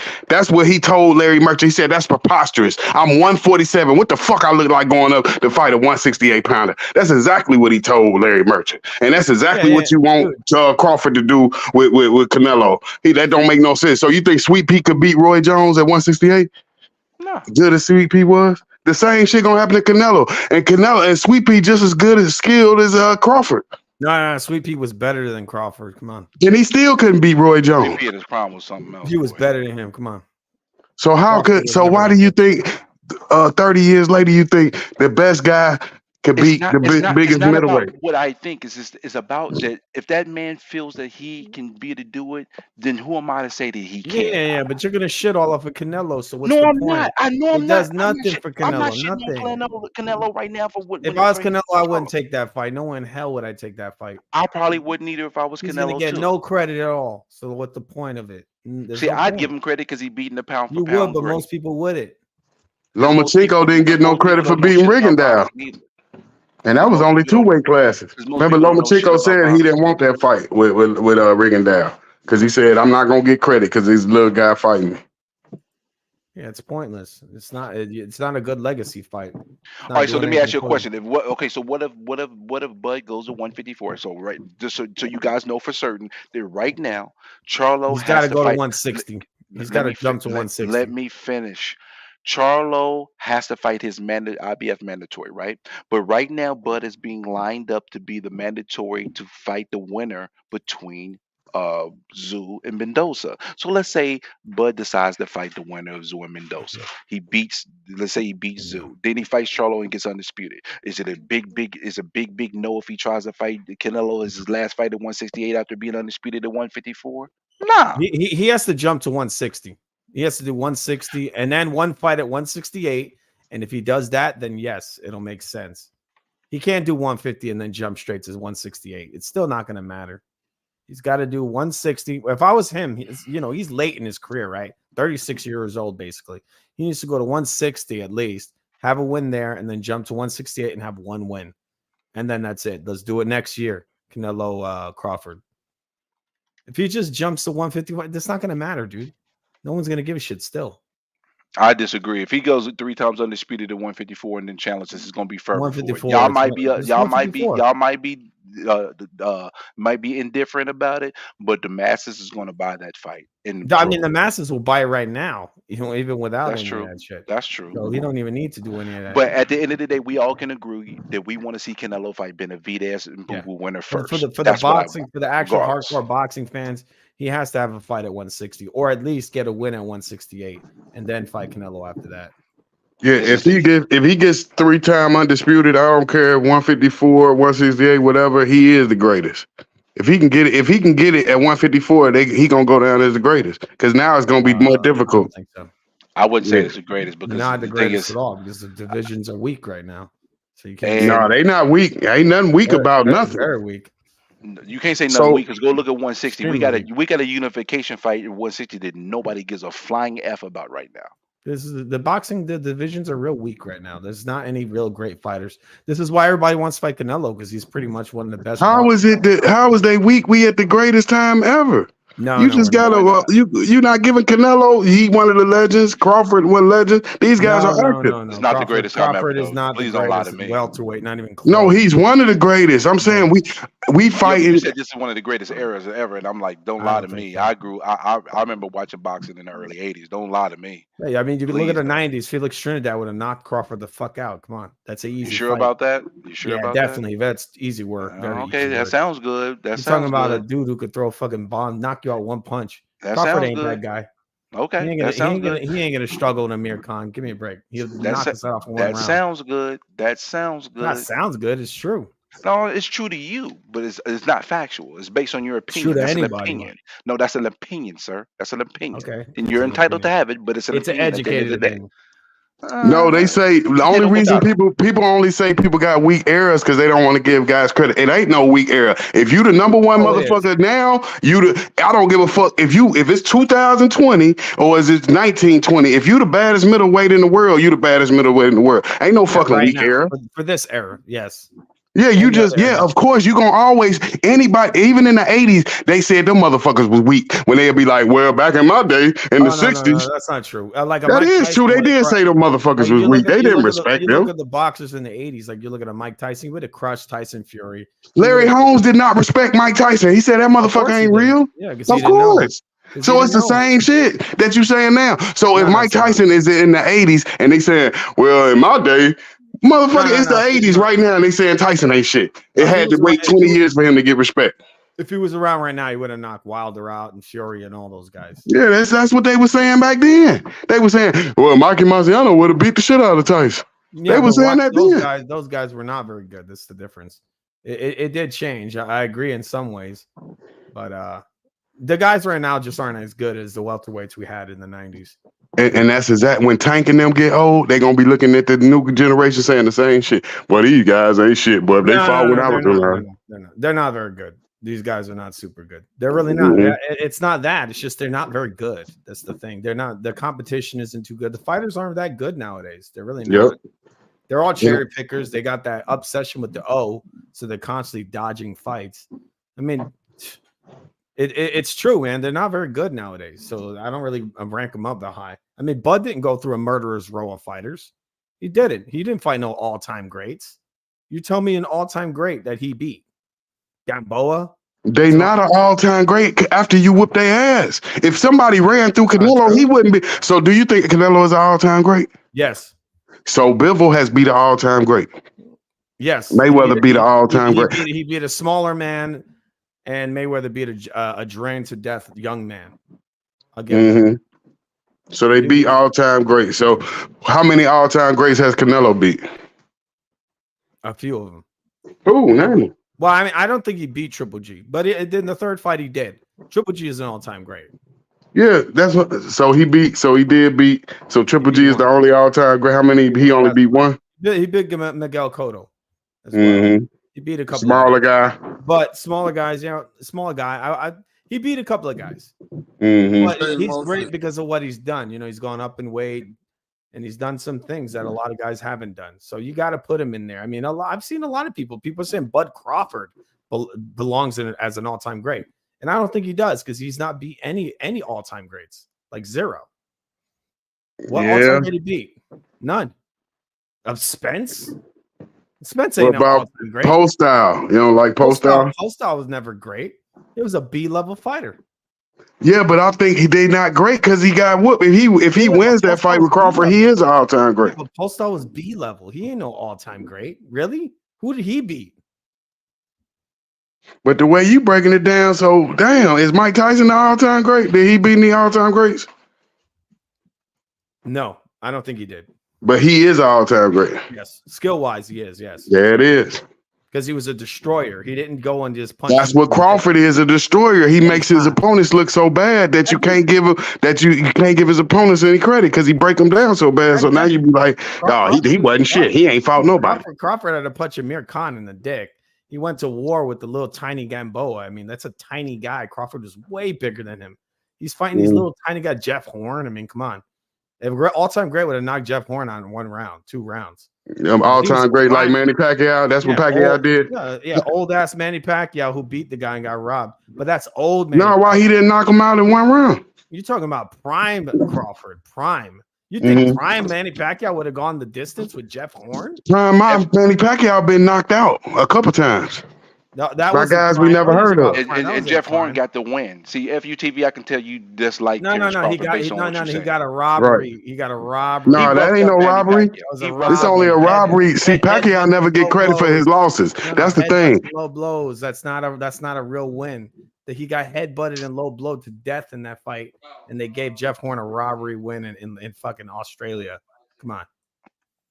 Because he was supposed to knock out the Australia in his hometown. Oh, that's what all-time greats do. They gave it to him. They gave it to him to protect Crawford because they actually. No, but why? But you hate Crawford. Hold on. But why Crawford? FUTV hates Crawford. But listen, why Crawford? I don't hate Crawford. Yes, you do. Yes, you do. Hold on, but I don't know. Hold on. But that's what made Crawford an all-time great. Because look, Manny Pacquiao getting robbed. You can't even rob Crawford because he knocked your ass out. He don't even let it go to the decision. Crawford didn't want to fight old Manny Pacquiao. What you mean he didn't want to fight him? Scared of him. He didn't want to fight him. Bob. No, you mean Bob was scared to let Manny fight Crawford. Bob Arum protected Crawford. No, he protected Manny. He didn't want. No, he didn't protect Manny. He protected Crawford. Crawford did not want to fight old Manny Pacquiao because he knew he would have knocked his fucking head off. He knew it. Go look into it. They knew they did not want to match Crawford against Manny Pacquiao. They said that was basically kryptonite, that he was going to destroy him. And so they got him. The same with Spence. Spence also ducked old Manny Pacquiao. The only dude that had balls to fight that old Manny Pacquiao was Keith Thurman. That's it.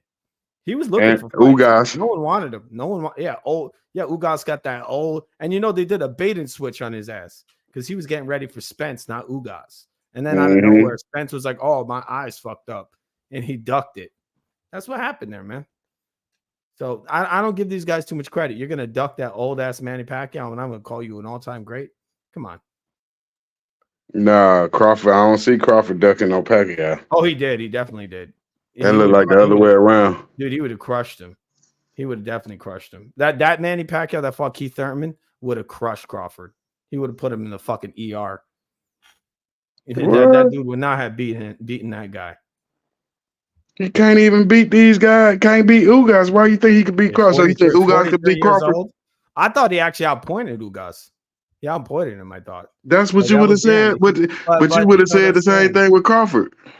But that was the end of his career. That was it. He retired after that because he knew that, if I can't knock this guy, I'm done. And you see Crawford. But Crawford was going to fight the one that fought the Manny that fought Keith Thurman. That's the one he was supposed to fight. Right. And it didn't happen because he didn't want to fight him. So Al did some shit, and it ended up being that they bypassed Manny, and he got his title from fucking this guy, Jeff Horn.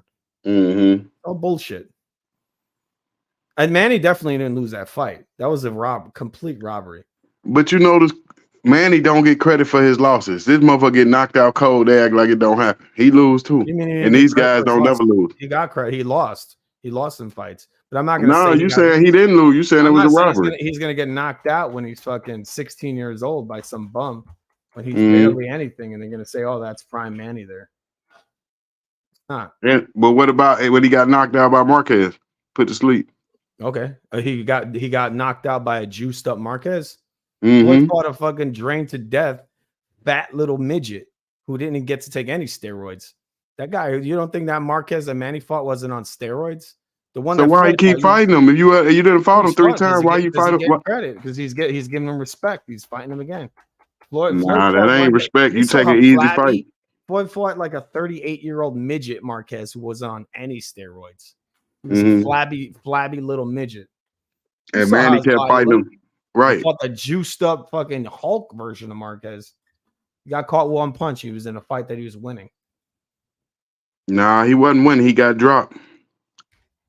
So that's another thing. That's another thing.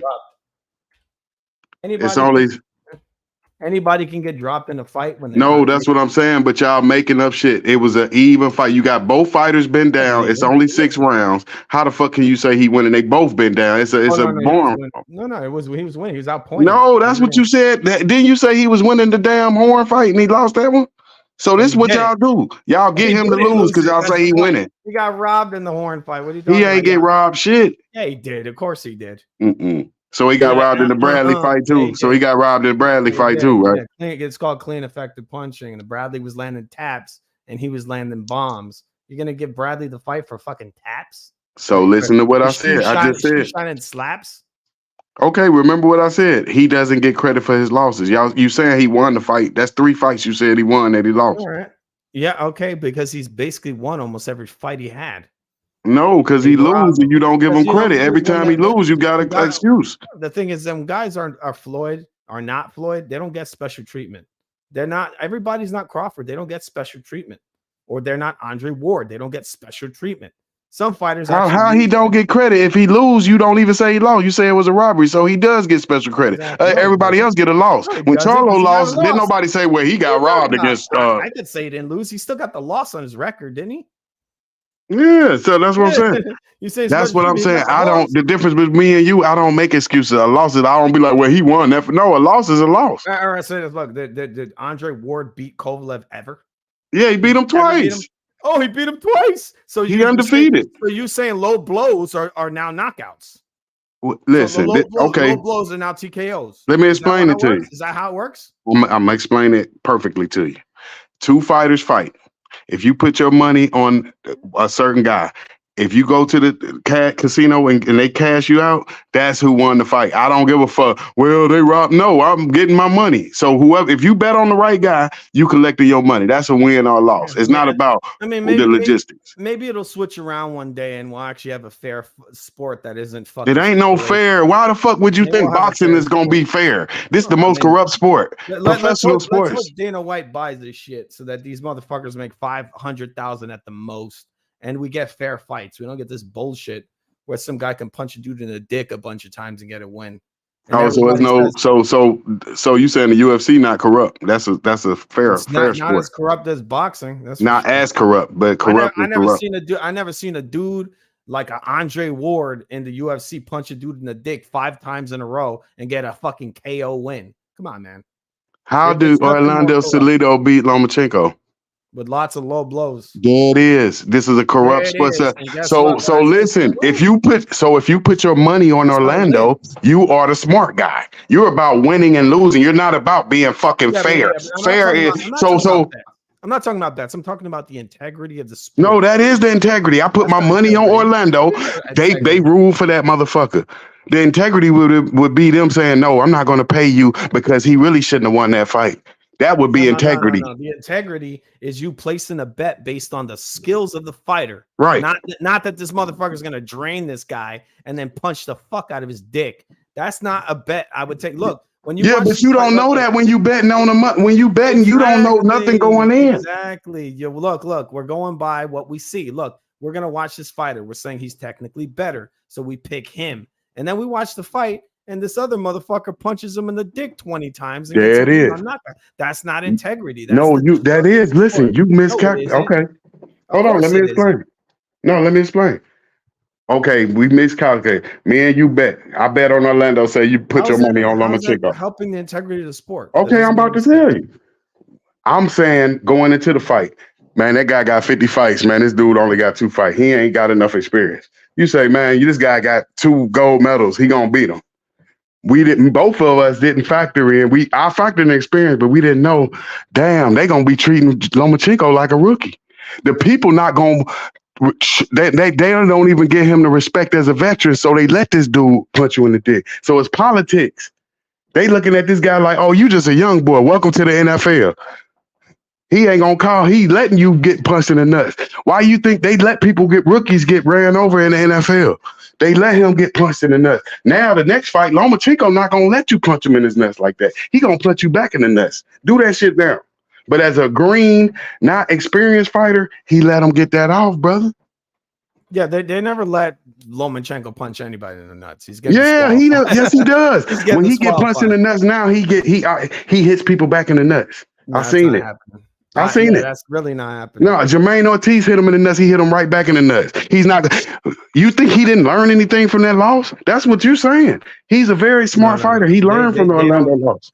It's a double standard. They're not gonna let these guys punch dudes in the nuts. Lomachenko hits back in the nut. He lost a fight behind that. He learned that you gotta defend yourself because the referees, like you just said, is corrupt. So what are you gonna do if a fighter keep hitting you in the nuts? Eventually, you're gonna retaliate. And Lomachenko is no different than you. He's human just like you. Holyfield hit Dwight Quawi back in the nuts because he kept hitting him in the nuts. Yeah, but it's not the same for most fighters. You can't do that. It's a double standard. They let one guy do something and they don't let you do it.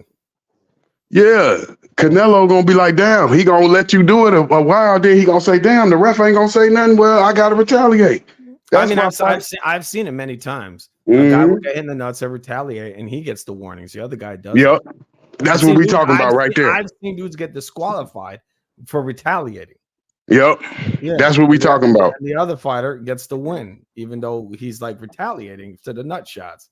So, and like you said, Orlando he constantly hitting them in the nuts. So that's what I'm saying. If you follow Lomachenko's career, you seen the next guy that did that shit paid. He hit him back in the nut because they worked on it in training camp. They had to tell him, you can't rely on the fucking referee. What are you gonna do? You're not gonna let a referee. You would get disqualified if a dude keep hitting you in the nuts. I'm hit him back in the nuts. It doesn't work that way usually. Hold on. So how do you think they addressed it? He didn't lose for another 6 years after he lost that Orlando fight. They did help him become better. Huh? Why are you talking about Loma? Yeah, he became a better fighter. Loma's not going around punching dudes low. But I'm saying you're not looking at what he learned from that fight. After that, when he got hit in the nuts, the next fight, he retaliated and hit back in the nuts. Wasn't no warning from the ref. Ref said, oh, okay, I should have said something to the other guy. So that was only his second professional fight. That's what you're not realizing. That's why you don't want to put him in there with these guys. My point is the integrity of the sport. I can't respect the fighter who punches guys low. I can't. So that's why I can never see a guy like a Ward being an all-time great. It's never. Why wouldn't you?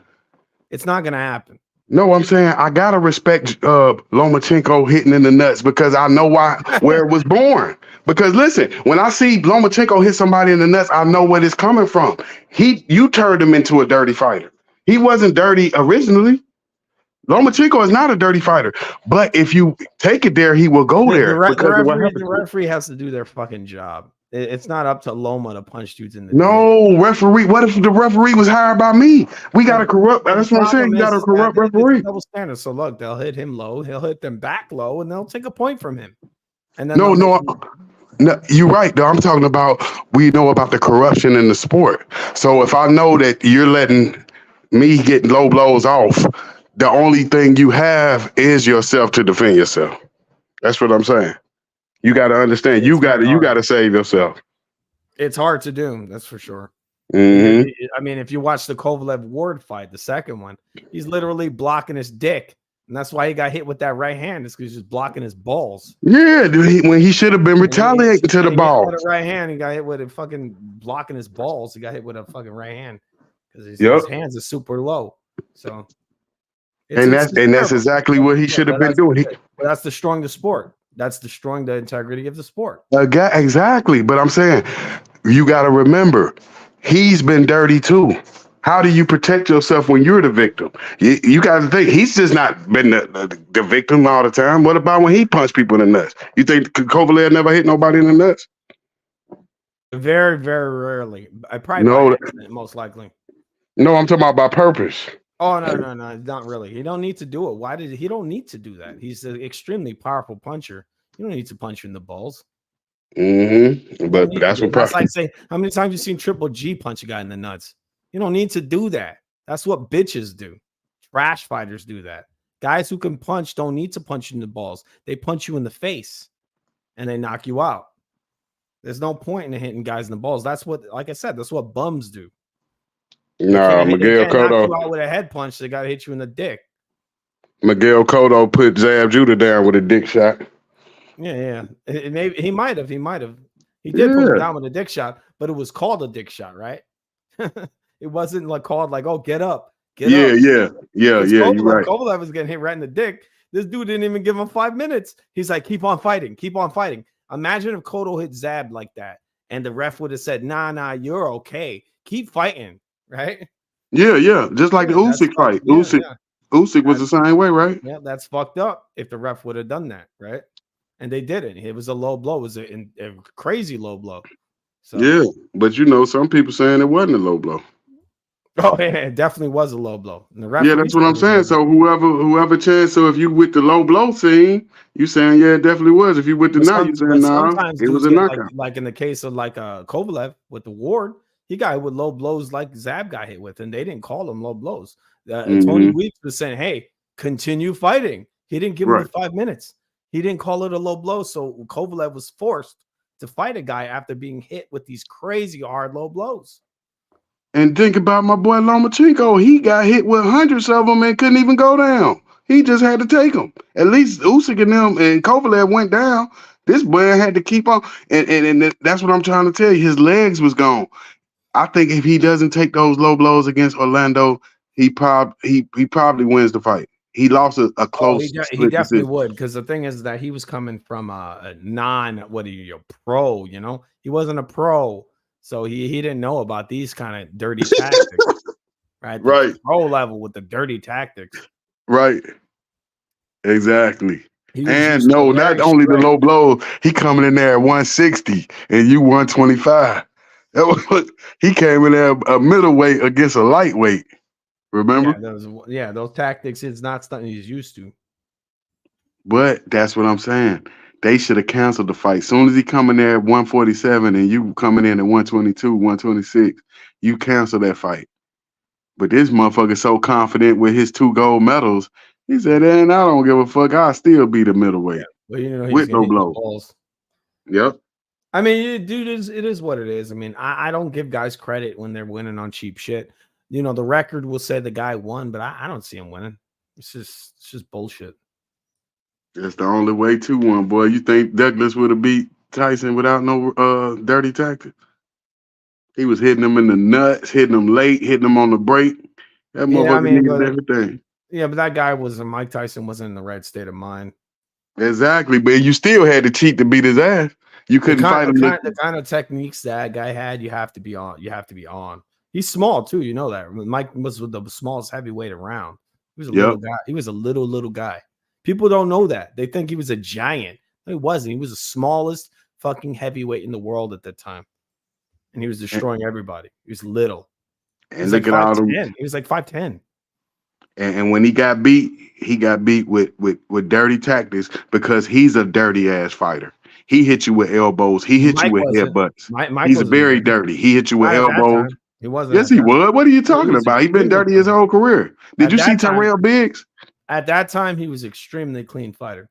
How was he clean hitting you with elbows on the knockout? No, he was clean. He was very clean. No, how are you clean knocking him out with elbows? Tyrell Biggs. Maybe accidental.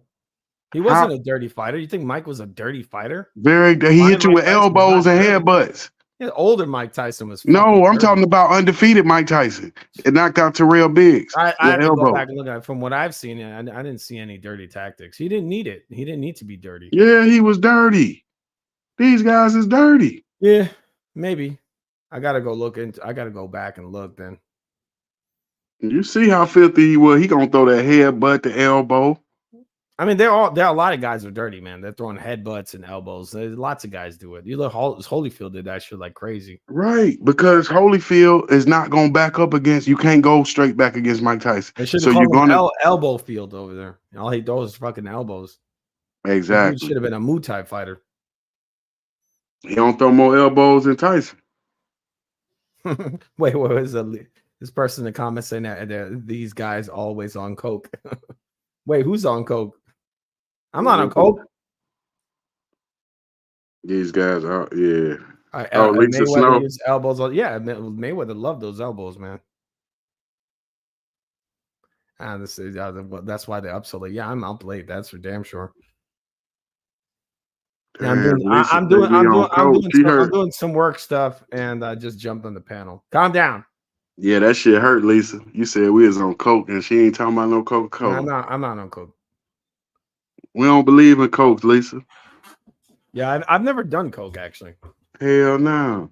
Yeah, I've done coffee. That's about it. Now, I wonder what Lisa's opinion on coke is, since she brought that shit up. I wonder what she think about coke. You know, she's on coke. You think so? Well, look, she's up right now. She's talking shit, and she's up. It's like these guys, they're up late. It's like, how the fuck you up? You're up right now, aren't you?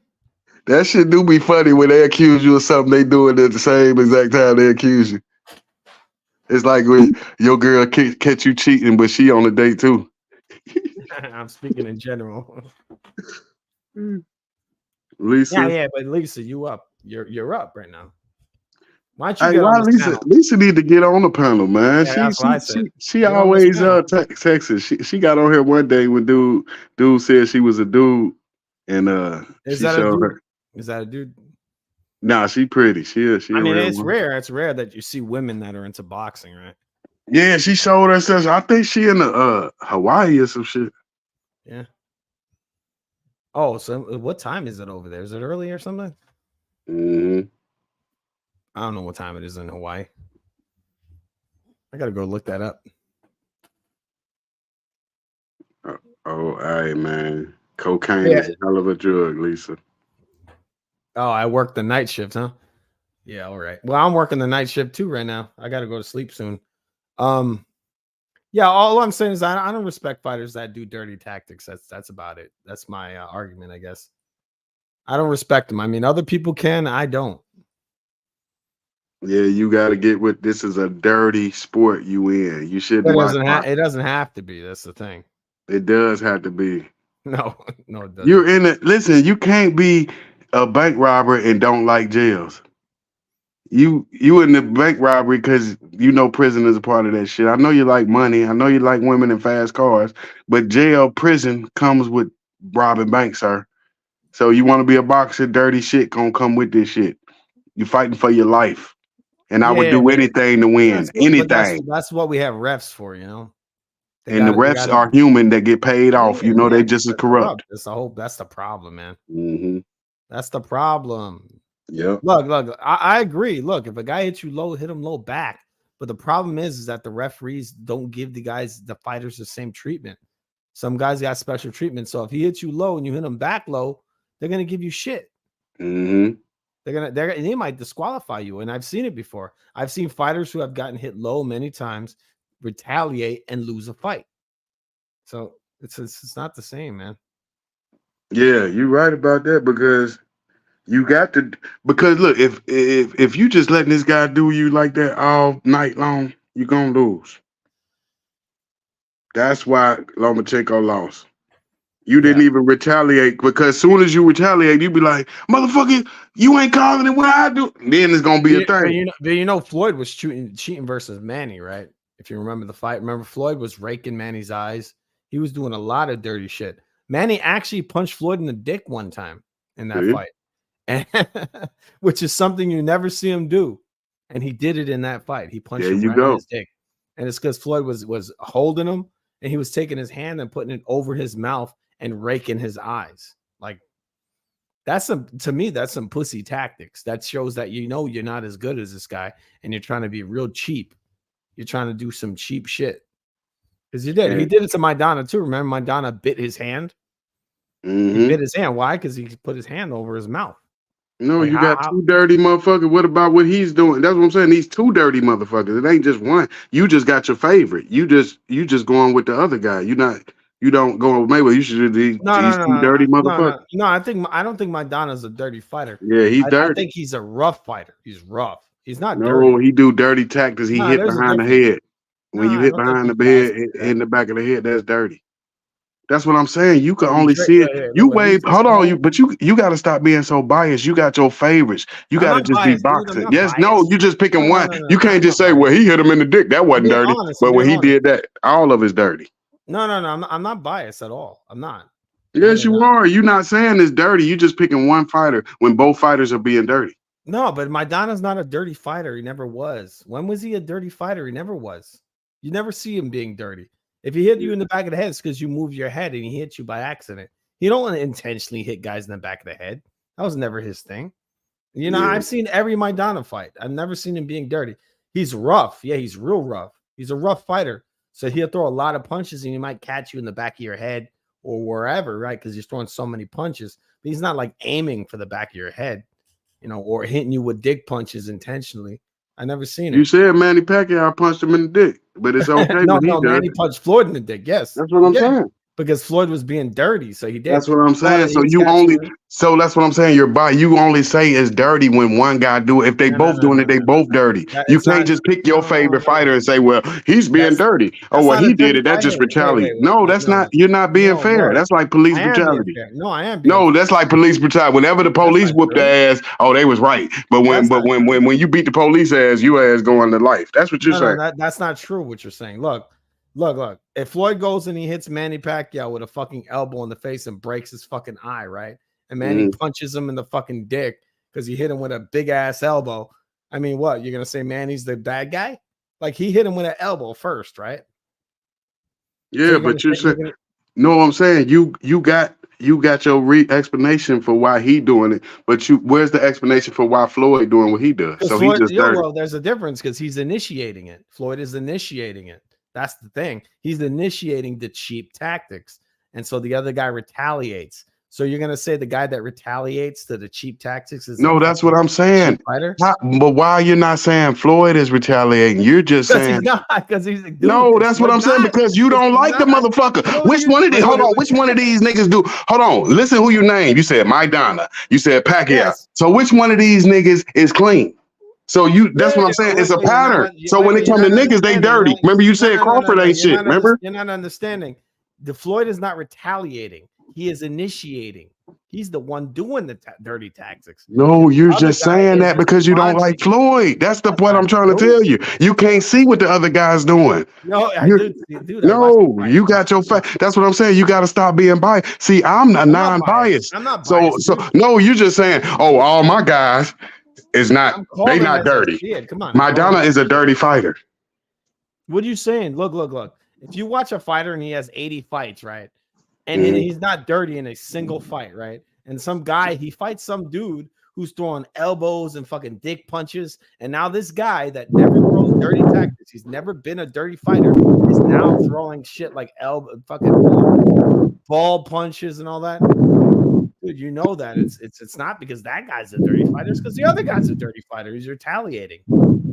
So you said Mayweather is a dirty fighter? Oh yeah, he is. He definitely is. He's not the dirtiest fighter. He's not the dirtiest fighter. I'll give him that. He's not the dirtiest fighter. Andre Ward is one of the most dirty fighters I've ever seen. My pattern. That's what I'm saying. The niggas is the dirty fighters, and the foreigners are the clean fighters. But you making that shit up. You making. No, I'm saying, but so I'm saying, why you just name it? I'm saying, why do the dirty fighters all come in one shade? Where's the dirty foreign fighters there? So Kovalev can clean. Mostly he's mostly clean. Yeah, he's a mostly clean fighter. He is. Watch him. Go watch him fight. He's not a. So you're saying black fighters are dirty, the foreign fighters are clean? Definitely. Okay, that's the bias I'm talking about. You're making that up, dude. I'm just joking with you. I don't know. No, I'm trying to figure it out. I'm like, you might think that like they niggas is dirty. No, because you're making shit up. Look, how am I making it up? This is what you're saying. You're saying Mayweather dirty, Ward dirty. One of my favorite recent fighters from recent history is Shane Mosley. He's black. Was he dirty? No, he wasn't dirty at all. He just took steroids. So steroids not dirty. Nah, he took steroids. Yes. But he wasn't a dirty fighter. He took steroids because everyone else took steroids. That's why. But in the ring, he wasn't a dirty fighter at all. There was nothing dirty about Shane Mosley. And he's a black guy, right? So he's a clean fighter. Shane Mosley, what's his name? James Toney was dirty as fuck too, right? He was a juice head. No, I don't think he was dirty. He was clean to me. What dirty tactics did he use? No. I mean, steroids wise, he was dirty. But I see what you mean. But he was a pretty clean fighter. Yeah. So Canelo is dirty with steroids wise, but he's a clean fighter. Yeah, for the most part, he did do some dirty tactics for certain fighters. He punched Cotto in the dick a few times on purpose. And why do they punch him in the dick? To slow down the legs? He was losing the fight. That's why people don't know it. They didn't score that fight correctly, but when you really score that fight right, he was losing. He was losing that fight. Canelo. But against Andre Ward, I'm coming back with nut shots. Andre Ward is extremely dirty fighter. Yeah, but don't you think you got to fight extremely dirty fighters dirty? Don't you dare call Andre Ward black. He is black. He ain't black. He got a white daddy. Same thing. He got a white daddy. A lot of black people got white daddies. No, that ain't black. Why? How can he be black? Hold on, listen what you're saying. He's mulatto. No, listen what you're saying. You do understand the slave master rapes the slaves, right? No, so you get white daddies. No, they don't. No, they don't. Come on. You don't think the slave master was fucking the slaves? What the hell world was you in? Oh, you don't think the slaves, like the women slaves, didn't think the slave master was fucking gorgeous? Maybe sometimes. You don't think women are attracted to men of different colors? So you think rape victims? You think it was always rape? You think it was rape? No. Listen, what I'm saying. You the slave master. So of course you got everything. So of course you're gonna want to give the slave master some pussy. You saying women aren't attracted to men? No, listen what I'm saying. You're talking. No, you're talking over me. You're not listening. Listen to what I'm saying. I said, of course, if I'm the master, right, and I got all these white bitches. If I'm the master and I got all these white bitches working for me, of course the white bitches gonna want to fuck me because I'm the fucking slave master. No. You don't think women aren't attracted to powerful men? Didn't I just say that? I said if I'm the master, why wouldn't they? If I'm the master and I own all the land, I own everything. Of course my slave's gonna want to fuck me, right? Exactly. Yeah, you got it. So that's what I just said. So I'm saying, I bet you a lot of those women were probably really attractive. Of course. So I'm saying, if you are a slave master and you own people, that's not nothing just because your slaves want to fuck you. Of course, because you killing them and raping them. What? They don't want you to kill their fucking family. You know that wasn't happening, right? For the most part. Nigga, are you? You must not be black because you don't know shit. What country are you talking about? America? I'm talking about. Listen, if you own a land and you raping and killing the fucking your people that you own. Killing. Yeah, that's what happened in slavery. You do understand that, right? You do understand that's really not what was happening. No, you're not black, clearly, because you don't know shit. Well, the history is that they were actually treating these slaves very, very good. No, that's not. That it was raping them. Most of them didn't own slaves. Most Americans did not. No, we talking about the people that did own slaves. Okay. Well, the ones that did own them treated them very well. How did you know? So you was a slave owner? Which one of your people was a slave owner? It's been written about. It's been written. No, so you believe? So if you go kidnap a woman and you raise her for 25 years, and then they say they were purchased. They weren't kidnapped. Hold on. Hold on. Listen to what you're saying. They was purchased. They were purchased. Purchasing a human being. So if you purchase, I'm saying, if you purchase a baby right now, that baby don't know nothing. But that baby was bought illegally. That baby don't know nothing. You could say, well, I raised the baby. You could brainwash them into thinking anything. You didn't know that slavery's existed for it's probably almost as long as humans have existed. Yeah, you justifying it. I'm not justifying. I'm saying yes, you are. You said they was treated. You said they was treated well. How do you know this? What slaves? So what slaves have you met? Because what slaves do you know? Because it's been written. How many people in your family? So you believe what was written? Did you know that they actually gave slaves, like they taught them how to read and write? They taught them religion. They actually had them raising their family members. You think they think they were trash if they had them raising their families? Slavery's existed for thousands of years. You know that, right? And also, yeah, rape has existed for thousands of years too. So you think rape? You do. So you think rape? Hold on, you're lying. You saying they haven't been raping people for 1,000 years? What are you talking about? Look, that's the same shit. This is how people used to pay their debts. This is one of the ways they used to do it. Yeah, you justifying slavery. It was a voluntary. People would volunteer to be. No, you're not volunteering. If I say, look, motherfucker, you owe me this $5,000. You can't pay it. Let me get your wife and let me get your daughter. That's not fucking volunteering. Yeah, but you're making things up. You're making things up. No, you're making it up. You don't know the history. That's the you don't know. That's what I'm saying. How many of your family were slaves? You're talking about some shit you don't know about. Probably many. I'm Hispanic, so they probably were. So your mothers and grandmothers was raped, and you saying they wanted to be also raped? white ones too. Didn't you know? Yeah. About So did they? slaves? So did your family members want to be raped? What about the white slaves? Do you know? Yeah. About No, I'm saying, what about your people? Did they want to be raped and shit? No. They probably definitely put themselves into slavery because they're paying debts off. That's what people used to do back in the day. You know, for most of human history, there was slavery. For most of human history, thousands and thousands and thousands of years. That's what I'm saying. You're justifying it. That's why you keep saying, well, it was always slavery. They volunteered for slavery. So you stop saying you're not justifying. You're down with slavery. They did. That's what you meant. Yes. If people want to be slaves, they can be slaves. Right.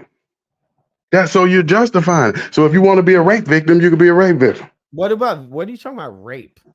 That's what slaves. So you do whatever you want to do with your slaves, right? Like you rape them when you wake up in the morning. You do know that happens. There's no rape.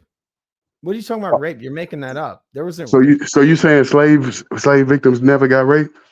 You're making things up. No, what am I making up? I'm asking a question. Did victims get raped? People get raped all the time. Right. And what do they do with their slave victims? The people they own. So Mastermind, while I'm working, there's been a super chat from Rider of the Storm, the OG. He's paid the $5 to get him muted. So you need to talk for 5 minutes before we get Food TV back in there. Oh yeah, they had, because they had to mute him, bro. I don't know what's been going on. I'm just on my accounts right now. I'm doing some work and I just see the super chat. So it seems like Food TV said some stuff that has really become where the chat needs to really mute him up for 5 minutes. Actually, we muting him up for 10 minutes, but go on. Because we talking about this. You got the floor and you got to get to the chat as well. Don't forget the people and smash the like button. All right. I got him. Hey, Lisa, MAW, pound for pound King Ho. He's living on a different planet. This isn't okay to spread ignorance. Right. Yeah, we had to get him off because, everybody knew what time it was. Nobody justifying slavery over here. Slavery's existed for thousands. I know, but we're not justifying it over here. We're not, I have to remove him again. I'm trying to tell you, Food TV, they've paid for you to be quiet for a bit. So you have to just obey the law of rap star boxing knowledge. When a man pays and an OG pays, you have to pay and match the money to be able to come back and talk if you want to talk sooner. That's the rules. That's the rules of rap star boxing knowledge. So keep talking, Mastermind. You got the floor. Yeah, hey, that boxing, I just think it would be it would not be good for Terrence Crawford to go up 3 weight divisions and knock out and fight Canelo. I think it's a lose situation for both fighters. It's just too much of a weight leap. 21 pounds, 147. The last time I thought that, I bet on Rigondeaux versus Lomachenko. And y'all see how easily he defeated Rigondeaux. My God. That was terrible. Justifying slavery and rape is crazy. That's 100% accurate. We don't want to put people in we want you to have free will. If you want to come work for me, come work for me. If you want to you don't want to work, don't work. I don't want to, I'm not going to, because once you start justifying this, then you're justifying everything. I want you to come along to be successful. That shows you the type of person he really is. He's a weirdo. Facts. Yep. That's a scary. See, a type of guy like that, he's letting you know so he would be cool with taking somebody's rights, making them do something, and then trying to brainwash them and say, well, she wanted it. Yeah, buddy. They didn't have a chance. These people was born into this stuff. They didn't ask for this. So you can't justify something nobody wanted.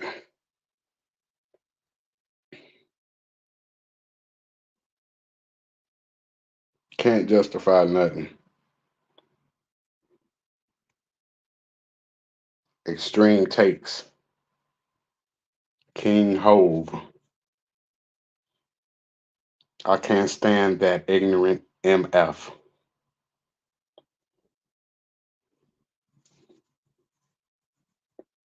You see all the low blows, that's suspect. That's a good one. Shane might be white. Yep. It's a fight at the end of the day. Initiate my ass.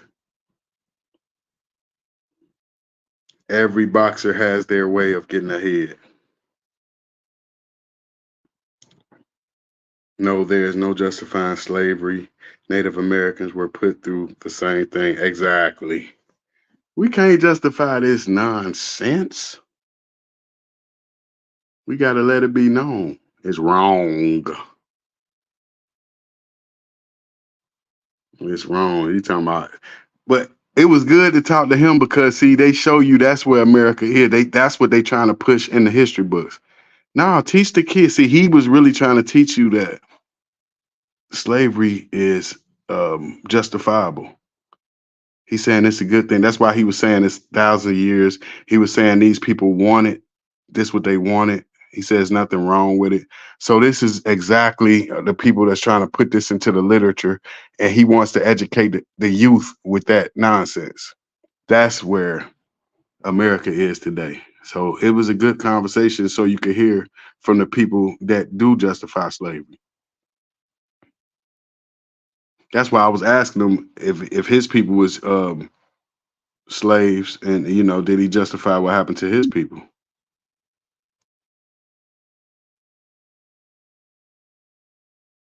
Okay, and Native Americans were killed off. It was basically genocide. Yep.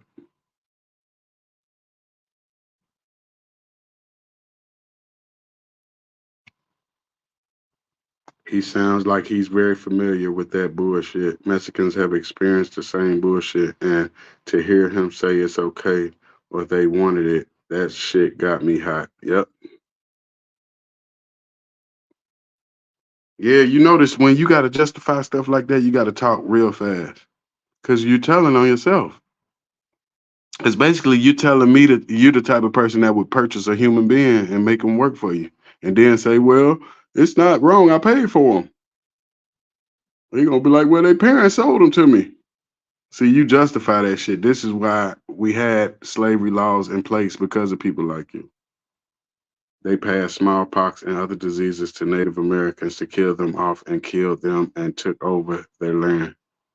Yep, superior complex is unjust, and I'm not above anyone, and no one above me as a spiritual human being. Hey, yo, you know what, Mastermind?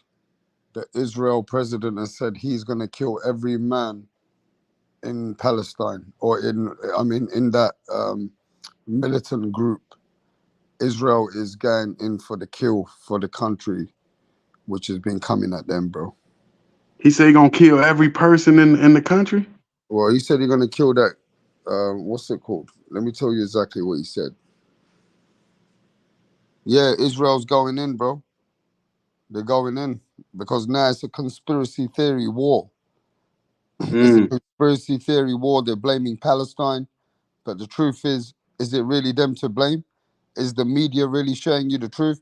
The US, Biden has given support to Israel to kill off the countries, bro. For Hamas. For Hamas.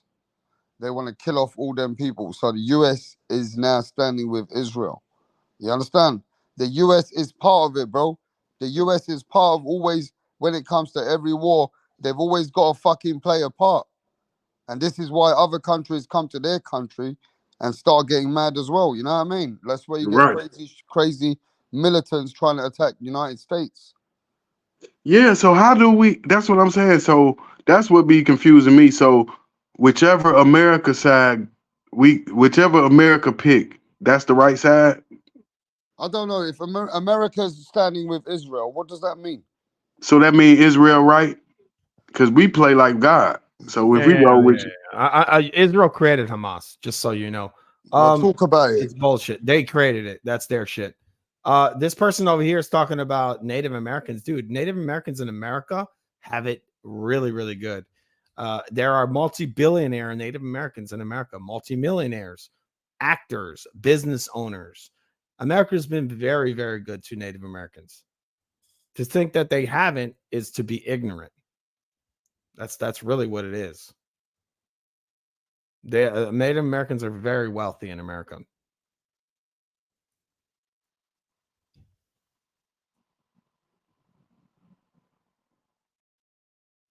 Yeah, Israel's going to get whatever they want because they, that's what it is. I don't understand how a piece of land and it's a group of people that have a country that's that small has that much power. It's pretty incredible. Lisa says she about to get pregnant. She's pregnant right now, I think. So I'm about to get pregnant. We want to know more about this pregnancy. So I'm definitely not ignorant. Most people are ignorant. I'm not. No, you down with that?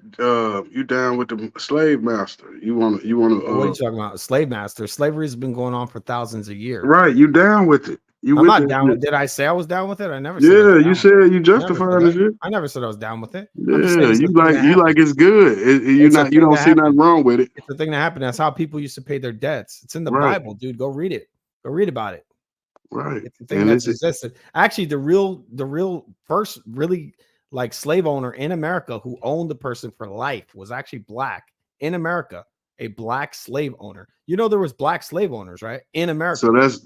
So you like that's good. So slavery's good because black people own slaves. I'm not saying it was good. I'm saying. So is it bad or is it good? Chattel slavery, where they actually had a contract where they would buy someone for their entire life.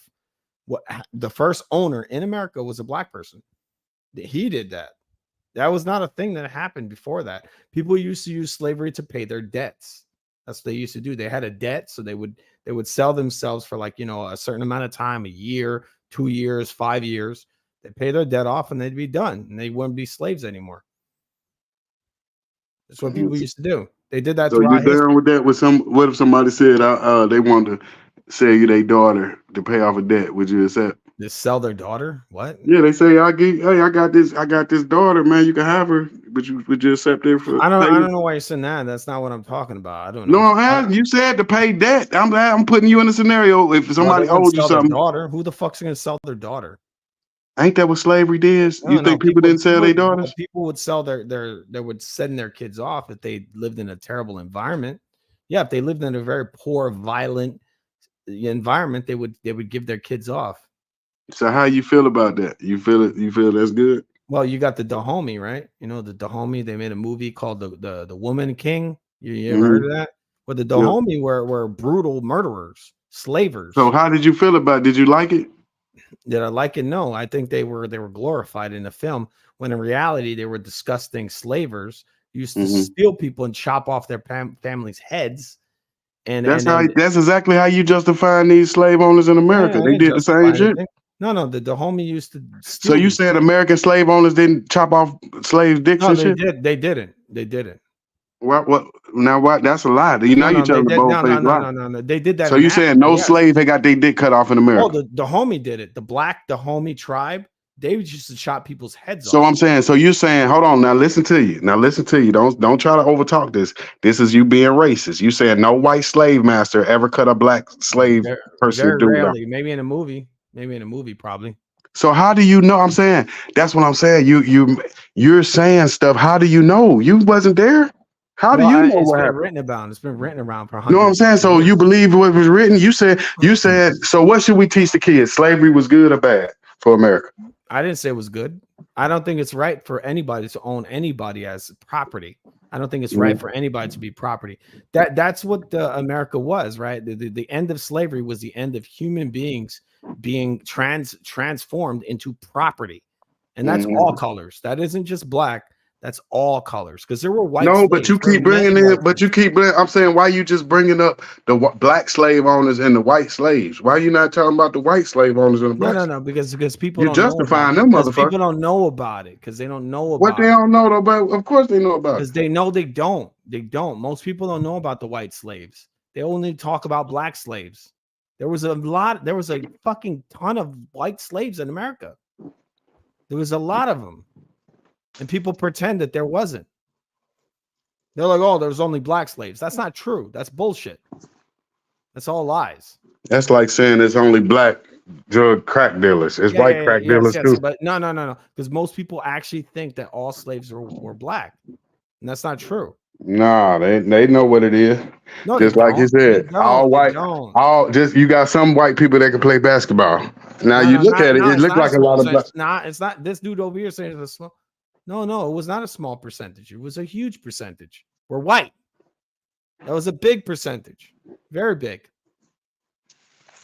The slave masters were white. Not all of them were. They were not all white. There were black slave masters as well. There were other slave masters that were of all kinds. Look, the Native Americans had slaves. They had slaves. People never talk about that. They also had slaves. They had African slaves as well. The Native Americans had African slaves. What kind of slaves did the Jewish people have? Who knows? All of them. They had all of them, probably. Oh, they did? Yes. Everybody had slaves. Look, the slavery has been going on for thousands of years. So, like, you know, it's not a new thing. So what race is you? You Mexican or white? I'm Hispanic. I'm Puerto Rican and Dominican. Oh, I got you. So how you feel about your people? How do I feel about them? I'm totally fine with them. I think we're all pretty much the same people, actually. If you go by the Bible, we're all from the same source. So it is what it is, man. I don't get into any of this. I'm just saying the history. So your people, Puerto Rican and Latina, they run America, or do you think the white people run America? Puerto Ricans are mixed. They're mixed people. So I can't say what I am because I'm mixed. So they run. I'm trying to figure out who runs America. Who runs America? Who runs America is just I don't know. I don't know what you want to say. That's a weird question. Nah, it ain't really weird. You only had all white people running. I ain't never seen no Puerto Rican. For the most part, hopefully Christians run America. So why haven't they had nobody that looked like you in the White House? Why does it matter? Exactly. So why? That's my point. So why wouldn't they have? If everybody runs it, why wouldn't somebody from your heritage run it? If it wasn't racist, there's nobody real in the White House. So should I care? Look, anybody gets in the White House is a fucking piece of shit liar. That's all it is. There's nothing real in the White House. Everybody's a liar. Joe Biden is a piece of shit. Donald Trump is a piece of trash. There's nobody. Obama, garbage. These are not good people. So what about Jimmy Carter? I don't care who Jimmy Carter. I guess I'll give you that. Jimmy Carter seemed like an okay guy. But for the most part, the people in the presidency are not good people. That's it. People in the local government are good. The local government's good. You meet some good people, but for the most part, the higher they get, the worse they get. They're not real. Don King is a great man. Don King is a murderer. You know that? Don King killed multiple people. People don't know that. Don King. What? I mean, what? Don King, you know, he literally killed a man with his feet. Right, and he served his time. He killed the dude. He kicked the dude till he's dead. Right, and you out here defending slave owners. So what the hell does him killing somebody? I never defended slave owners. Yes, you did. No, I didn't. You said that they wanted it. You said they did it for debt. No. Some people sold themselves into slavery. That's the history. That's not me saying it's a good thing. I never said it was the right thing. And Don King, that's what people did. Don King served his time for murder. No, Don King literally killed men. He killed men. And literally came out of jail and took over boxing. So you're saying it's all right to kill people? Listen, that's part of the game. He went to prison for it. It's not all right. If it was all right, he wouldn't have went to jail. You saying it's okay to kill people? I just said he went to prison, so it wasn't okay. That's fucked up. Listen what you're saying. See how you lied? I said it's not okay. He went to prison. It's not okay, right? Yeah, okay. You seem like you're okay, but you're an apologist for slavery. That's what it sounds like to me. Listen, you're not. You're talking for me. When I talk for myself, I don't say that. Well, you're talking for me, weren't you? No, you the one said it. You said the shit. I said Don King is the greatest boxing promoter. And All you right, no, said he's a killer. He's not. Who's He's not better? the greatest boxer. Name one. What name one promoter better than I Don think King? Bob Arum's better. No, he's not nowhere near He is. good. He's better. You don't think he's not. better? Hell no, he proved Why he's is he not. not? Why is he not better? He proved it. How is he not better? Don King put on better fights, made No, better but he stars. surpassed him. No, he didn't. I think Arum surpassed him. No, he didn't. How? But he did because he put on more super fights. No, he didn't. Add him up. King, what was the last great fight that Don King put on? What was it? Let me see. Tyson. That was a long time ago, dude.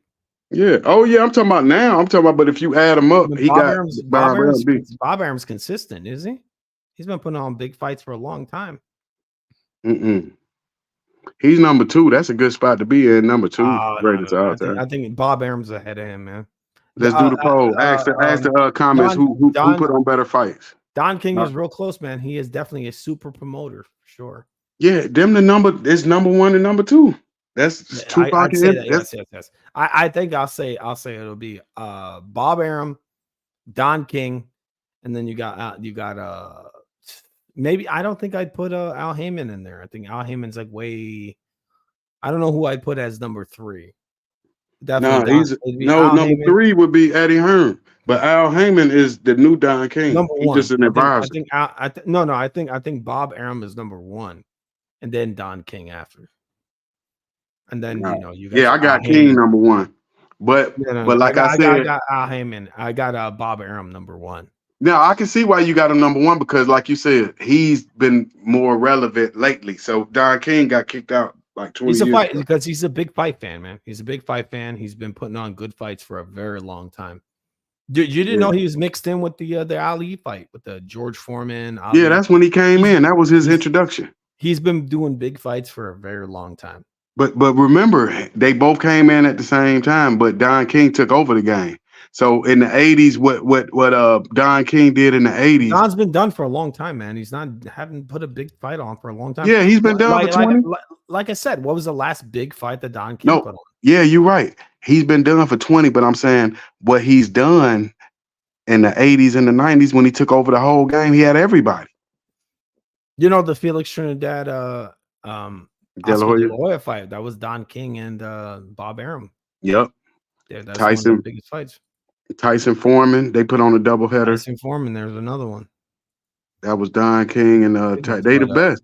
But like you said, you got these. That's where you got the N words. They would turn on their own real quick. That's why you got Bernard Hopkins and them. You got a lot of them to get Don King out.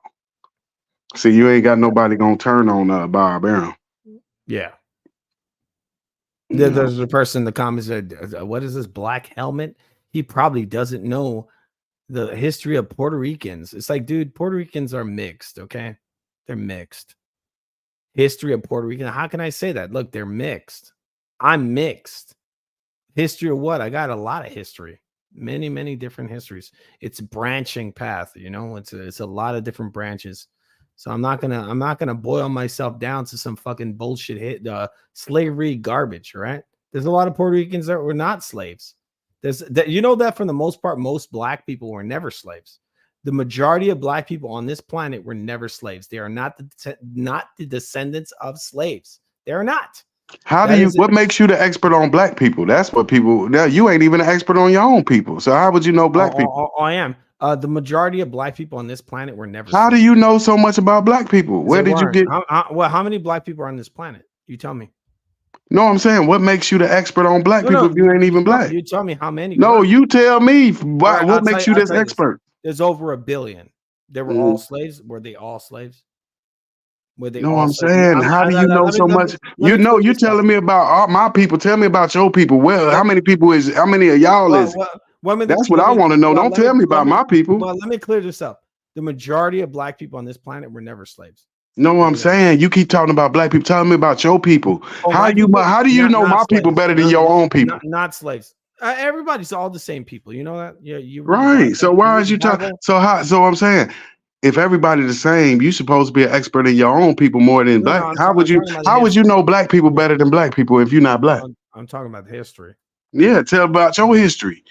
That's why they know you full of shit. Because you're acting like you know more black people better than you know your own damn culture. Well, my history is that I'm from New York City. Right. 3.1. What is this? Let me see this. What this guy's saying. I'm from New York City. That's my history. Exactly. Yeah, all history outside of that, I don't give a shit about pretty much. Exactly. Exactly. You don't go past New York City, so you can't speak on history. You don't know shit. You're not very educated. No, I know. You just said it. I do know a lot of things. No, you said I'm from New York City. That's where your history goes. No, you don't go back. No, from my own history, from my own. You've been a slave. You were a slave? No, I'm saying my people was a slave. Oh, your people? Okay, whatever. Yeah. Well, your people is a human race. If you want to believe No, that, man, my people is black people. My people, not your people. You got to think. Your people not gonna stick up for black. Your people gonna see us get shot down in the street and laugh. Well, they're not. They're getting shot down mostly by black people. So that's the truth of it. So that's what I'm saying. So how do you feel when we get shot down by the police? You laugh? Oh no, you're getting shot down mostly by black people. No, how do you feel when we get shot down by black people? How do you feel about it? The police aren't shooting you. No, I'm saying so the police don't shoot black people. There's another lie. They actually shoot white people. So do police shoot your people? No, do they shoot your people? No, do they kill your people? Police shoot more white people than they shoot any other. What about your people? They don't kill, so they don't kill your people. Very rarely. Very rarely. Okay. They don't shoot unarmed. You following that mainstream media bullshit too much. No, I'm not. I'm just saying that's you. You're following me. I'm just being me. Listen what you're saying. You're bringing up mainstream. I'm talking for me. I'm not bringing up nothing. I'm saying I'm saying you listen what you said. You said how do you know what police do? So you part of the police. You know all about them. You defend them. You don't defend your people. The police are your people. What are you talking about? Look, Doug, you want to talk about police? What are you talking about, police? That's what you just said. You said they only kill white people. The majority of the people that get shot every year by the police are fucking white, not black, white. So what are you talking about? You're saying what, black people? What the hell are you even saying? White people are killed. The majority of people killed by police every year are white, not black, not Spanish, white. So what are you saying? And that's just some bullshit. What they taught you in New York City. That's some reality. Go look up some FBI statistics. Mm-hmm. You getting lied to, bro. You got some. So hold on. So the majority of people in prison are white. Stop committing crimes. The people in prison. Hold on. You just said, hold on. You said so white people need to stop committing crimes because they keep getting shot by police. That's why they need. Why do white people get shot by the police so much? You tell me. So wait. You just said the majority of people in prison are what? I'm asking you. You said the majority of people that get killed by the police are white. Yes, so I'm asking, are the majority of the people? So why is it because they criminals? White people are criminals. No, that's why they get shot by the police. I don't care about what the fuck they do. They're just getting shot by police. So you saying they need to stop committing crime? I don't know what the fuck they're doing, but they're getting shot by police. So they the majority of people in prison also, right? They're the majority that are getting shot. I don't know if they're going to prison. I just know. So I don't understand why is the majority of white people getting shot, but they not going to prison? Because they're doing stupid shit and they're getting shot by the police. I don't know. So why they ain't doing stupid shit and getting arrested by police? They're just getting shot by them. But if you're a criminal and you getting shot, shouldn't you go to jail? So that if they the majority getting shot, they should be the majority in prison, right? It's hard to put dead people in jail, right? Oh, we just kill white folks and arrest the color. They are getting killed in higher amounts. Yeah, I'm trying to say why they not getting arrested if they so bad. Because they're getting killed. The white people getting fucking shot and killed. Like, what do you want to do? Oh, so you saying when white people commit crimes, they get murdered. When black people commit crimes, they get and we get arrested. I know for a fact in New York City that the cops are very paranoid and they are letting certain groups of people commit crimes. I know people have been assaulted, Hispanic people, and they